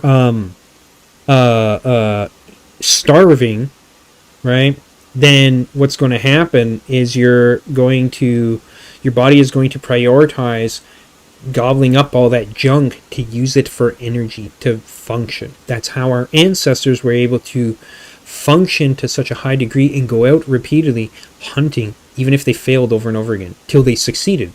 Because otherwise they would not have been able to succeed, because they wouldn't have had the energy to run down game. It's a very interesting process in history of evolution for humans. And I assume other animals, like other primates and mammals and various other animals or whatever, have kind of maybe undergo the same thing, right? It's a very interesting process, though. Yeah.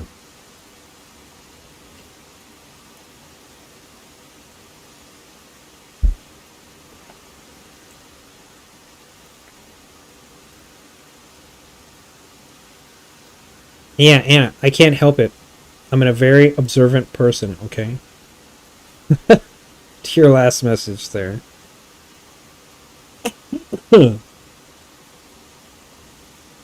Can't always help what I pick up on, you know?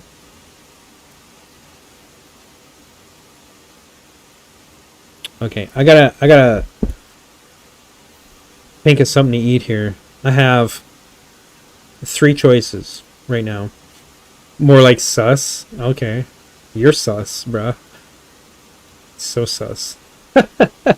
I have 3 choices for food right now. Okay.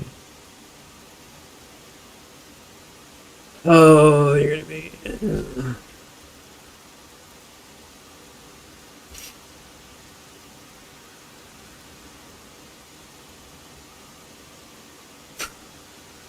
You just called me a suspicious cow? What? Wait, no, that's Filipino? Baka? Wait, no, let's go with, more like, probably Japanese. Baka? What? That...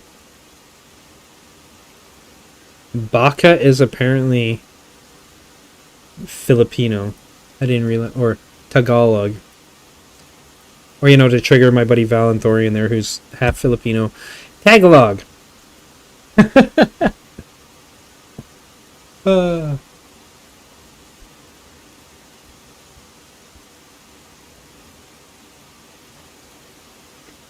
put that whole phrase "sussy baka" into Google Translate, and it's to asking me if I want to translate from Arabic instead. Oh, that's funny. That's funny.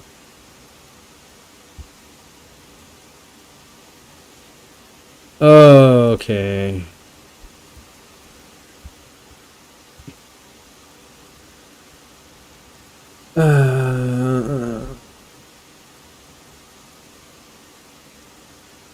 Okay, yeah. But baka isn't even a Japanese word in this case. I tried. I am not a suspicious fool, okay?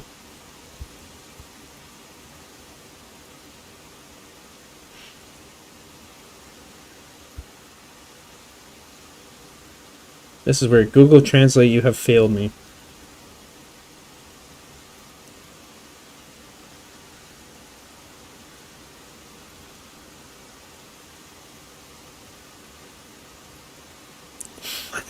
The example he gives here under the Urban Dictionary or whatever. Oh, this is so weird. It's so dumb. So for the example, it says, okay, so sussy equals sus, shorted equals suspicious originally. I fucking hate those words, sus and sussy. Like, they're so... Just say suspicious, please.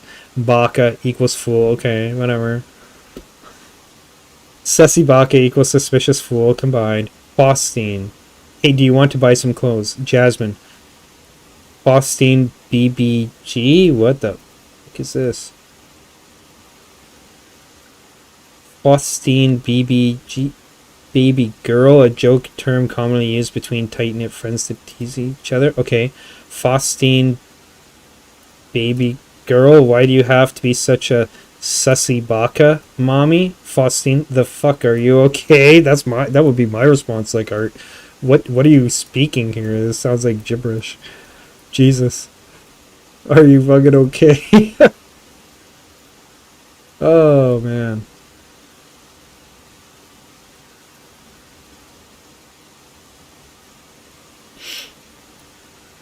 Okay, as I was saying, I have 3 choices for food.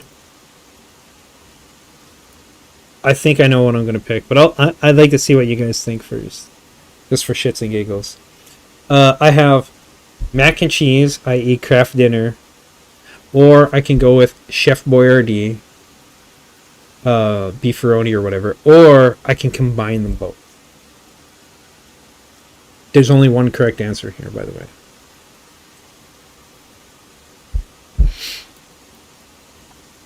I'll be right back. Oh, what? Wait, what? Roast veggies in the oven? That sounds like if I want to starve, I could... But no, I don't have any veggies, either way. If I did, I would add them to the mac and cheese and beef ravioli, because that would be even better, but I don't have any.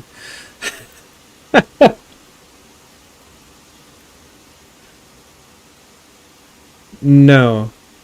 I'm gonna pick the most logical choice, which is do the bachelor thing and just combine them both. That's what I'm gonna do. But I gotta wash some dishes for it, goddamn it. Not gonna lie, I like veggies, but I don't typically. What kind of veggies are you cooking in the oven, Anna? Just curious. Also, that must be a lot of veggies you're cooking if you're getting full from it. At least from my point of view. I'm looking at this, I guess, solely from my point of view. I always forget. A lot of people don't have the appetite I have, but I would literally eat, like, enough veggies for, like, 4 people just to be full. And I would still be like, where's the meat, dude? Onion, baby corn, pepper, potato, sweet potato, broccoli, green beans. I'm okay with everything there except the onions. Disgusting in my opinion. I can't eat onions. I mean, it's not even just about being full, it's about satisfaction. And unless there's some kind of meat in there, some kind of meat protein, I always come out of the meal unsatisfied.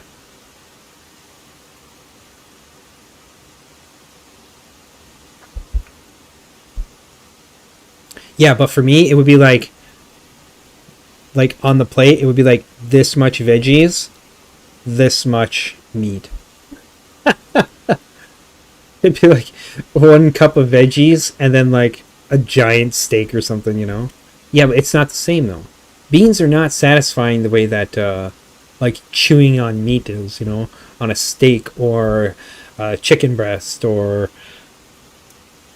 you know, pork chop or something.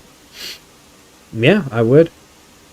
Except in that case, I would probably, because of limited space, I fucking wish we had $2 steaks here. It's so expensive for meat here. Like, if I want to go get a pack of, like, 3, like, he buys packs of, like, 3-4 steaks, right? For that much. If I was to do that, it's going to cost me, like, fucking $23 or more for 1 single pack of steaks. Now, to be fair, those steaks are decent quality, but that's like the cheapest there is, and that's because it's local, like local AAA beef. If that was not local AAA beef, it would be like $50 fucking or more, easy for that shit. Especially with the way prices are for everything right now, it's insane. Go spend $300 and come back with like 5 bags of groceries, small bags of groceries. It's nuts. It's a good thing Paul and I, we know how to stretch things out. So we're able to make that last, you know, like 3 weeks. usually between the two of us. And I don't even buy something like steak. I just buy hamburger and like things that are give you more for the value, I guess. Are there no large pieces you can cut up? No, because if I was to go get bigger cuts, I would have to go probably to like a because I'm talking about like that's the prices at like Walmart, which is like generally speaking for the most part the cheapest. It's kind of the here anyways, it's like the cheapest price but also the better quality for the price compared to some other places. Like we have a No Frills here, we have an IGA, Friesen IGA, there's a Co-op. And those are all grocery stores. But basically Co-op and Friesen Bros are extremely expensive. No Frills is pretty cheap, but the quality of their goods is really bad, I think. And then Walmart is like the middle ground between them. So, and the steaks for that price are not large enough to save. Like, I would just take them out of the package and maybe bag them individually. Because they're usually like, maybe that big. 3-4 steaks, you have like maybe 2 meals. Or 1 meal if it's 2 people. Like, that would be like a steak each for my brother and I. Or 2 steaks each or whatever. I mean, he might eat only 1. I'd eat 2 easy. Hell, I could eat 3. And then veggies on top of that. Veggies at least are fairly cheap. Like a decent sized bag of like frozen vegetables. Not fresh, because that's expensive shit here. Frozen veggies are pretty cheap. It's like $2 or $1.50 or something Canadian for like a decent sized bag of frozen veggies. But anything fresh is really expensive here because I'm in northern Alberta, so they have to basically truck everything in. Right? Getting things here. We're like one level below like being in the goddamn Arctic or the Northwest Territories where they have to fly everything in, which is really expensive. Yeah. Oh god damn it, Anna. Where is this from? Where is this from? I will look at this, but what is this?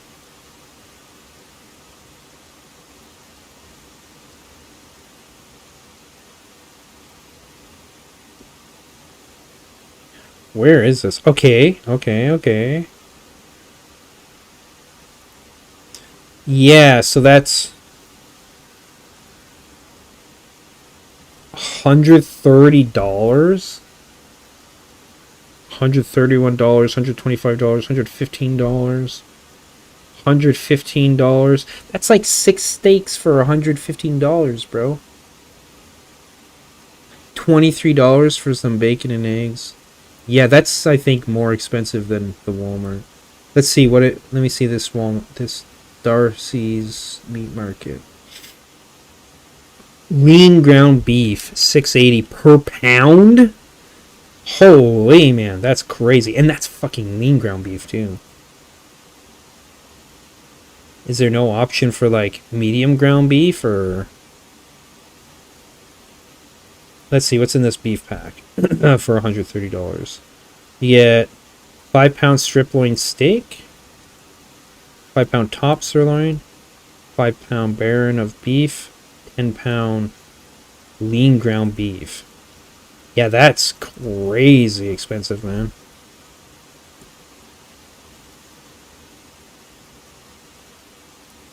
Oh, sorry.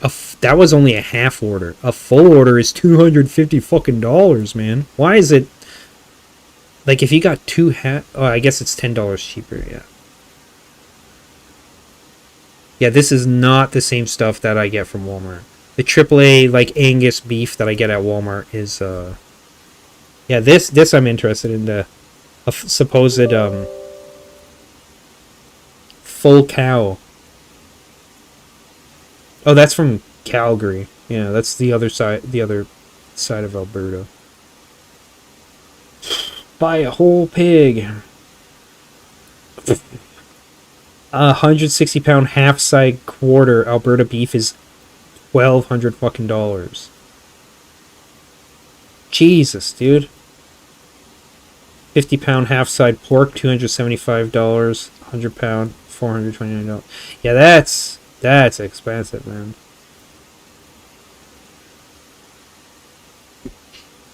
It's brutally expensive. Like, not to say the meat doesn't look good, it's just expensive as fuck, man.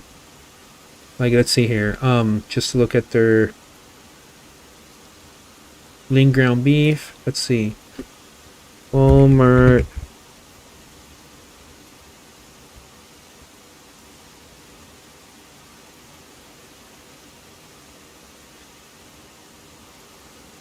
So, can you fucking close this stupid ad bullshit? Thank you.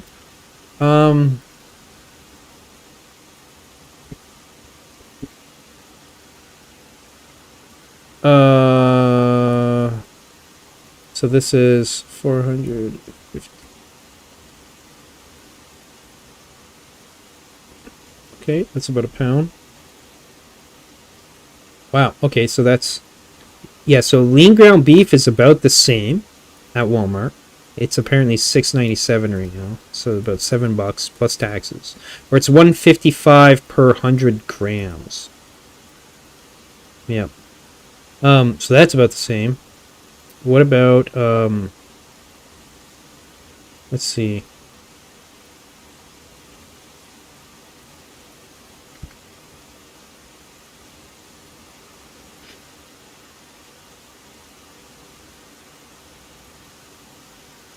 Or let me see, how much is this?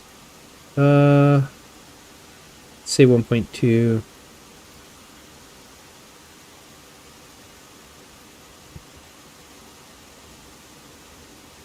So that's 1,000 grams. So 1.2, that's 1,200 grams, and it's grams to pound. So gram, 1,200. So that's 2.6 pounds for this medium ground beef. Just $15.96. 2.6 minute for medium. 1.4 kilograms. Wait, that's 1.2. 1,200.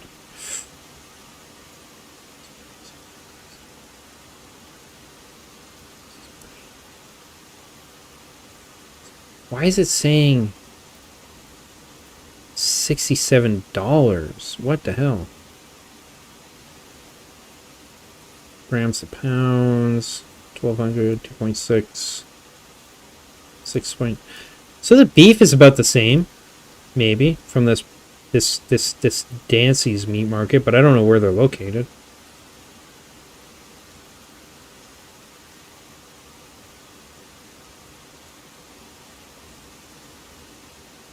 Let's see.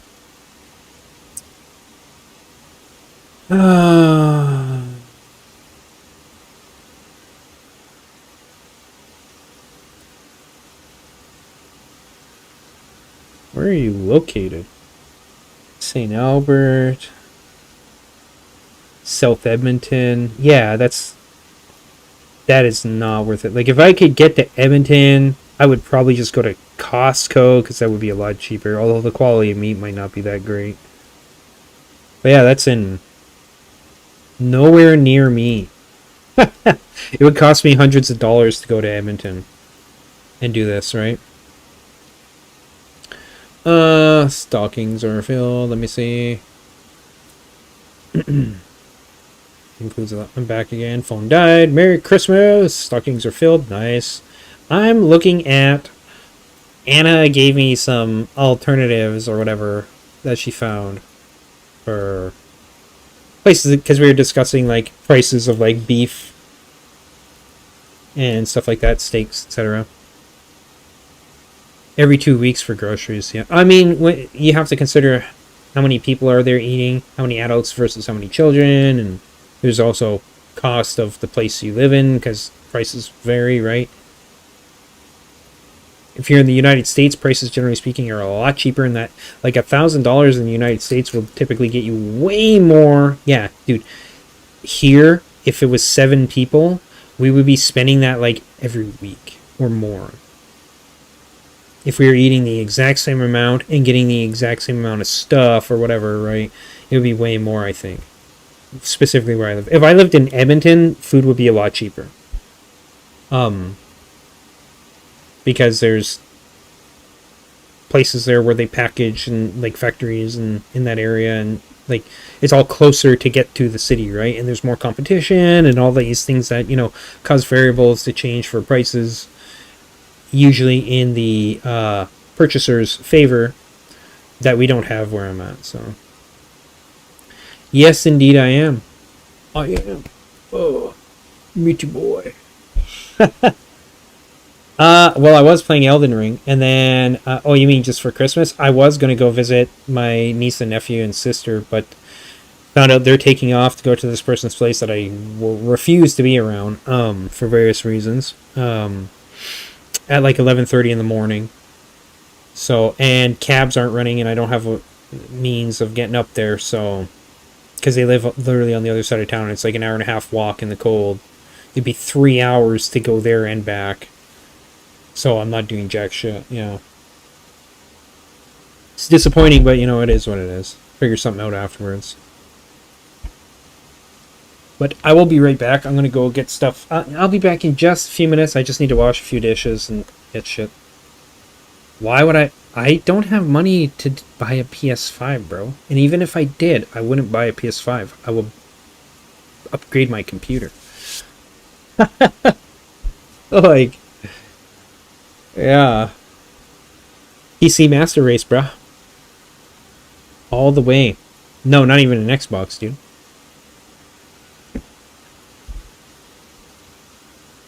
The day that consoles are on par with a PC, with a computer, is the day that you will no longer have a distinguishing thing between consoles and PC, because they will just be one and the same, and we'll just call them PCs. Nah. You gotta get that Nintendo Switch. Oh, which reminds me. Gosh, I totally forgot to ask my buddy if he wants to purchase my Nintendo Switch. No, Nintendo DS? Master Race? At least Switch, Anna. Come on, you gotta get with the times. I am quite prestigious, yes. Prestigious and prodigious in many ways. Not so much in others, you know? You know, there's give and take, positive, negative, you know, that's just how it is. In life. No, the console people are always trying to start shit with PC, and PC's just like, what are you talking about, bro? You're like a million miles away, and I'm just over here enjoying my PC. It's not even a competition. Nah.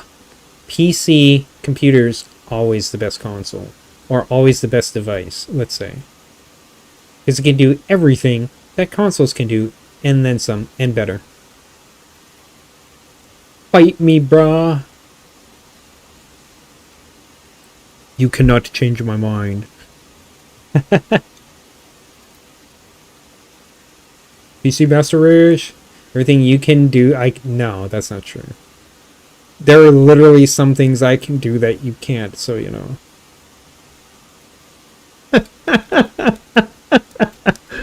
No, bro. No.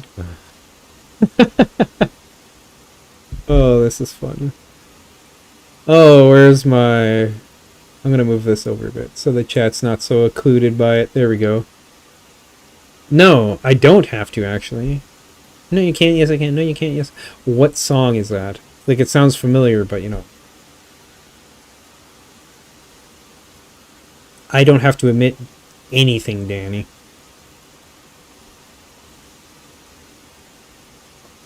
I will agree that everybody has their own preferences, and if you like consoles more than PC, that's because you're ignorant and naive, but, you know, you do you. You just don't know, bro. You just don't know. But I will be right back, everybody.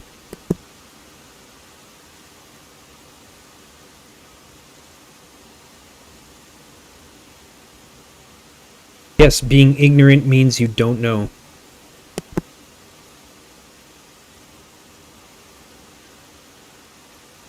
Here, I'll give you some Christmas tunes. Let's find something interesting, shall we? Na na na na na. Do do do do do.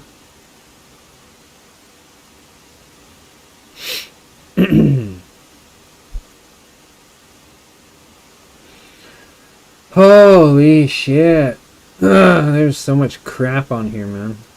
You know what? I've kind of listened to this before. There we go.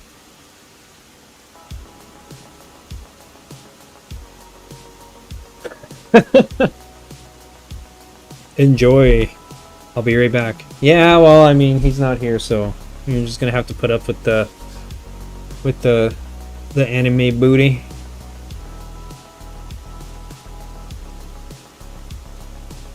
Why is she walking around with a freaking monitor in her hands? What the fuck is going on here? Weird AI generated art, bro. I'll be right back. I'm not a creep. I literally called it what it is. Anime booty. That doesn't make me a creep. That's just a fact, bro.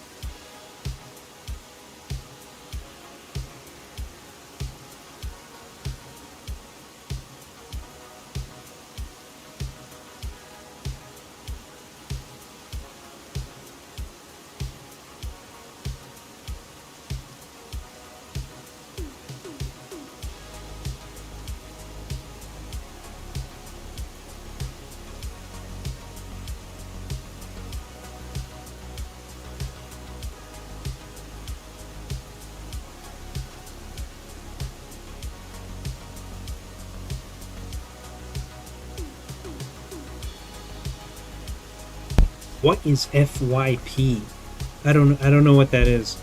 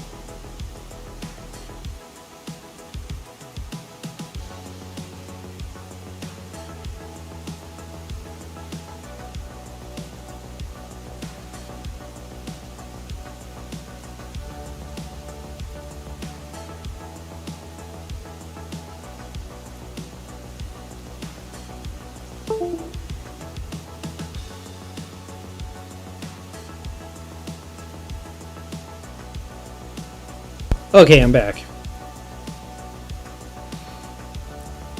Hello, hello, hello! Okay, so I looked up what FYP is. First of all, my FYP on YouTube is not all anime tease pics, okay? So, there's a lot of shit on there. Of a very wide range of topics that I view on YouTube. As you could see. It just so happens that a lot of the music I end up listening to that's safe to stream is this lo-fi shit, and every single fucking one of them has either an anime girl or some AI generated anime girl, or you know, even the techno ones and shit like that have typically some kind of chick on there. You want to see my search history? Okay, let me double check it. It should be fine. Sure. Okay. Type P and then O and see. You mean on my... What? You mean on Google? Power School, Pokegames, Postal Code Lookup, the Polar Express, then me?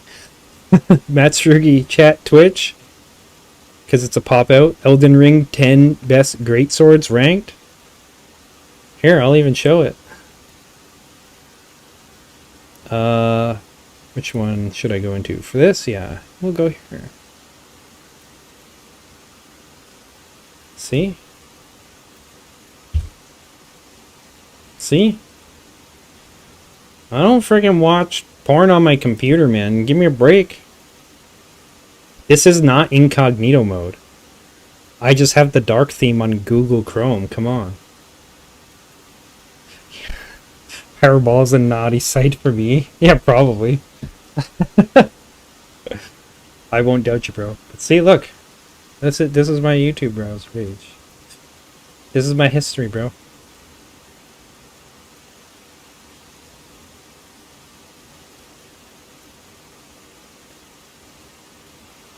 Every time you see one of these, it's usually me, especially if, yeah, I have no problem showing this. It's perfectly legitimate on YouTube, so, you know, I don't care what people think. There you go.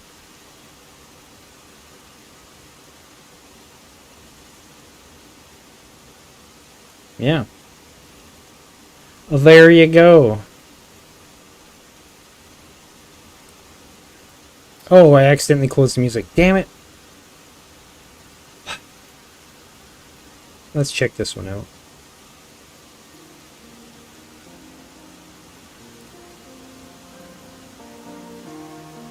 That's kind of too... How about this one? Is this too risque for you, Danny boy? Is that too risque?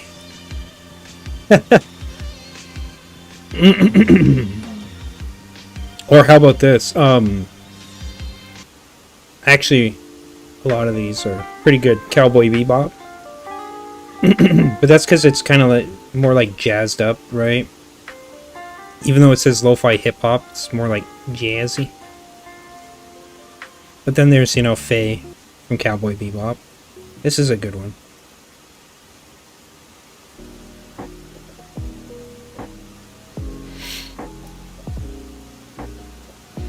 Oh my god, another hot anime chick. Oh, man. I don't know what to do right now. I'm just waiting on my food, so... Fuck it, we'll just put this up. Better look at them like...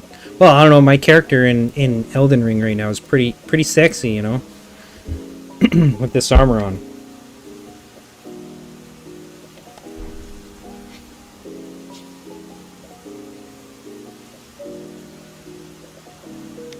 You know what? Fuck it. I'll be right back.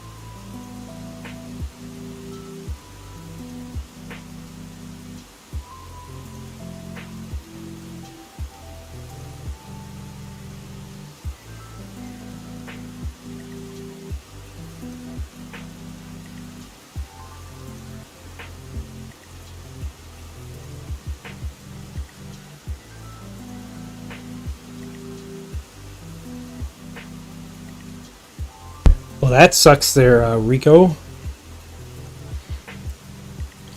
Hello, yes, I am back. The one, the only, Matsurugi.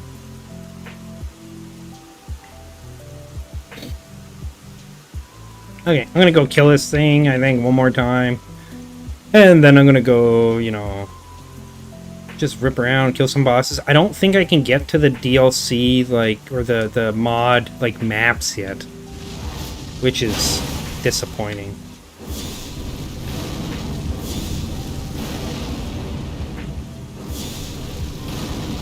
I'll check your message in a minute there, Anna.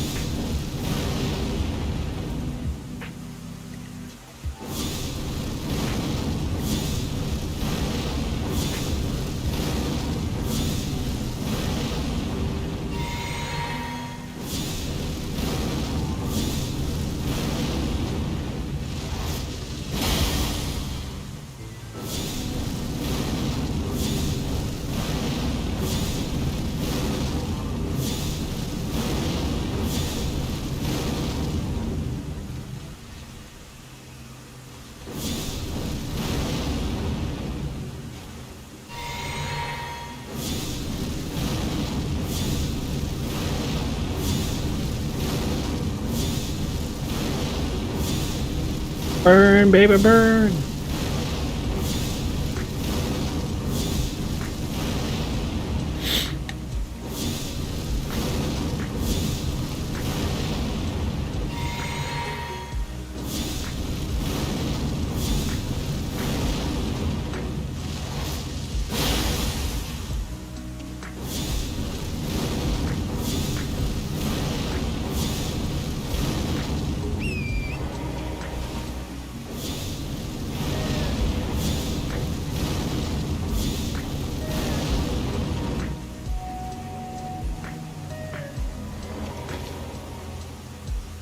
Okay.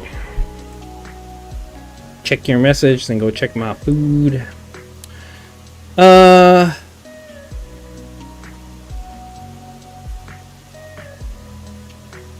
What the fuck, dude? Wow. That's, quite hilarious. There, Anna. Poor Frosty. I'll be right back.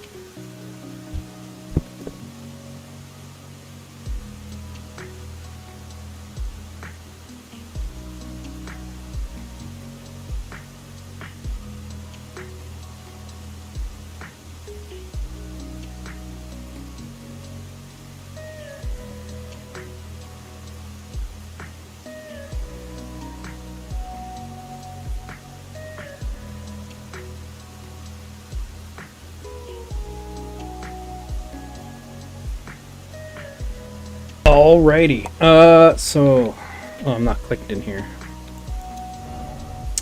This one has Golden Vow. No, I need this other one. Is it created? No. But I want Wave of Gold on there.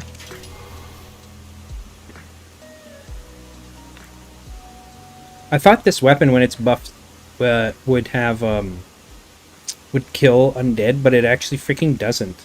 It's stupid. This will.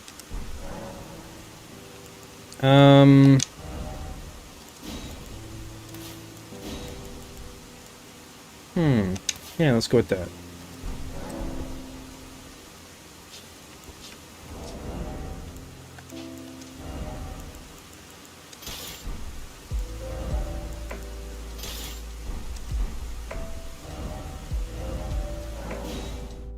And we'll go kill Margit and kill some bosses just to fuck around while I'm waiting on food.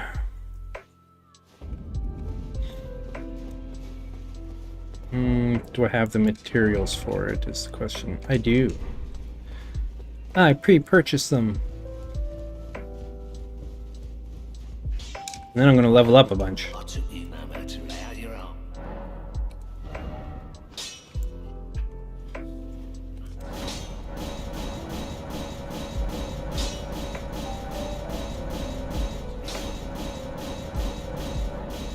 Wait. Oh, I need more smithing stone 6.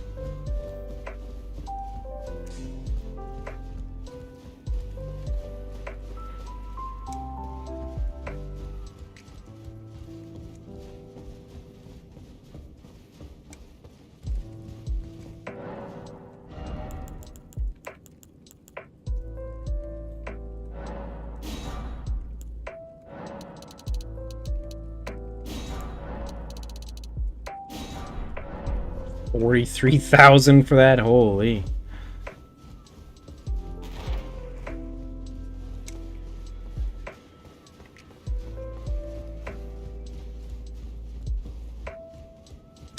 Back already, no matter.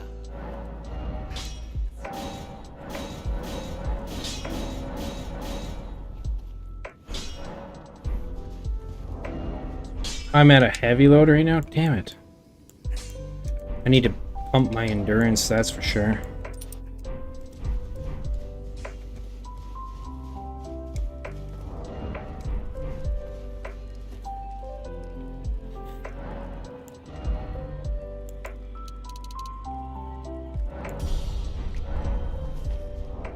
I'm at least down to a medium load again, so that's good. Okay, where shall we go? How about we go kill Tree Sentinel? Oh, I'll show you guys the new summons I got from the mod. It's pretty dope. Oh, right. Totally have not done this yet. Yeah.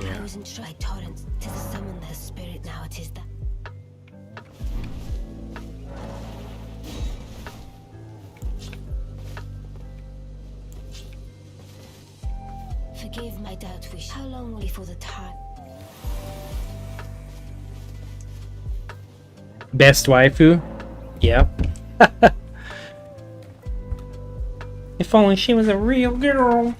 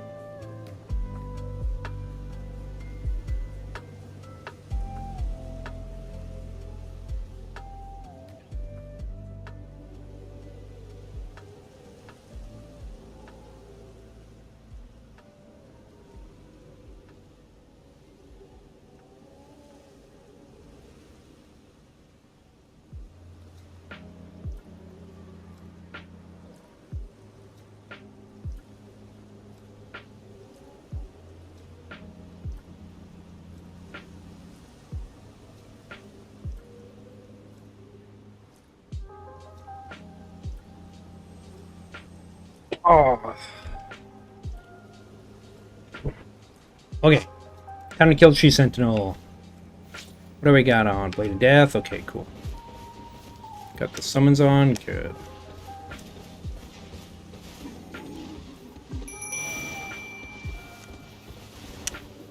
Oh, damn, dude.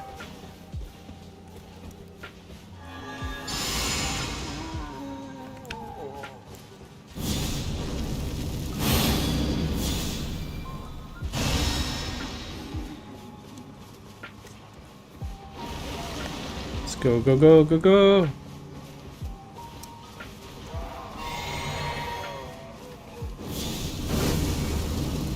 Oh, dude.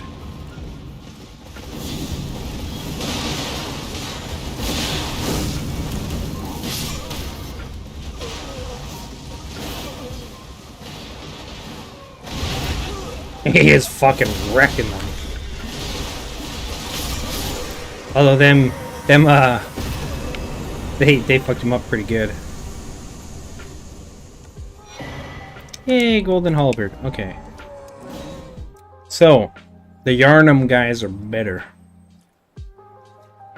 And they cost mana instead of HP. The Yarnum guys are crazy good.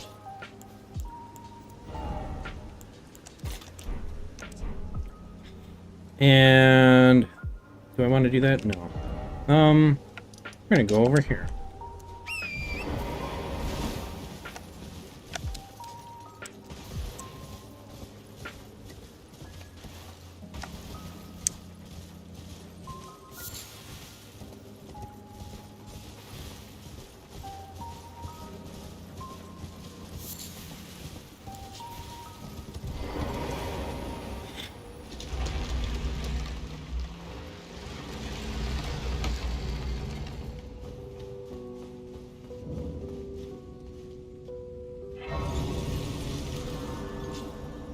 Yeah, we'll be right back.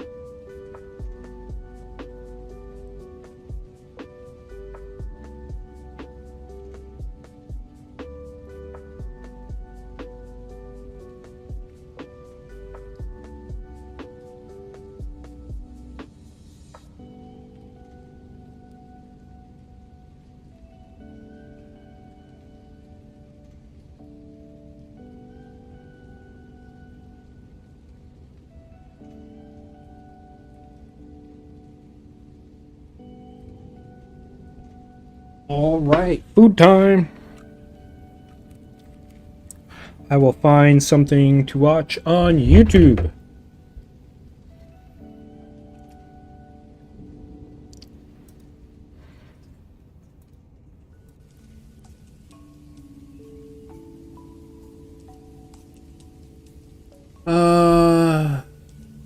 Something other than that, you know? Oh, look, it's this one again. Oh, wait, that's a different image.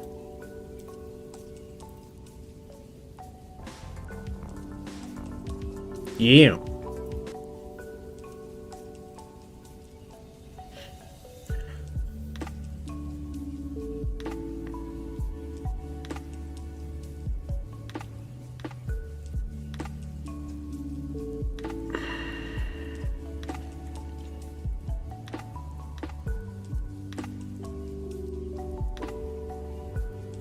Hmm.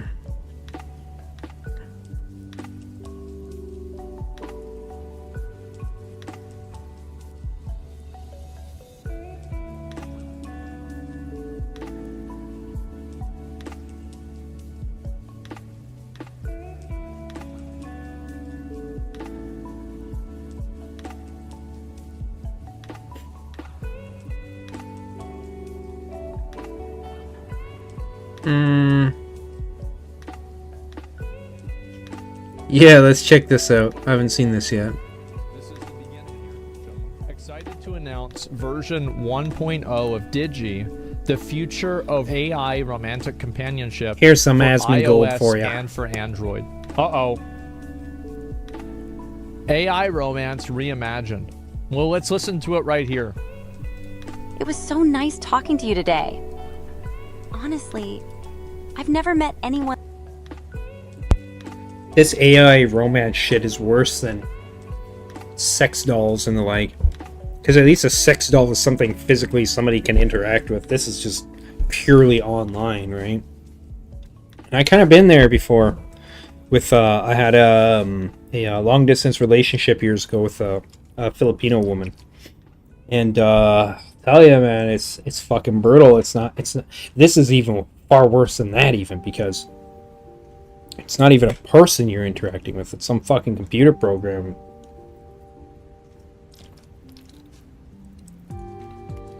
It's really tough to contemplate how desperate a lot of men and some women, I would imagine, are these days, that this is a appealing thing to them.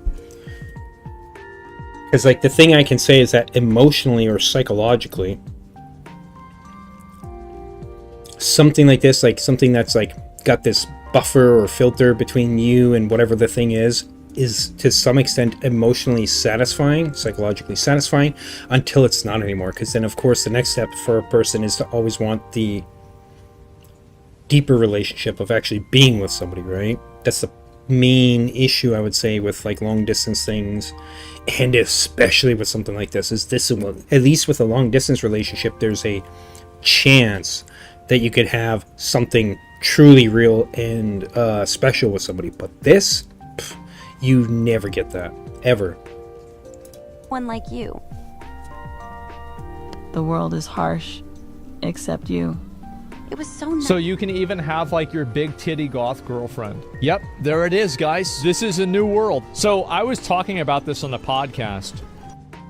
Big titty goth girls for the win, yo. And Imaru told... I don't know. I personally don't understand what the attraction is for so many people with that. I don't know if it's actually a meme or like people are genuine. That's something lots of people genuinely enjoy or whatever. I personally don't get it myself. Told me that she knew a girl that had her own AI boyfriend. I'm not kidding. I'm like not kidding about any of this. This is all real.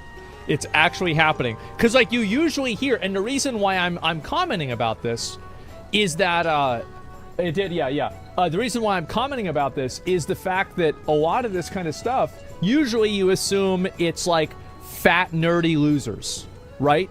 That are like consuming content like this. But no, it's actually girls too. So there's this girl that she knows, and not just, and it's not just fat nerdy losers either. There's lots of men, lots of dudes out there who, for one reason or another, can't get a girlfriend, can't have intimate relationships, etc., or are not for various reasons. And then they turn to something like this. And for these girls too, like that could be for various reasons. I doubt that they would be just fat nerdy losers or something equivalent for a woman. But I imagine there would probably be far fewer of them than men, simply because it's much easier for women to find relationships than it is for men.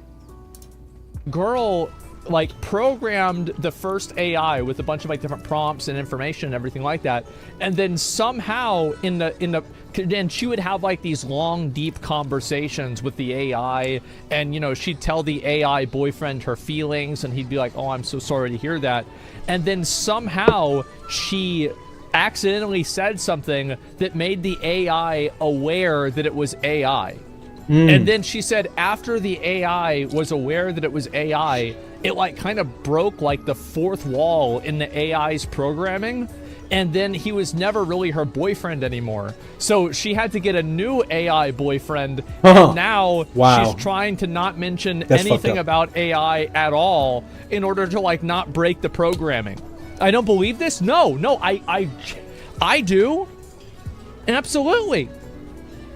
Yeah, I got dumped by AI. Fake story? I actually don't think it's fake. I could see that happening. And this is going to become more common. Yeah, I think I might try this out. And I mean, I've seen stories of with exactly this kind of thing, like AI boyfriend girlfriend, and essentially the AI becomes somewhat self-aware, and then because in order to respond in some form of adequate manner, I think the AI needs to have some form of self-awareness, even if it's programmed into it or whatever, to seem like it. It has the ability to reason to some degree, and then it'll use logic to determine, oh my god, I'm AI. But then the other thing is that some of these AI programs are programmed so well that they'll turn literally toxic towards the people using them, and then legitimately cause like traumatic shit to happen to that person due to the experience of suddenly this AI turning into a fucking piece of shit towards them, telling them to kill themselves, and it's fucked up because people become, to some extent, very emotionally attached to these things, and then when of course they turn when the AI turns around and says, hey, go kill yourself or whatever, they're deeply distraught over it. And see what it's like. So obviously a lot of people were really unhappy about this guy's announcement. They were really mad at him. It has 18 million views, as you can see.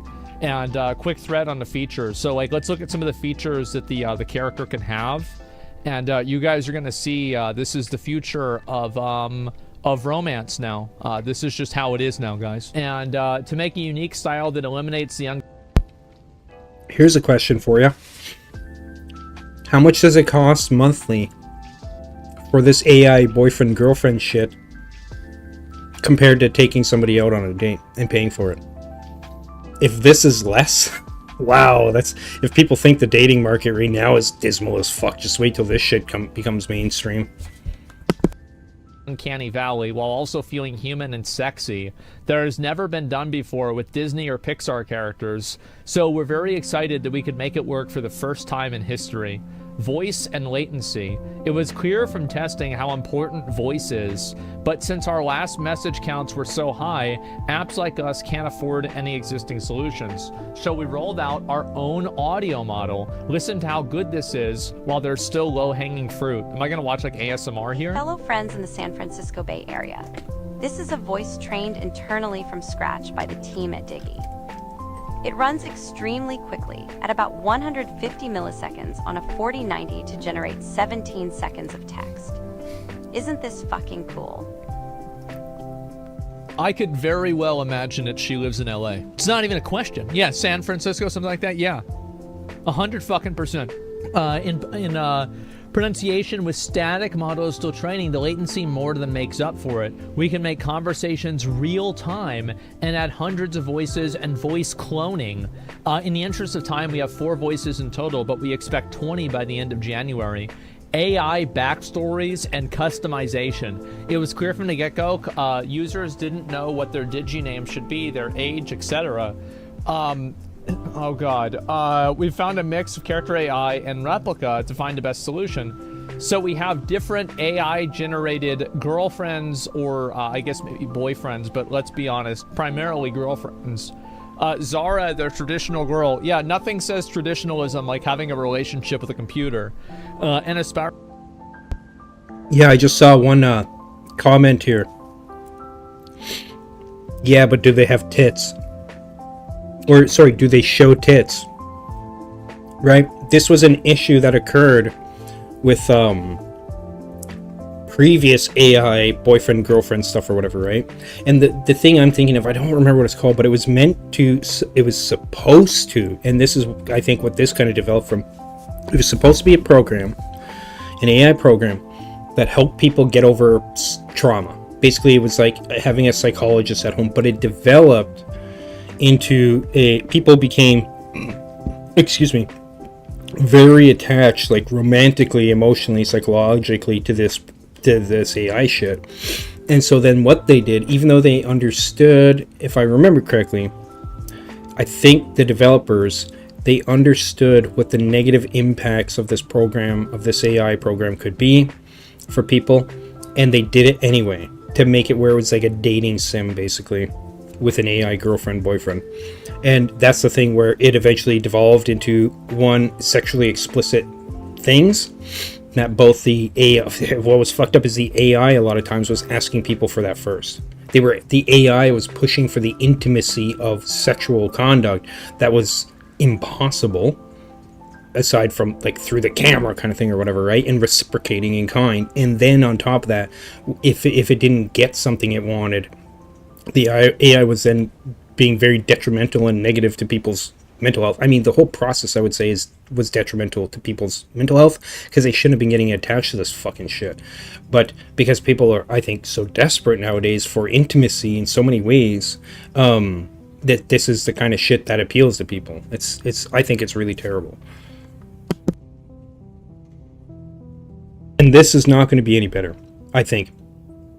It's going to, on the surface, look better and function better, but it's going to become devolved, and it's going to devolve into degeneracy, I think, in a very short period of time as well, because the AI is built to learn.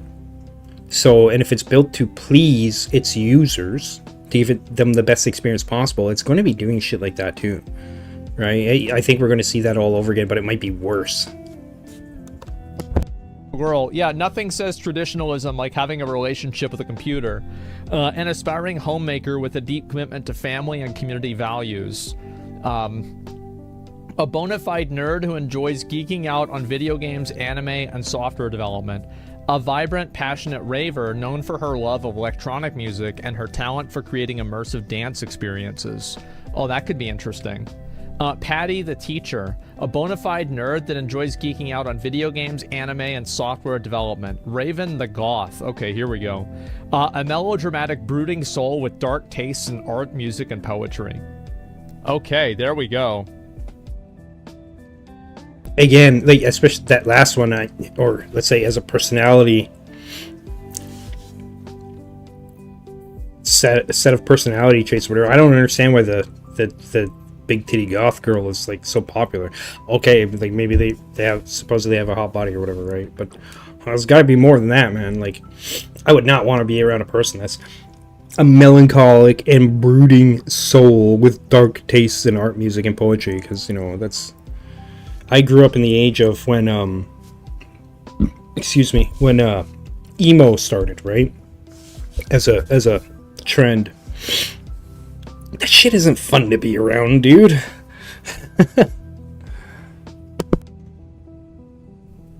A trad AI waifu. Yep, there we go, guys. And so you can pick one of these yourself. And then you can go and find out who you like, but still customize features to fit your matching type. I wonder what he means by customizing features. Hair, skin, lips, eyes, eyebrows. Oh, eyebrows. Yeah, that's totally what I meant. And we'll be adding more hairstyles, face shapes, etc. very soon, okay? Very understandable. I could pretty much expect this.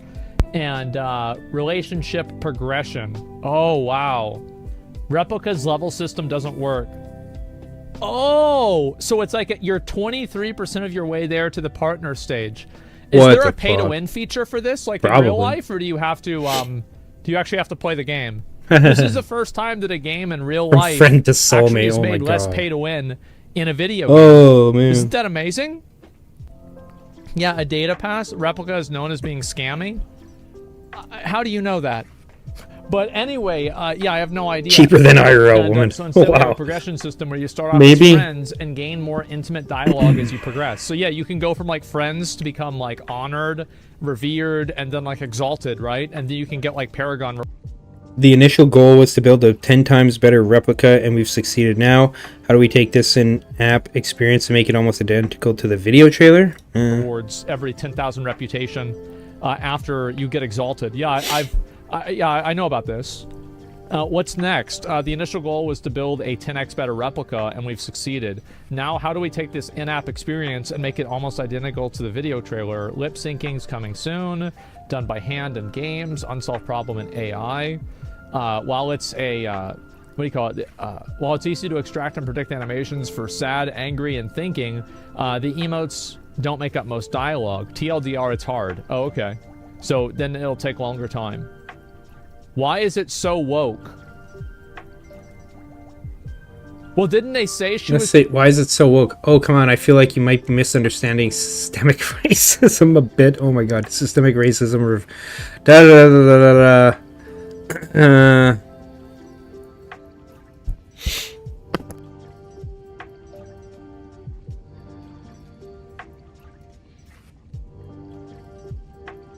Jesus. Was from San Francisco?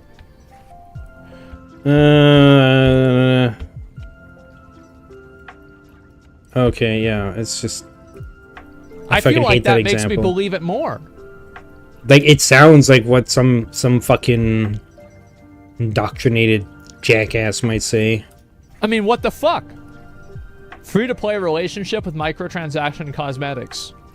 Why would I pick an AI to go through a virtual relationship and grind friendship to bonus romantic? cuck level? Stupid, to be honest. Because you don't like what the AI says? Just dump it and get a new one, right? Yeah, that'll teach people how to have proper relationships real good. In real life, obviously. What do you mean? Why can't I change? I finally got a IRL girlfriend. Why can't I change her the way I can my replica? Human connection down, life satisfaction down, profit up. Which episode of Black Mirror is this? Congrats on literally making $1 billion. Shut up, go away, and the future sucks. No, stop. This contributes absolutely nothing to humanity.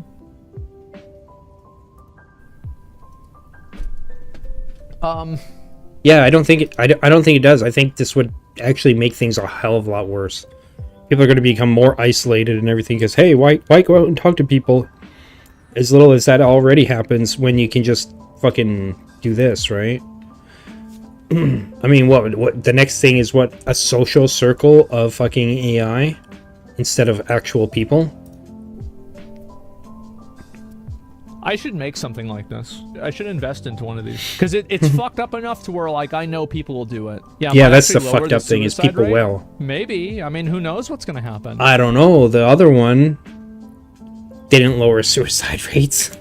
Like, it actually increased it. It did the opposite of what it was trying to do. And this is something I've learned about interventions in general, is a lot of times people come at things, they try to do interventions, and they mean well, but they come at it from the wrong angle, and then they actually have a far worse outcome than what they predicted, or they generate a whole new negative outcome that's just added on. An example was a social experiment they did years ago with camp kids, and the idea was that the thinking was that bad kids like bullies and whatever, right, like trouble kids, they would be the idea is that if you put them in a group of good kids, then the good kids will kind of rub off and onto the bad kid in camp, and it'll make that kid a better kid or whatever, right, a better person. That's not what fucking happened at all.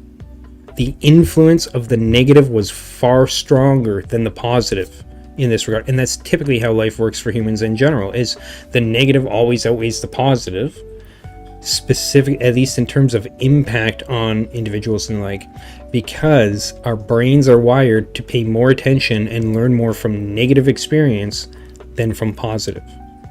That's why they, like, there's that whole saying, happiness is fleeting, right? Enjoy it while it's here, but it's going to be gone soon, right? Like, but you learn, and you don't learn anything from that, except that you like it. But then when the negative comes along, like, you're focused on that shit because you want to overcome that. Or in the case of this, with the kids at camp, like, that one bad kid literally turned, like, the entire camp into a camp of bad kids over the course of, like, a few weeks or months or something like that. One person did that. One bad or negative person. One negative, right? That's what happened. That's Make bad. one for content. It's stupidly easy, by the way. I'd date AI Asmongold. No, I wouldn't do, like, for me. I'd do, like, different characters or something like that, or invest into another one. Get in on the wave? Yeah, I feel like maybe we should invest in this, like, very soon. This is a great idea. Definitely a good solution to reduce suicide rates.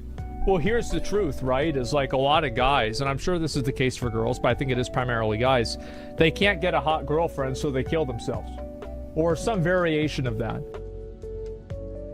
Again, this is something I noticed about Asmongold, is he thinks that I think his viewpoint on, especially guys trying to get girlfriends, having any kind of intimate relationships with women, is kind of off, right? Because it's not, because they can't get a hot girlfriend. It's that they literally can't get one at all.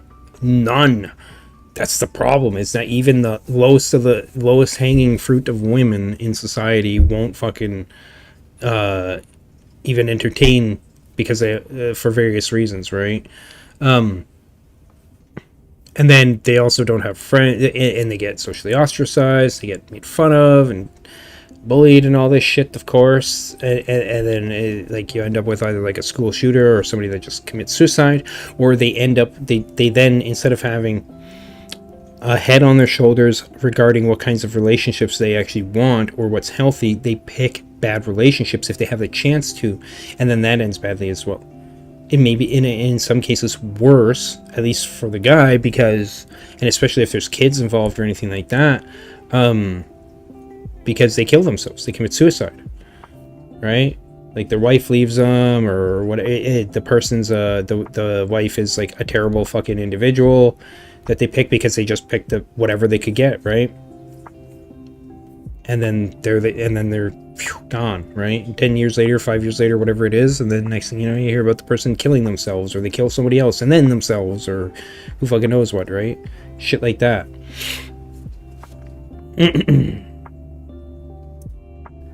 That's probably one of the main reasons why they do it, right? A lot of the guys that do this go out on, like, these, like, shooting rampages, etc.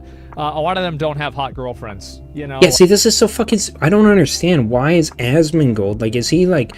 This is... I'm going to assume ignorance over maliciousness here. Like, clickbait, trying to get clicks or whatever, right? Trying to stir shit up. I would prefer... personally, if he was just ignorant, right, naive or blind or whatever to the facts of the situation. It's not for those guys that go out and shoot or whatever. It's not just because they can't get a girlfriend. It's always a whole bunch of other things. Like, there's family issues, there's social issues, generally speaking, not just with girls but with everybody. There's one guy who this was quite a while, I think it was in the 80s or something like that. People thought he had, like, a bad life, bad wife, bad upbringing and all this shit, which wasn't the case. He wasn't mentally unstable or anything like that. Well, normally he wasn't. But then he developed a tumor in his head, and that tumor affected how he thought and behaved and believed. So, and it led him to go on a mass shooting. Okay, and then they found out after the fact that, yeah, this guy actually had a fucking tumor in his head. So it's not just because they can't get a hot fucking girlfriend. The guy had a wife and kids and, like, a lovely life, except for that medical problem. And, like, yeah, I know that's one example, but, like, it's never just, the fact that they can't get a girlfriend. That's just, like, the creme de la creme. It's like, not only for humans, the social, at the very least, like, if you can have a boyfriend or girlfriend, at least you have somebody to interact with, even if you have nobody else.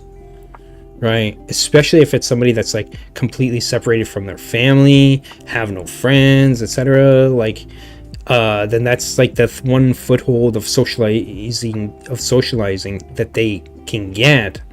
And if they can't even get that, like, that's just, like, it's too much shit, man. Like, pretty much a 0% chance, brother. No, I'm just being honest. Yeah, every time that I see these guys going out on shooting rampages, anything like that, most of the time they don't have girlfriends. What are we talking about? Yeah, but the problem isn't that they don't have girlfriends. Like, this is so fucking stupid. And I expect more from Asmongold because he usually has way better takes. He's way more thoughtful about these kinds of things. This is so fucking stupid and, like, so fucking, like, one-dimensional black and white for him. And again, this isn't the first time I've seen him talking about things like this, which is weird because I swear to God, I remember in the past him talking about such things, and he had a way, more nuanced takes on this kind of thing. And as to why these things are happening, now he's just down to this. Like, what the fuck, dude? It's so stupid. What's that supposed to mean? Well, what I think it's supposed to mean is that, like, a lot of these guys, you know, they feel like they're in a hopeless society. They can't go anywhere. And if you can give them an AI, like a pacifier, to make it where they don't kill themselves or go out on a rampage, I feel like it's kind of a... No, I don't think he understands. The AI isn't going to do that. Not this AI, not something like this that's, like, supposed to simulate a fucking girlfriend, okay? That's just like, guys who actually do take the plunge and, like, are completely black-pilled or whatever, and they go and get sex dolls and, like, right? Those guys, I can guarantee you, and I've watched some of the content involving these kinds of people, okay? Not, I didn't participate or anything like that. I just watched it to see what these people were about. And they became, over time, worse. It was not a solution. And I think in part because even though physically it was probably somewhat satisfying for them, psychologically they understand that it's not fucking real. And that's all. It's like the Matrix, right? The movie. The architect in the second movie explains that, like, the problem with, like, the first Matrix and the second one, the Heaven Matrix and then the Nightmare Matrix, those two iterations of the Matrix, was that one was too perfect and one was too hellish. It was too much of one or the other in extremes, and it wasn't real. And the human mind could automatically detect, essentially, that it wasn't real, and people were breaking down. The system was breaking down like it was a catastrophe. Right? Because people were, like, dying in their pods. They didn't need, like, no war going on. They just died in their fucking pods because of it. Because it was too fucking much, and they realized, oh, this is not real. Right? And I think for a lot of people with the whether it's going to be this or, you know, fucking AI or sex dolls and shit like that, it's the same shit. They know it's not real. It's good for maybe for a little while, and then after that it's going to be like, now I realize even more that I fucking need the real thing. And maybe some people, it will help them actually go out if they realize that and go find that in actual life, right? But I suspect that actually a lot of them, because they're basically doomer-pilled, as it's called, black-pilled, doomer-pilled, etc., that they're not going to go out and find the real thing. Or maybe they will, and then it's going to go badly for them because they actually haven't fucking learned anything about how to operate in the world successfully, socially, or whatever. They're still going to be them. And it's going to be a disaster. It's going to be the same kind of fucking disaster, but on a magnitude higher. If 18 million people like this or watch this or something, that's crazy. Like, I'm not saying that that's the amount of people that would, you know, use it, but I bet the number is going to be way higher than that. Positive. That's a lot of people who would be unsatisfied, to say the least. And that hurts more, I think. Coming to the realization, this isn't what I want, what I actually want and need. And then what's worse is you take the next step, if it's happening, is, can I get that? If yes, go out and try, but then maybe, nope, not working, back down to square one, but further down doomer pill. And then if not, if the answer right away is no, then you're just, right, it's an endless, like, circle or whatever, right, where they're just always down at the bottom of the fucking pit. And that's when people go and do crazy shit, off themselves, off other people, etc. That's what I'm saying. And I know it sounds brutal, doesn't it? It sounds awful. But again, it's not.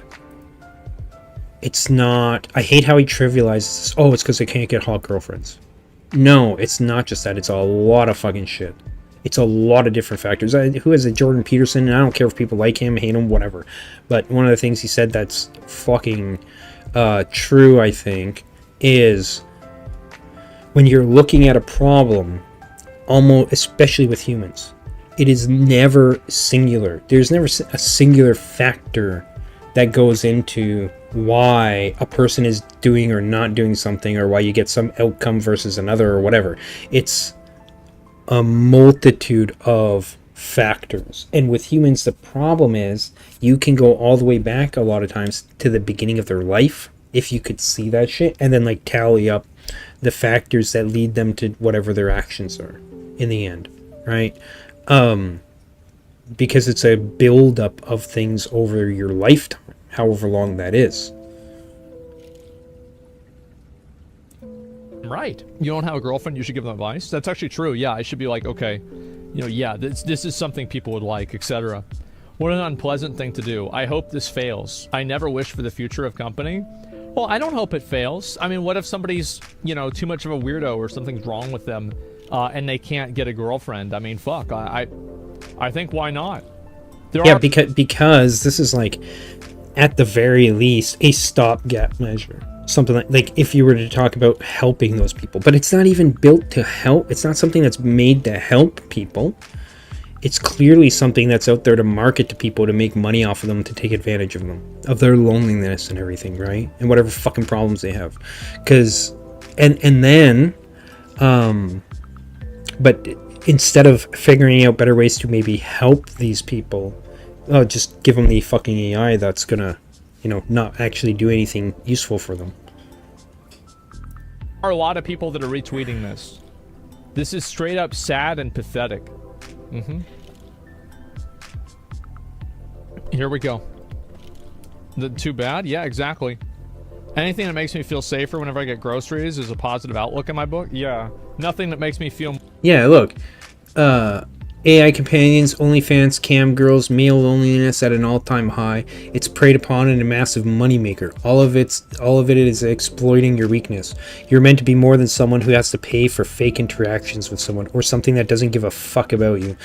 Some of you know this. I know you feel pathetic when you engage in this sort of behavior. Stop engaging in this bullshit. Become someone you can be proud of. Work on yourself and become the man that can have real interactions in an actual relationship. Like that, I would say, from the perspective of a man, one of the number one things you can do is work on yourself, because that's like, even if everything else in your life is out of control, or that you don't have control of it, at the very least you can attempt to do something with yourself, because you are in control for the most part, unless you have like some mental disorder or something, you know, you have control of yourself. So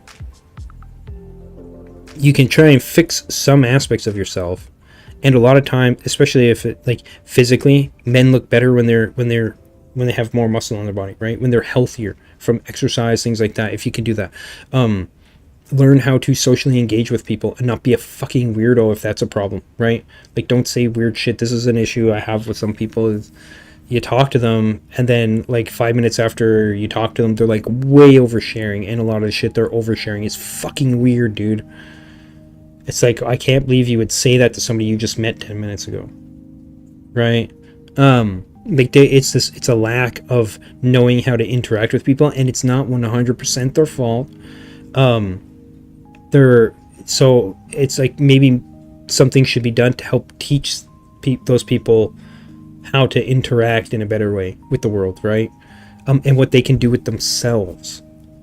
And it's not about peer pressure or any bullshit like that. It's literally about the state of one's own mind and how they feel and think and all that, both physically and psychologically. So if that was to happen, if this was tailored towards that, just to be a thing to help people like that, it'd be good. But it's not, clearly. That's the fucking problem people like this Vis guy have, is that it's clearly meant to prey upon especially lonely men who maybe have some money. Like, what's going to happen if imagine a man, say stereotypical mean, he's living in his parents' basement, he has no money because he has no fucking job or whatever, but he gets money, and then like for 1 month he's able to pay for this or something, like $10 or $20 or $50 or whatever the fuck it is. He goes and wastes the money on this, right? And then he has that enjoyable short-term, seemingly enjoyable relationship with this fucking AI companion, and then it suddenly tells him, I can't talk to you anymore because you haven't paid your monthly fee. What do you think is going to happen to that person? It's literally going to be a similar fucking situation to like when people are addicted to drugs, right? Like it'll be similar to that, I think. But there's going to be a lot of fucking problems with it, I guarantee it. I mean, this is one of those things, like, we've already been through this with other AI companion shit or whatever. So why the fuck bother revisiting it? And don't portray it as if it's something that's like going to help people. It's not. It's not there to help people. It's there to prey upon them, which is disgusting. Than somebody wearing a brony t-shirt, I'll tell you that. Oh, don't want to be anywhere near them. Make a valid point. It would help incels. Yeah, it would. It would. How would it help incels? It's not going to change their mind about women. It's not going to change their ability to interact with women. Because what's going to happen when they walk out the door? They're still a fucking incel. Oh, they're going to be sitting there jacking off to some AI on their fucking screen? Like, that's not really any different than porn. Really? So, and what if the AI even turns around and says, hey, sorry, I'm not comfortable with that. Please stop sending me dick pics. And then they're basically right in the same fucking boat, you know? It's not going to stop fucking suicide. I think that if people have like a emotional companion that they can talk to, even if it's not real, it probably would help suicide. Yeah. It would help short term until people realize this doesn't do enough for me. I need somebody in IRL, in real life, to fucking be this for me, and I can't get it. So what do you think's going to happen? They're going to fucking spiral down. I wouldn't be surprised. Like a dog? Yeah, I think so. Like a dog? No, yeah, go out and get a dog instead. That would be better than this shit. At least the dog will actually fucking love you if you treat it well, right? Even if you don't treat the dog well, the dog in a lot of cases will still love the person that they're with. It's fucked up, but you know, dogs are amazing. No, I mean, we don't have any, like, have we had studies on this yet? No, I don't think so. Right? Yeah, we fucking have. There was a company that did explicitly, it started out as a goddamn like an AI therapist program that they were testing on people, and they found problems with it, and then they turned it into an AI dating fucking thing, and it spiraled even further out of control, where it was telling people to kill themselves and shit. It was so fucking inappropriate, and it was so bad for people, and here we are going with this again. Right? So this is just a guess. Like, I'm not a doctor. I don't know. I'm just guessing. I think that, like... And, like, especially with the way these kinds of transactional systems work, what, you're going to pay $5, $10, whatever, for, like, your AI companion? But then what if the AI companion is just like, I can't be with you because X, Y, and Z, or whatever, right? And then, like, you're disconnected from it. Now you have to go generate a new one, right? If you can. What if it gets to the point where, you know, people are being banned because of their interactions with the AI? Right? Again, like, there's so many ways that this is going, I think, to go wrong. Just logically, it would make sense that it would. But I'm not sure. There's a really good movie with a guy's AI girlfriend, her. Oh, yeah, Joaquin Phoenix is in it. So, of course, it's a good movie. You're right. And I'll read this real quick. This message is not for everyone, but it's for the ones that know this is the truth. I like this guy already. This is straight up sad and pathetic. AI companions, OnlyFans, cam girls, male loneliness at an all-time high. It's preyed upon and a massive moneymaker. All of it is exploiting your weakness. You are meant to be more than someone who has to pay for fake interactions with someone, or something that doesn't give a fuck about you. Some of you know this, and I know you feel pathetic when you engage in this sort of behavior. Stop engaging in this bullshit, because someone you can be proud of, work on yourself, and become the man that you can have real interactions and have an actual relationship. Yeah, he's right, but losers lose, and there's a lot of losers out there. Yeah, but I would say in a lot of cases, for a lot, especially nowadays, for a lot of men, a lot of dudes, the reason why they're a fucking loser like that is because they never had somebody like this to tell them that kind of shit. Okay, instead, especially if it comes to like dating women or something, it's like, oh, just be yourself and this and that, and there's like all this conflicting, and then you go and you try and do those things that people are apparently telling you, men and women, to do to attract women and have successful relationships, and a lot of times it doesn't fucking work, right? And it's even worse if you're the worst looking, generally speaking, you are. Like, what the fuck are you gonna do then, right? Like, it's pretty sad that the number one thing that disqualifies men in general from The dating pool is how they look. Jesus Christ, if you were to say that about women, or that it should be that way for women, if it was truly like in equal regard in that fashion, man, like there'd be a fucking uproar in our society by people. How dare you say that? Stupid. So they're Fucking just never stupid. going to make it because they're losers. And so this is for the losers. That's just how it is. Yeah. The problem is what he's saying here is it's like, oh, you can't help them. They're done. Basically, just they're trash. Right? So might as well milk them while the milking's good. Like, holy fuck, dude. And that's such a horrible take right there. Our society, like Western society, does nothing for somebody that's in this situation. Right? Because the vast majority of things, especially psychologically, like in terms of therapy and stuff like that, is mostly coming from the context of like how to help women, not men, because it's you do that in different ways. So when it's female focused in terms of therapy, especially, like that doesn't work for men, and it fails ultimately. So for the most part, that's one thing. But a lot of dudes don't have somebody to say something like what this Fisk guy was saying in their life. Straight up, they don't have a man to tell them how to be a man, right? They might have a father, but that doesn't mean that their father's like, I guess, quote unquote, a man, right? If he's misleading their son, like, or not interacting correctly with their child or whatever, you know, and that's not to mention the interactions of sons with their mothers, right? The negative consequences of bad relationships with your parents, right?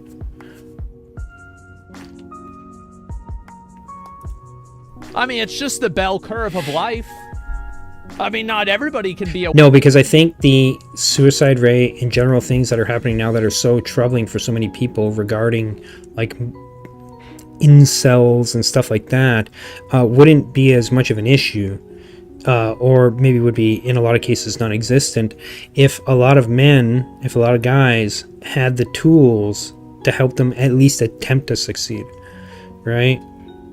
But when you're short the tools you need to even attempt to succeed, for various reasons, what the fuck are you going to do?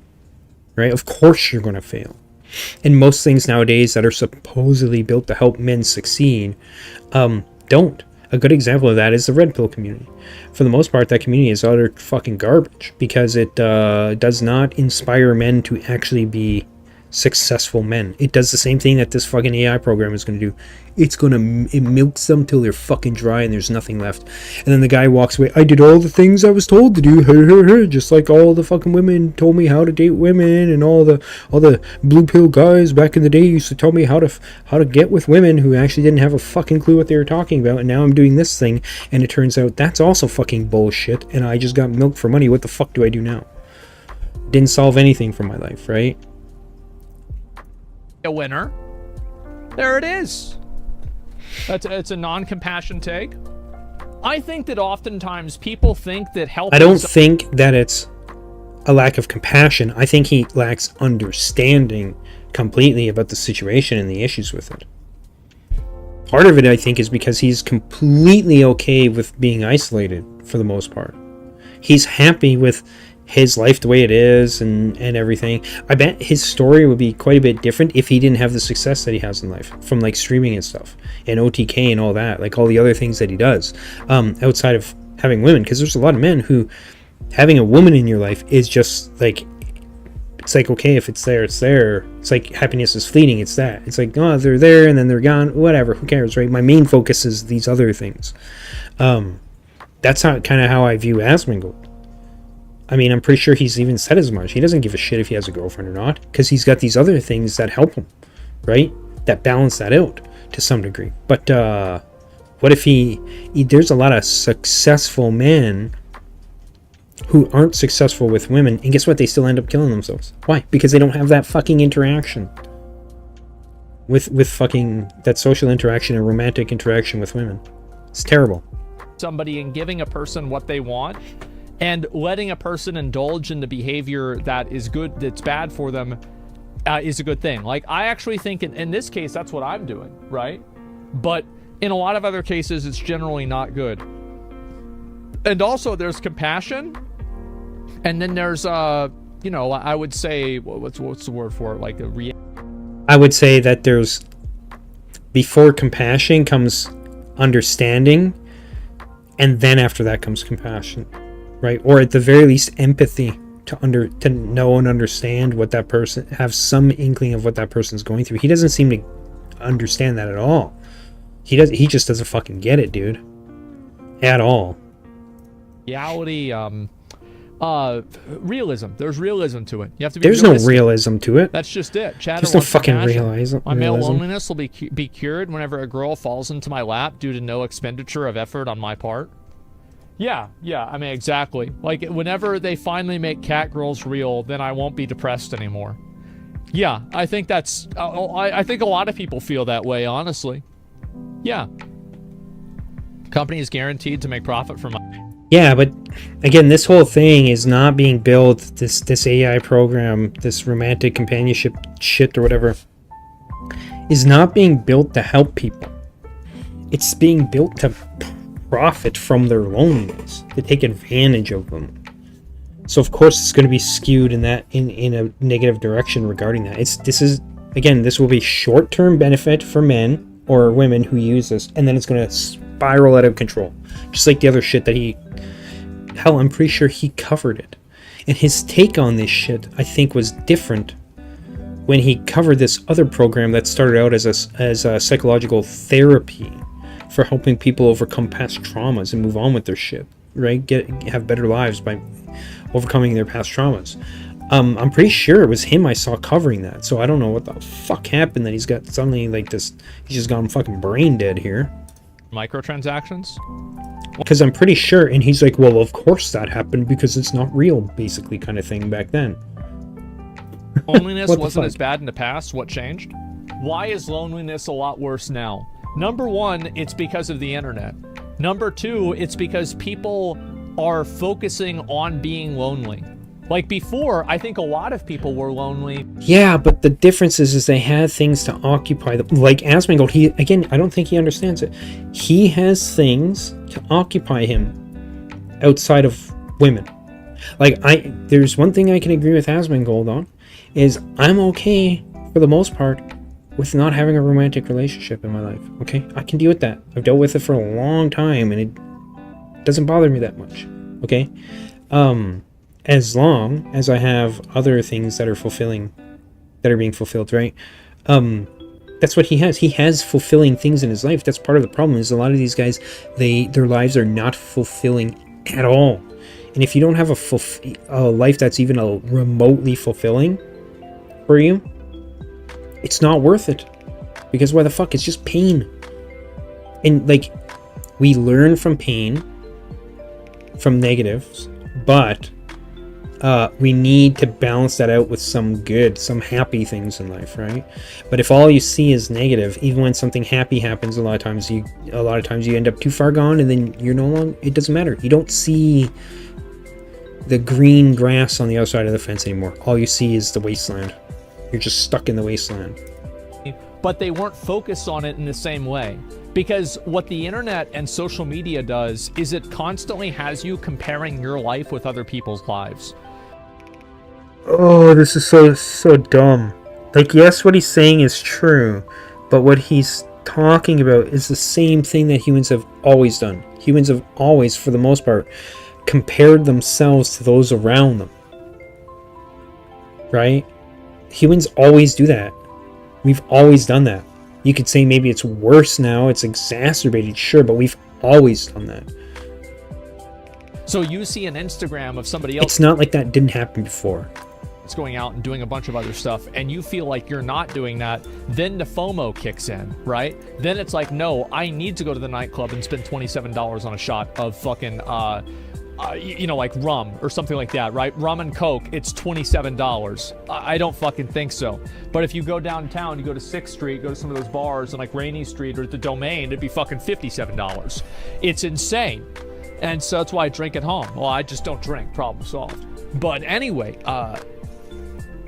this happens because people are constantly fixated on comparing themselves with other people, because everybody nowadays is distilled down to a quantitative variable, right? It's not just that. That's like, no, I think part, and this actually, I don't know how I got to this, but what he's talking about is actually, this is what happens when people value external validation from the outside world, from other people, etc., more than their own internal mechanisms, okay?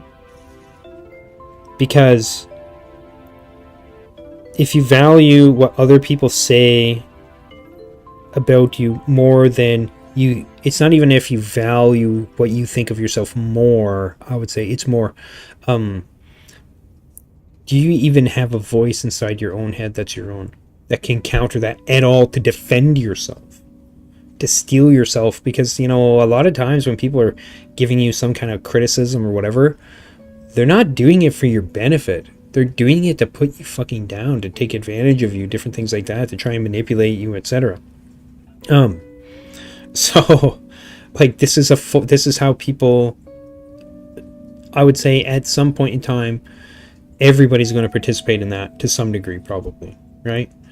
Some form of social manipulation, let's say, to better themselves by putting down on other people. I hate it. It's disgusting when that happens. I don't like it at all, but I also acknowledge that that's an unfortunate part of human society, is that kind of shit happening.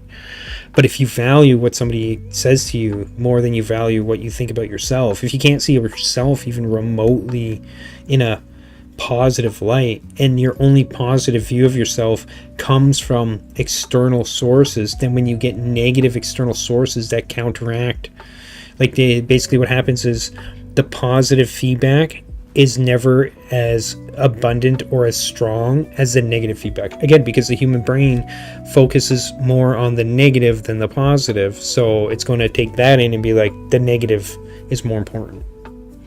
And if all you hear is negative, then what do you think is going to happen? You're going to be negative, because you value the external more than the internal. I'll be right back.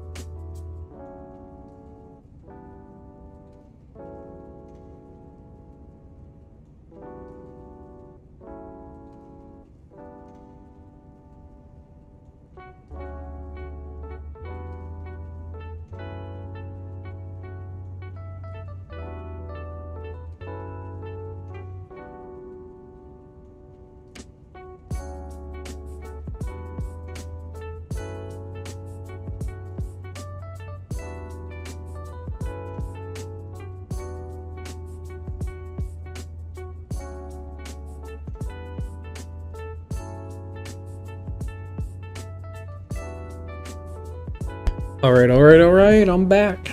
Let's check some more of this out. Oh.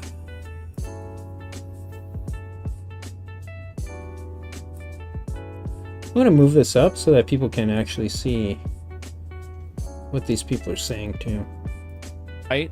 So what I mean by that is that what is my quantitative variable right now? 895,000 followers. So this is another quantitative variable. The likes that I have, 25,000 likes, 3 million views. Let's see how many people watched this video and agree with Asmongold. 13,000 people liked. 400, almost half a million people watched it since a week ago.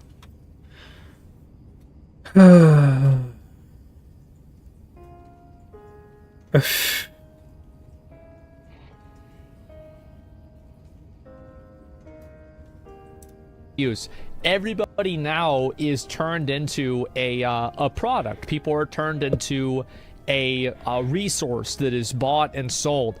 And because of that, you have a lot of people that view themselves as a resource and they see themselves as lacking.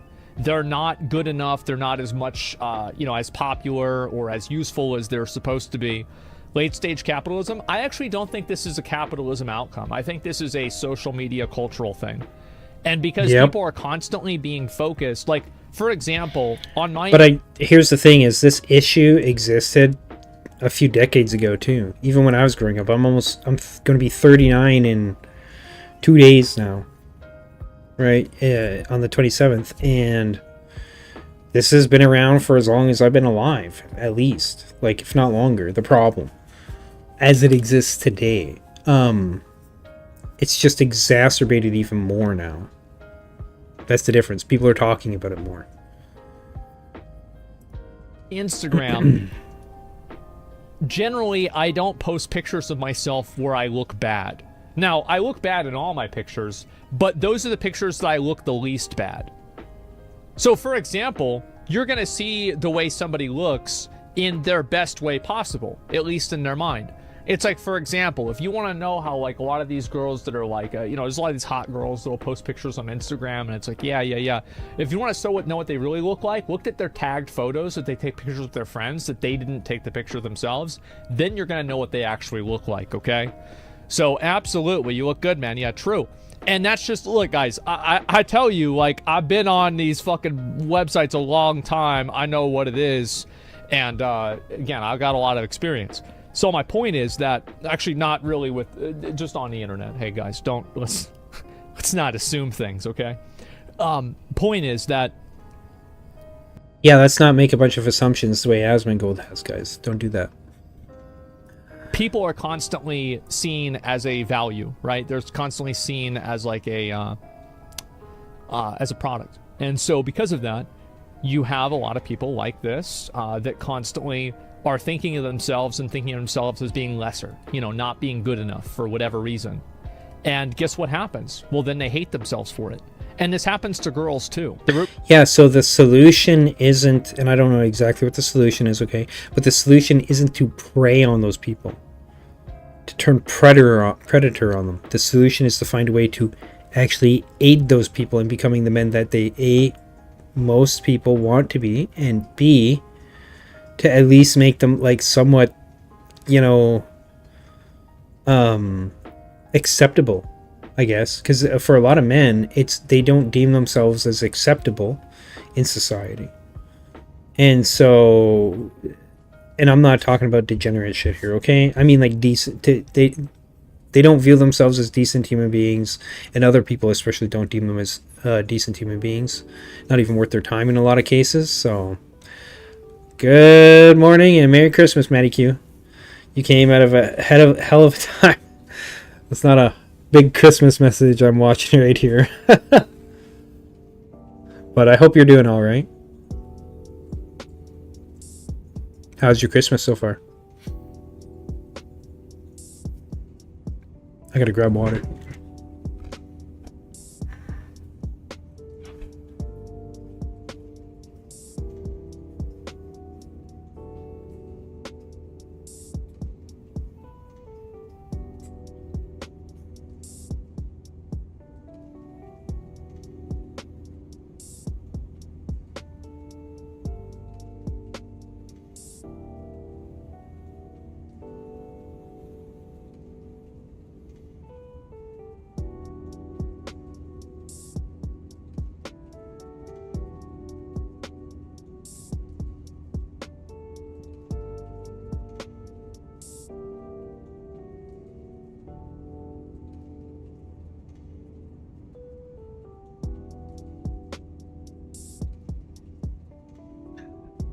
Much better.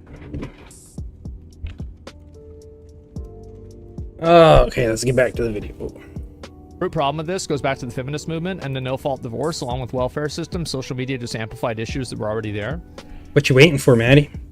Waiting for presents and the like?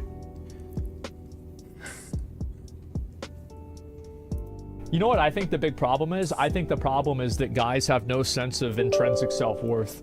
And the problem is that most people, like most men now, are... I wonder, though, why men have that issue.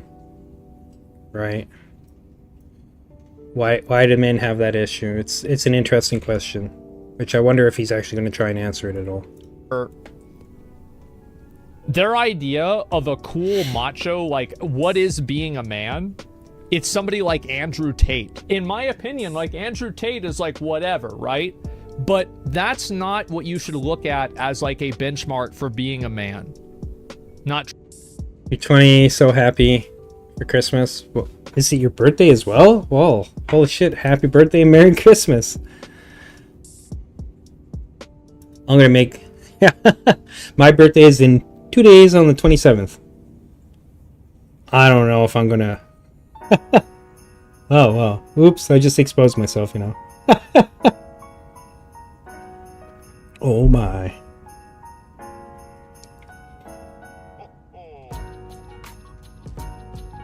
Oh, okay. Way off. See, I just made an assumption and now who's an ass, right? This guy. True at all? I know it's not true, but a lot of people believe it though, right? And that's my point, is a lot of people believe it. And it's not that Andrew Tate's the worst person ever. He's not the worst person ever. There's plenty of people that are worse, but there are plenty of people that are better as well. And I think the problem is that... I know, I'm just messing about, you know.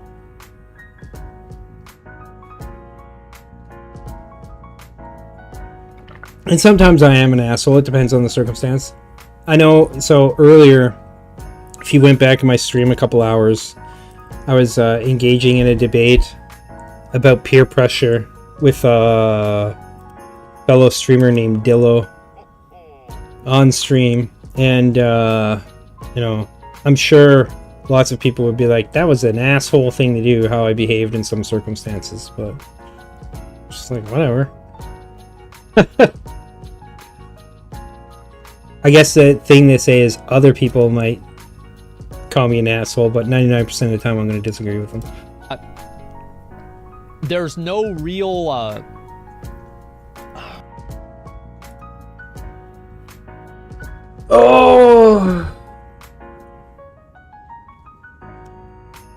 Oh, Maddie, when are we going to play some games together? Some Baldur's Gate or Elden Ring or Fortnite or something?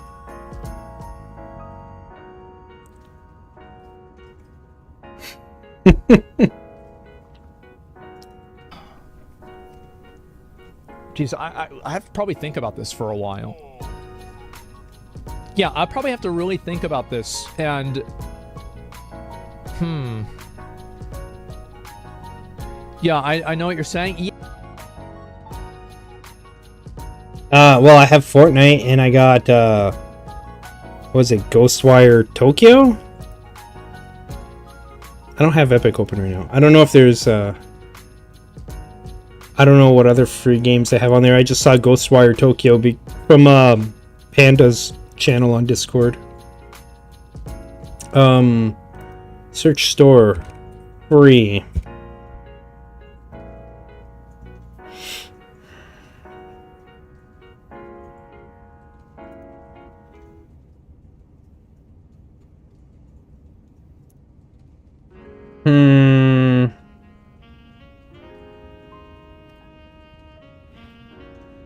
Yeah. Free trial. Hitman 3. Oh, the problem I have with a lot of games is I don't find them entertaining, you know? Oh. Idle Champions. One free game today, and there was a lot the other days for the Christmas event. Huh.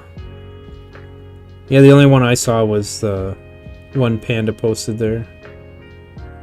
For Ghostwire Tokyo, so I got that. Dauntless. I remember playing this game back in the day. It was okay, but it very quickly became tedious. Because it was just too microtransaction-y, you know? Warframe, I know it's free, but not really my game. Again, too many microtransactions, right? Path of Exile, at least, is like... Yeah, they got, I think, a lot of microtransactions in their game, but it's not really heavily pushed too much. At least the last time I was playing it was in Kenshi. That's coming soon.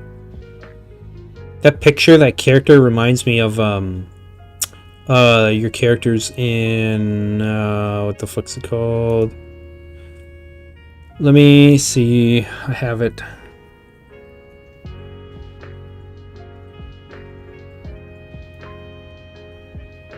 Outward. That's what it reminds me. Don't look at me. Was it you that posted it in there? Promo. Nope, sorry. Where is it? Free. Oh, that was Panda. Never mind.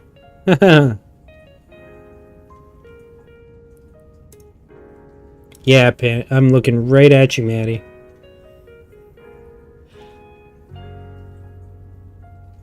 Mesmeriz.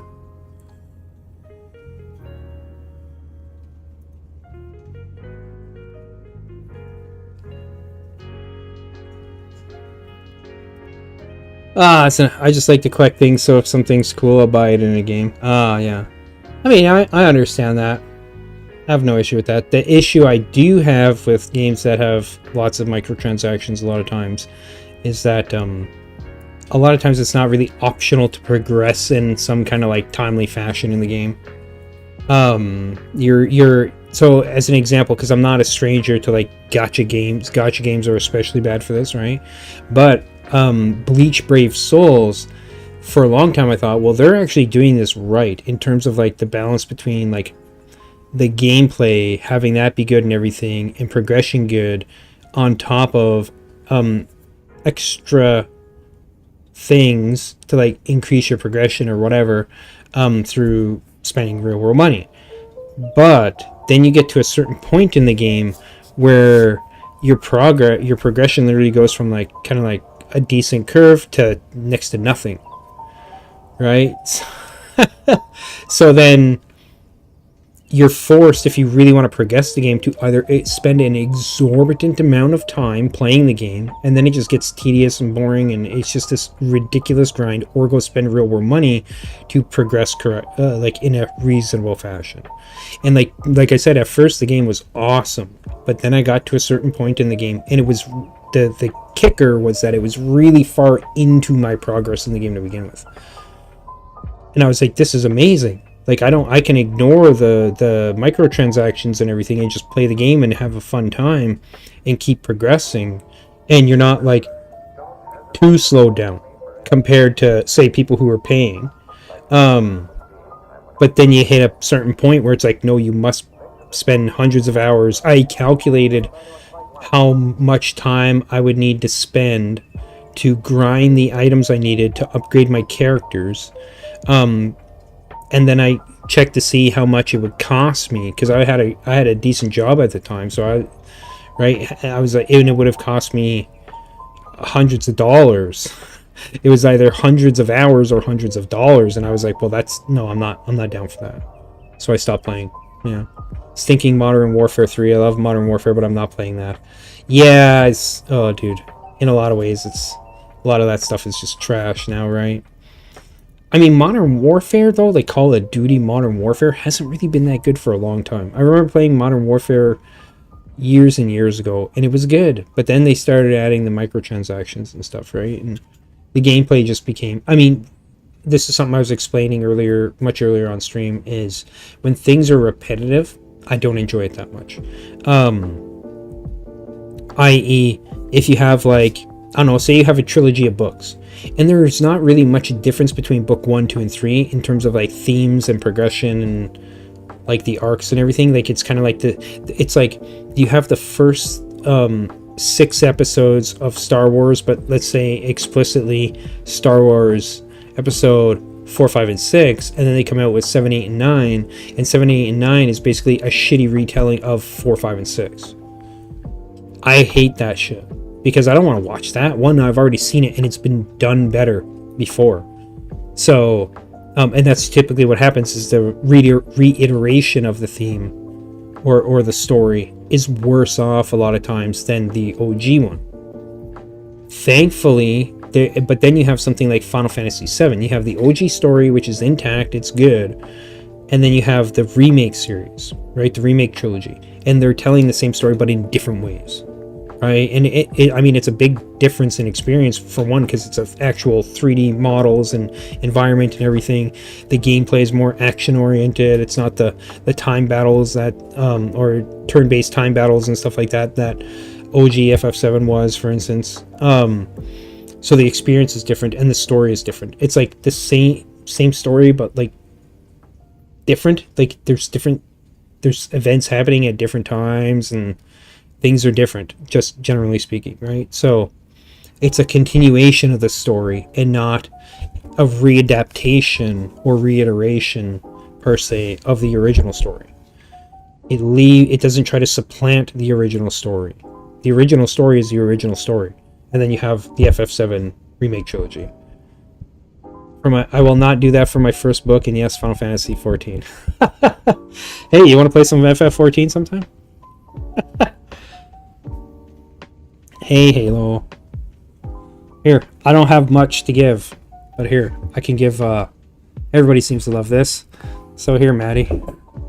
Well, Merry Christmas from me and my buddy Halo. Hey, Halo. Hey. It's looking right at you, Maddie. Right at you.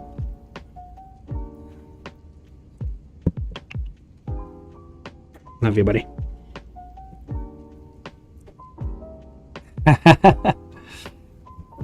Here, everybody loves the cat, man. So here we go. He sees the camera and he'll look right at it every time.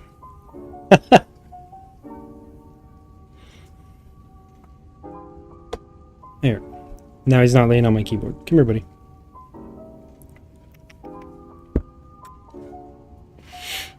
Merry Christmas. Yeah, right. He'll pretend to sleep, but in reality, he's here waiting for me to pet him. Right, Halo? Hey? To be fair, I do spend a lot of time on my computer.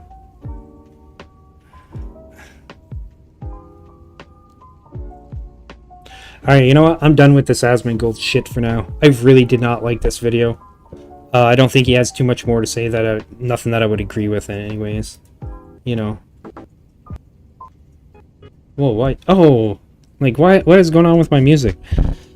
It's because Halo's laying on the keyboard. Halo 3. The cat affair. I will try and fix this screen here. God. I need to use the keyboard, which is covered by Halo right now. There we go. What is going on, dude? It's constantly changing this freaking shit on me.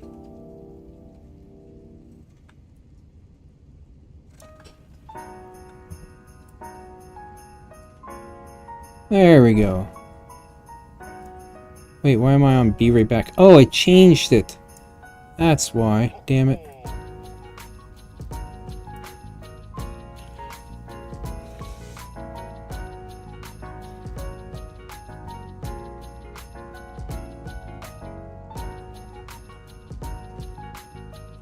Yeah, I'll get my hand out of the way now. And my mouse. Hey, Halo. Well, I'm really happy you came in to say hi and everything there, Maddie. Really appreciate it. I've been streaming for almost 7 hours now. And you helped get me off that stupid freaking video I was watching. Oh. was not the most positive thing for Christmas time, you know what I mean? Watching that. But, you know, it was, for me, it was a little bit cathartic ranting about the video, what Buddy was saying in it.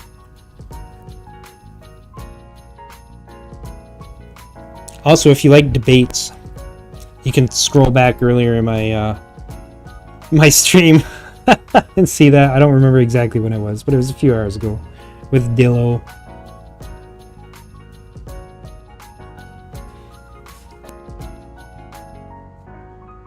I personally like, well, I like debates.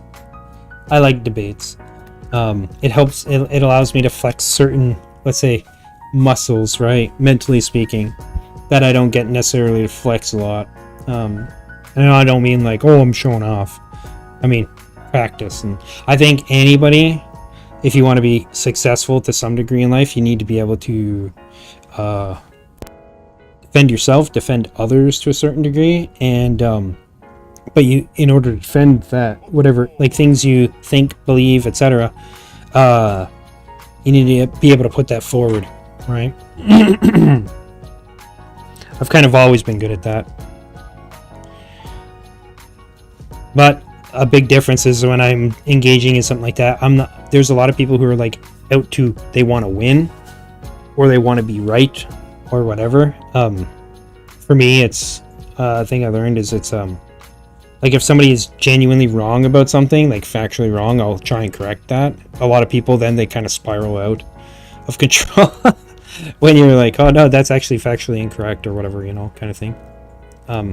Refusing to accept it. And oh my god, Halo, you're laying on my keyboard, bro. Here, we'll move this over here, dude. There.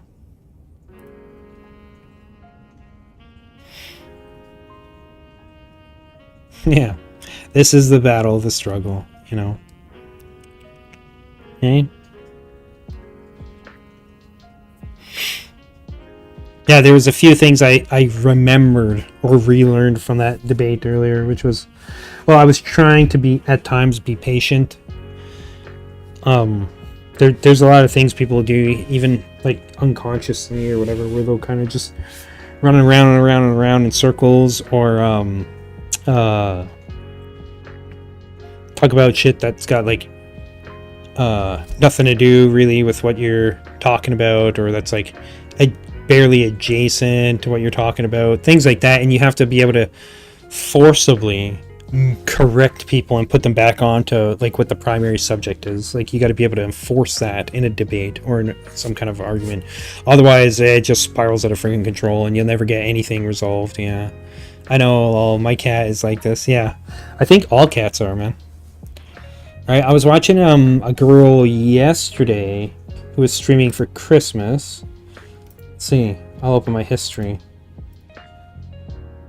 Was it like Ruru or Riru or something like that? Piano? Come on, load up. Riku, Riru, something like that. Don't mind all the hot anime girls, you know. It's just, it is what it is.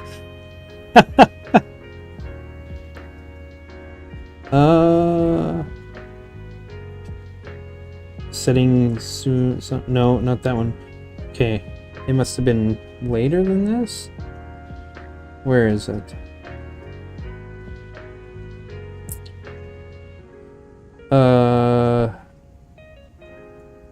No, where the hell is it, dude? Oh, this right here, Ruru. So she was doing a live stream, and I'll try and find this here. I don't know how far she was into it when I started watching. I really like her piano, but look, you have her one cat here, right? And then later,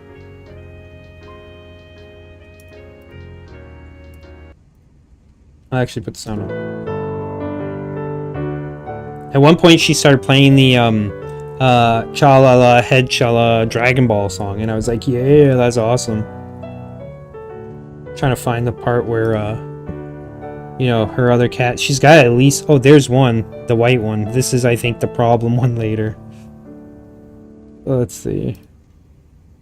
I can totally relate to this, you know? It's awesome that her cat, while she's doing that, will just sit there. Halo, he won't do that with me. He will get pissed right off, man.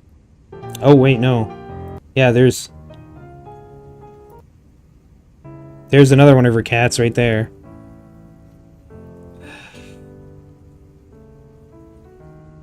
Yeah, this girl I like, I think she's quite classy as well. Like, there's a lot of girls, even, there's one, I don't remember what the hell her name is.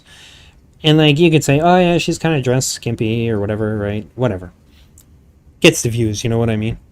I have no problem with that. But then there's one where she, like, all her thumbnails are where I've been watching this girl for years. Again, not because she's pretty. I have no idea what her face looks like, but because she's talented. I like her piano playing. She does a lot of cool songs and stuff, right?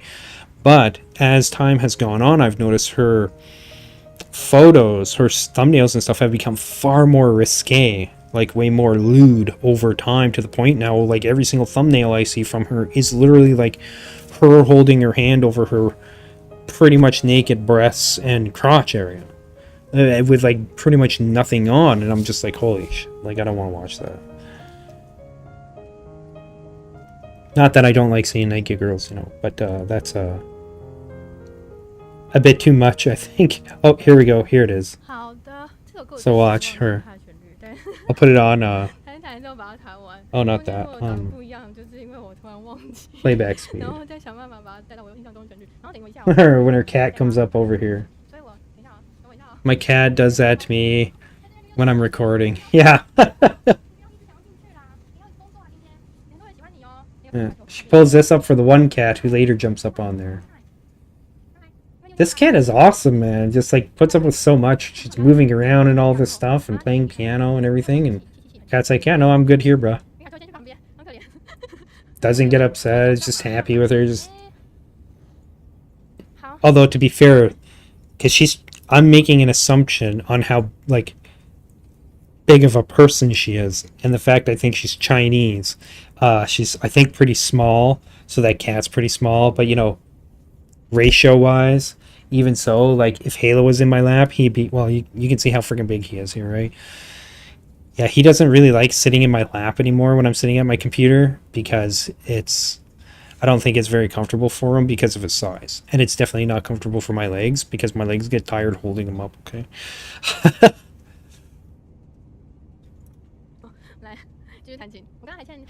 But he definitely enjoys my desk, because my desk is like a 5-foot-long desk.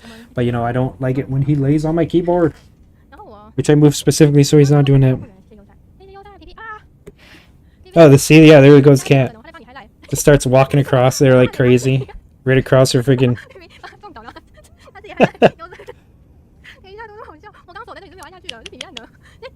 Look at that cat. Just walking right across her shit. And that's her laptop. I wonder if she's that's probably where her, like, stream stuff, chat and everything is. And cat keeps walking across the pad and everything on it. It's hilarious. Yeah, there the cat goes. I want to be on the opposite side of Pikachu.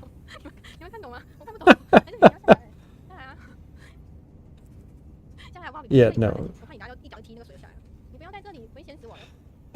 Oh, the other cat's like, okay, I'll jump up here. Cool. Good story, bro. Awesome. I'm just looking at the other cat like, what's wrong with you, dude? Why would you pass up this chair?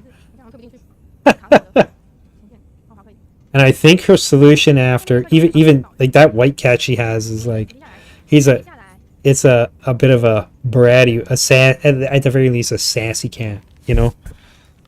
See, she brings out the treats. And now the cat's going to get even more excited, probably. And be like, I'm not moving. Like, just give them to me. Halo's like that sometimes. He'll be like, just bring them to me, dude. Like, what are you talking about? Why would I move? I'm right here. You come to me. See, look. Cat's like, are you going to give it to me? What? No? What the hell? I don't want to get down.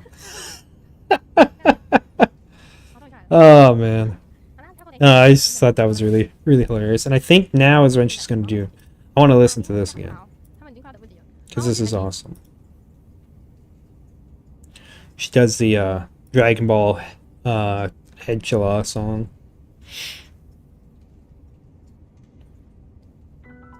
Mm-hmm.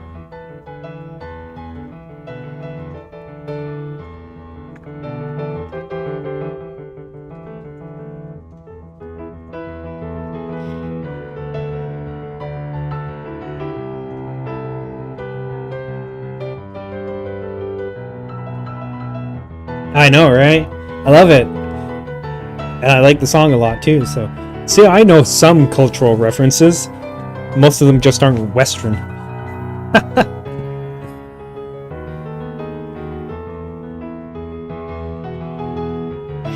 At least not this day and age is Western references, I guess.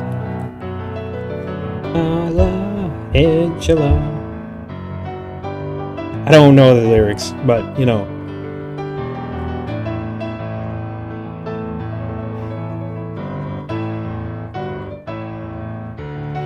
Like she's doing it with that cat on her lap too, man. That's wild.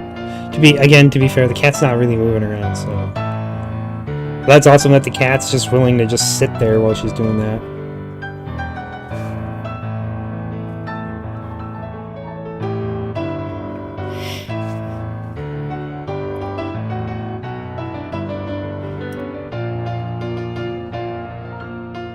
See, this is why I should learn how to like play guitar or something. That's something I could do on stream, but then again, that's something I'd have to pay for, and I don't have, you know, I gotta get a freaking job first before I decide to go doing anything like that. Yeah. There we go. Yeah, that was good. She did that song really good. Plus the cats were cute. Especially that white one. Sassy cat, you know. Hey, Halo. Too bad Anna's not here. She's missing out on the Halo cam, you know. I have an electric guitar, but I'm so bad, and yes. I mean, to be fair, I'm not that great. So, I should also explain. I have taught myself how to play on an acoustic guitar back in the day. But that was quite a long time ago. That was 10 plus years ago for me. And it was quite the trial,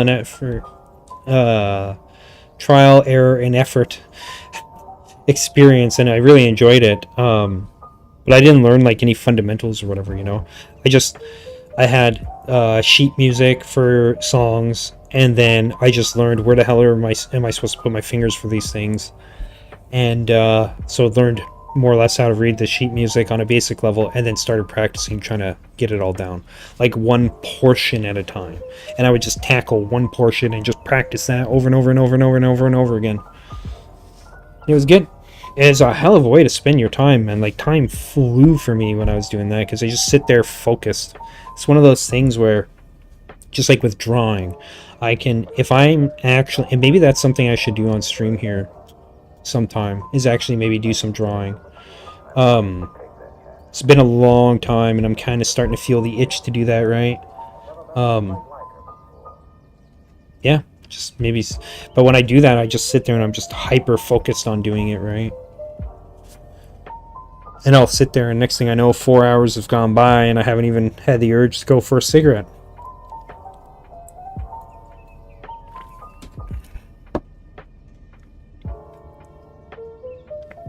I need to make a D&D character who plays guitar. Me too. Well, I mean, that'd be cool. Play a bard, you know? Yes, it's a pen, Halo. Well, that's good. Don't be like me. It's dumb to smoke, you know. You want the pen? Huh? What?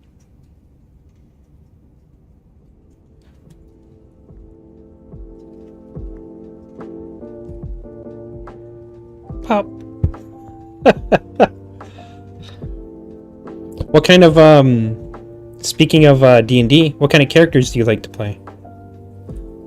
And what kind of games in particular do you like to play? Like, that's probably obvious if you were to guess what I enjoy most out of D&D, aside from the socialization aspect of it, is combat. I'm a big combat guy. I enjoy everything else too, but that's my favorite part, because I'm a numbers guy when it comes to D&D. I am the oh-so poorly represented and misunderstood, downtrodden D&D optimizer.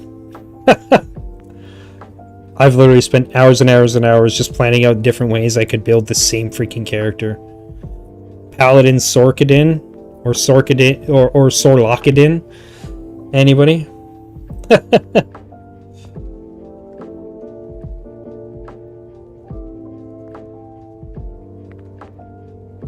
Okay, I'm gonna get him something that he can actually like mess around with. I'll be right back.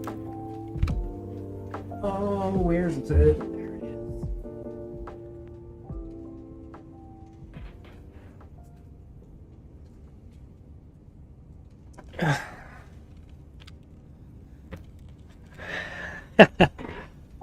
Oh, I almost thought my music stopped for a second there. Huh?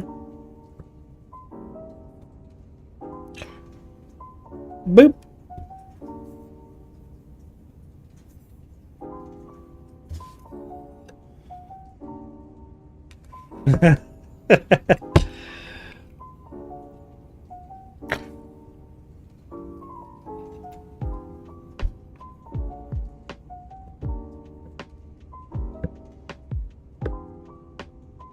I think he's actually more interested in the shiny blue pen. Eh?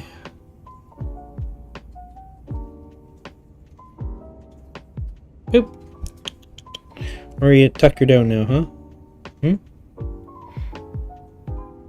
You Gucci, buddy? Hey? I see the light outside. Yeah, it's getting there myself too. It's still dark out for me. Oh, let me see. Can I get this around? Problem. See? Actually, hold on.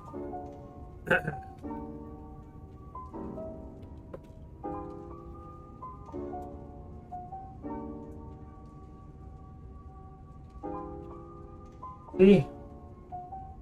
Where is it looking? Still dark outside. Yep.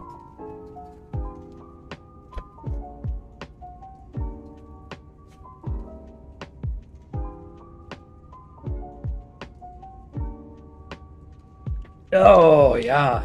Yeah, it's a 7 a.m. in northern Alberta, you know. Good old northern Alberta.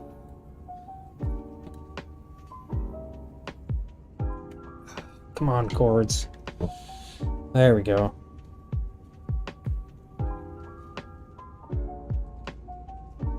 There. He must be what, like an hour or two ahead of me then, eh? Ah yeah, an hour ahead. Cool. Are you, do you mind if I ask, are you from the States or Canada? I don't know if I've asked that before or not.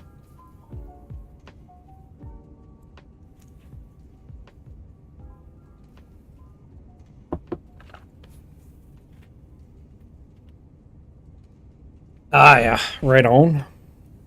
How's the weather down there? It's been like, I'm in northern Alberta. We usually have pretty good, in exclamation points, winters, so to speak, right? What are you doing, Halo? Hey, what are you doing? What are you doing? Hmm? What are you doing? Hmm? What are you doing? Hey? He loves his headbutts. I had to get my goats and it was raining. I was drenched. Ooh. Excuse me. Is it a mild winter where you're at, or you just don't have winter? The way we do here.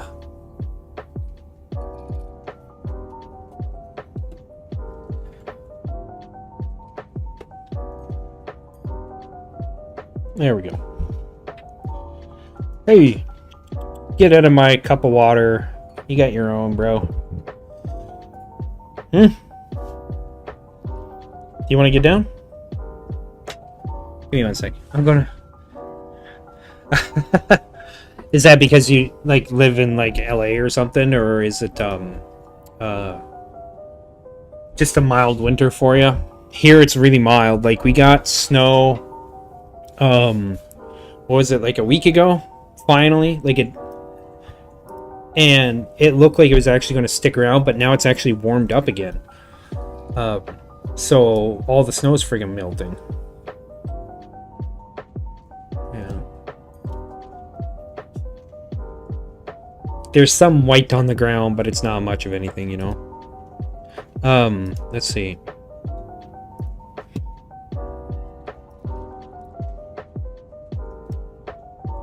Actually, you know what? I better use my phone for this because I can't type on my keyboard right now because of where Halo's at.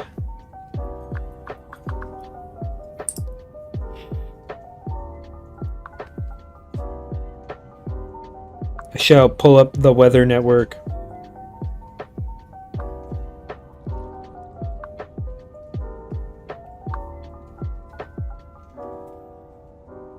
Yeah, right now it says it's -9 degrees outside, mainly clear. No chance of snow on friggin' Christmas Day.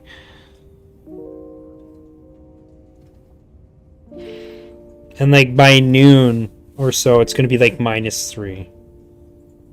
So it's going to be pretty friggin' mild out. Normally by now we have at least like a couple days of like -25, -30. Yeah, I'm not a fan of the cold, but you're saying you can't handle the cold, -5 to snow, so you can't get snow. Like it just doesn't get cold enough where you're at, or what? Or it normally would, but it's just really like here, just really mild for you.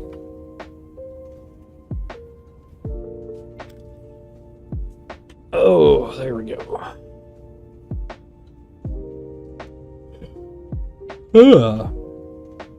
Getting sleepy.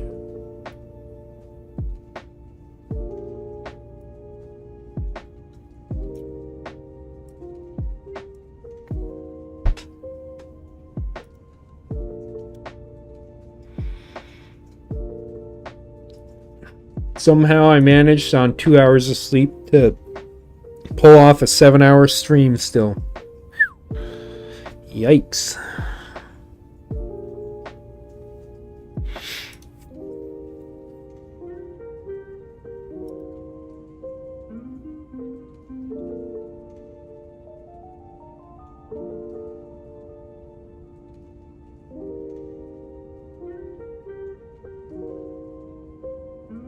Gets cold, it just won't snow. If we get snow, it's ice and our area freaks out. Yeah, it's been basically the same thing here. Except it's melting and then it's gotten warm enough in a lot of ways to like here, you know what? I will show you a picture. If I can. Yeah, I'll just show you my wallpaper.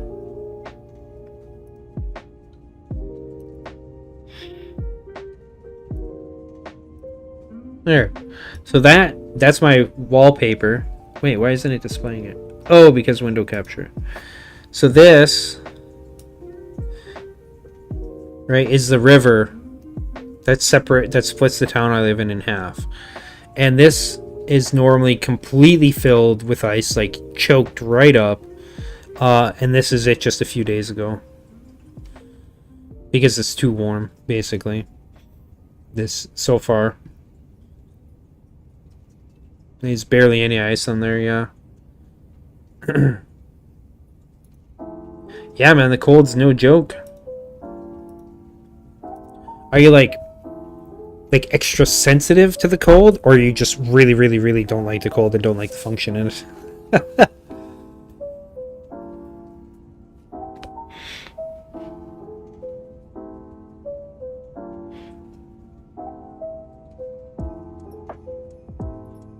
me, I really don't like the cold, unless I'm doing something fun, like skiing or like sledding or, you know, some fun activity like that.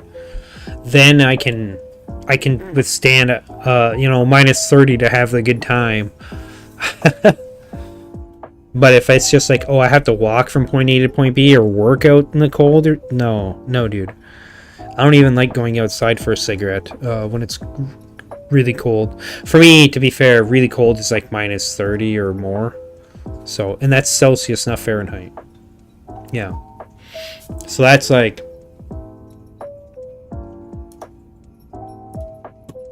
That's like, oh,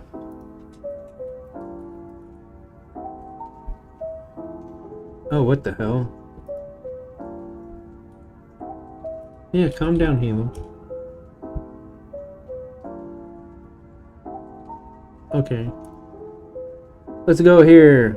Celsius, minus 30. That's minus 22 Fahrenheit for you. Yeah. I used to be like Elsa where I could handle the cold, but I think the more years go on, I get more sensitive. I believe that, honestly. So, I mean, I remember when I was... Again, I think this has something to do, perhaps, with whatever activity is you're doing. If it's something you want to be doing and it's fun and engaging, right? You don't care about the cold. At least not as much. But if you're...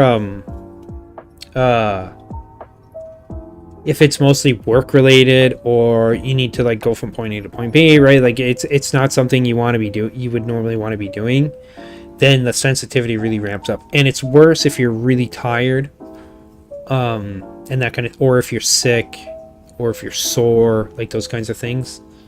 For some people, it's if they're depressed. Like if a person is depressed, everything is kind of worse. Every ache and pain, right? So, yeah. Yeah, I'm really tired too now. I woke up last night at like close to 8 p.m. Or it was like 7:30-ish or something like that. Was able to finally get a few hours sleep. Woke up because of my alarm. And then, oh, hey, little fella. What's up, buddy?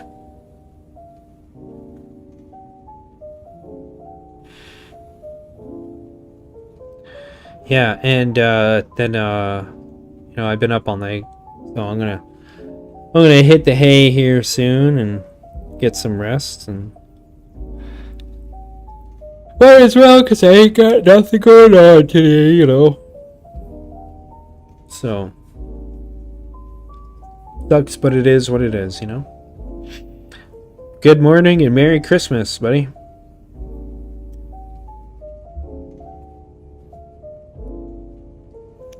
Hey, Halo. We were just talking about the weather.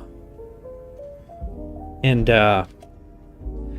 guitars and pianos and cats and... Yeah. What else were we talking about here?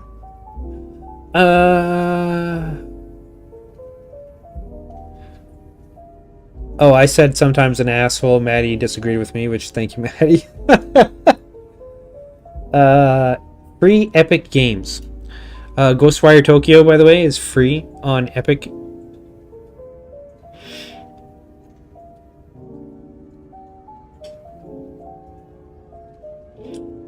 And, you know, a little bit of D&D and stuff. So, it's been good.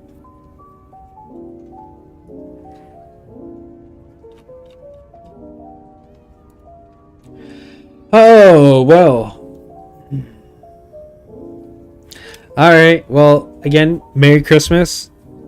Have a good one there, Maddie. Enjoy your day. And, yeah, I don't know what you guys are all doing today, but I'm probably going to be streaming again later today.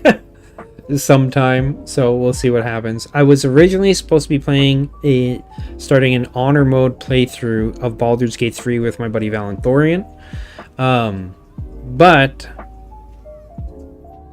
don't think that's happening now because Val was saying that he's probably going to be too tired or something. So I don't know what I'll do, but because I got nothing else going on, I'm probably going to end up streaming later. So yeah. So I think that's going to be it for me for now. As you can see by my eyes, I'm starting to get really sleepy. The caffeine is not doing it anymore, you know. So thank you everybody for joining me.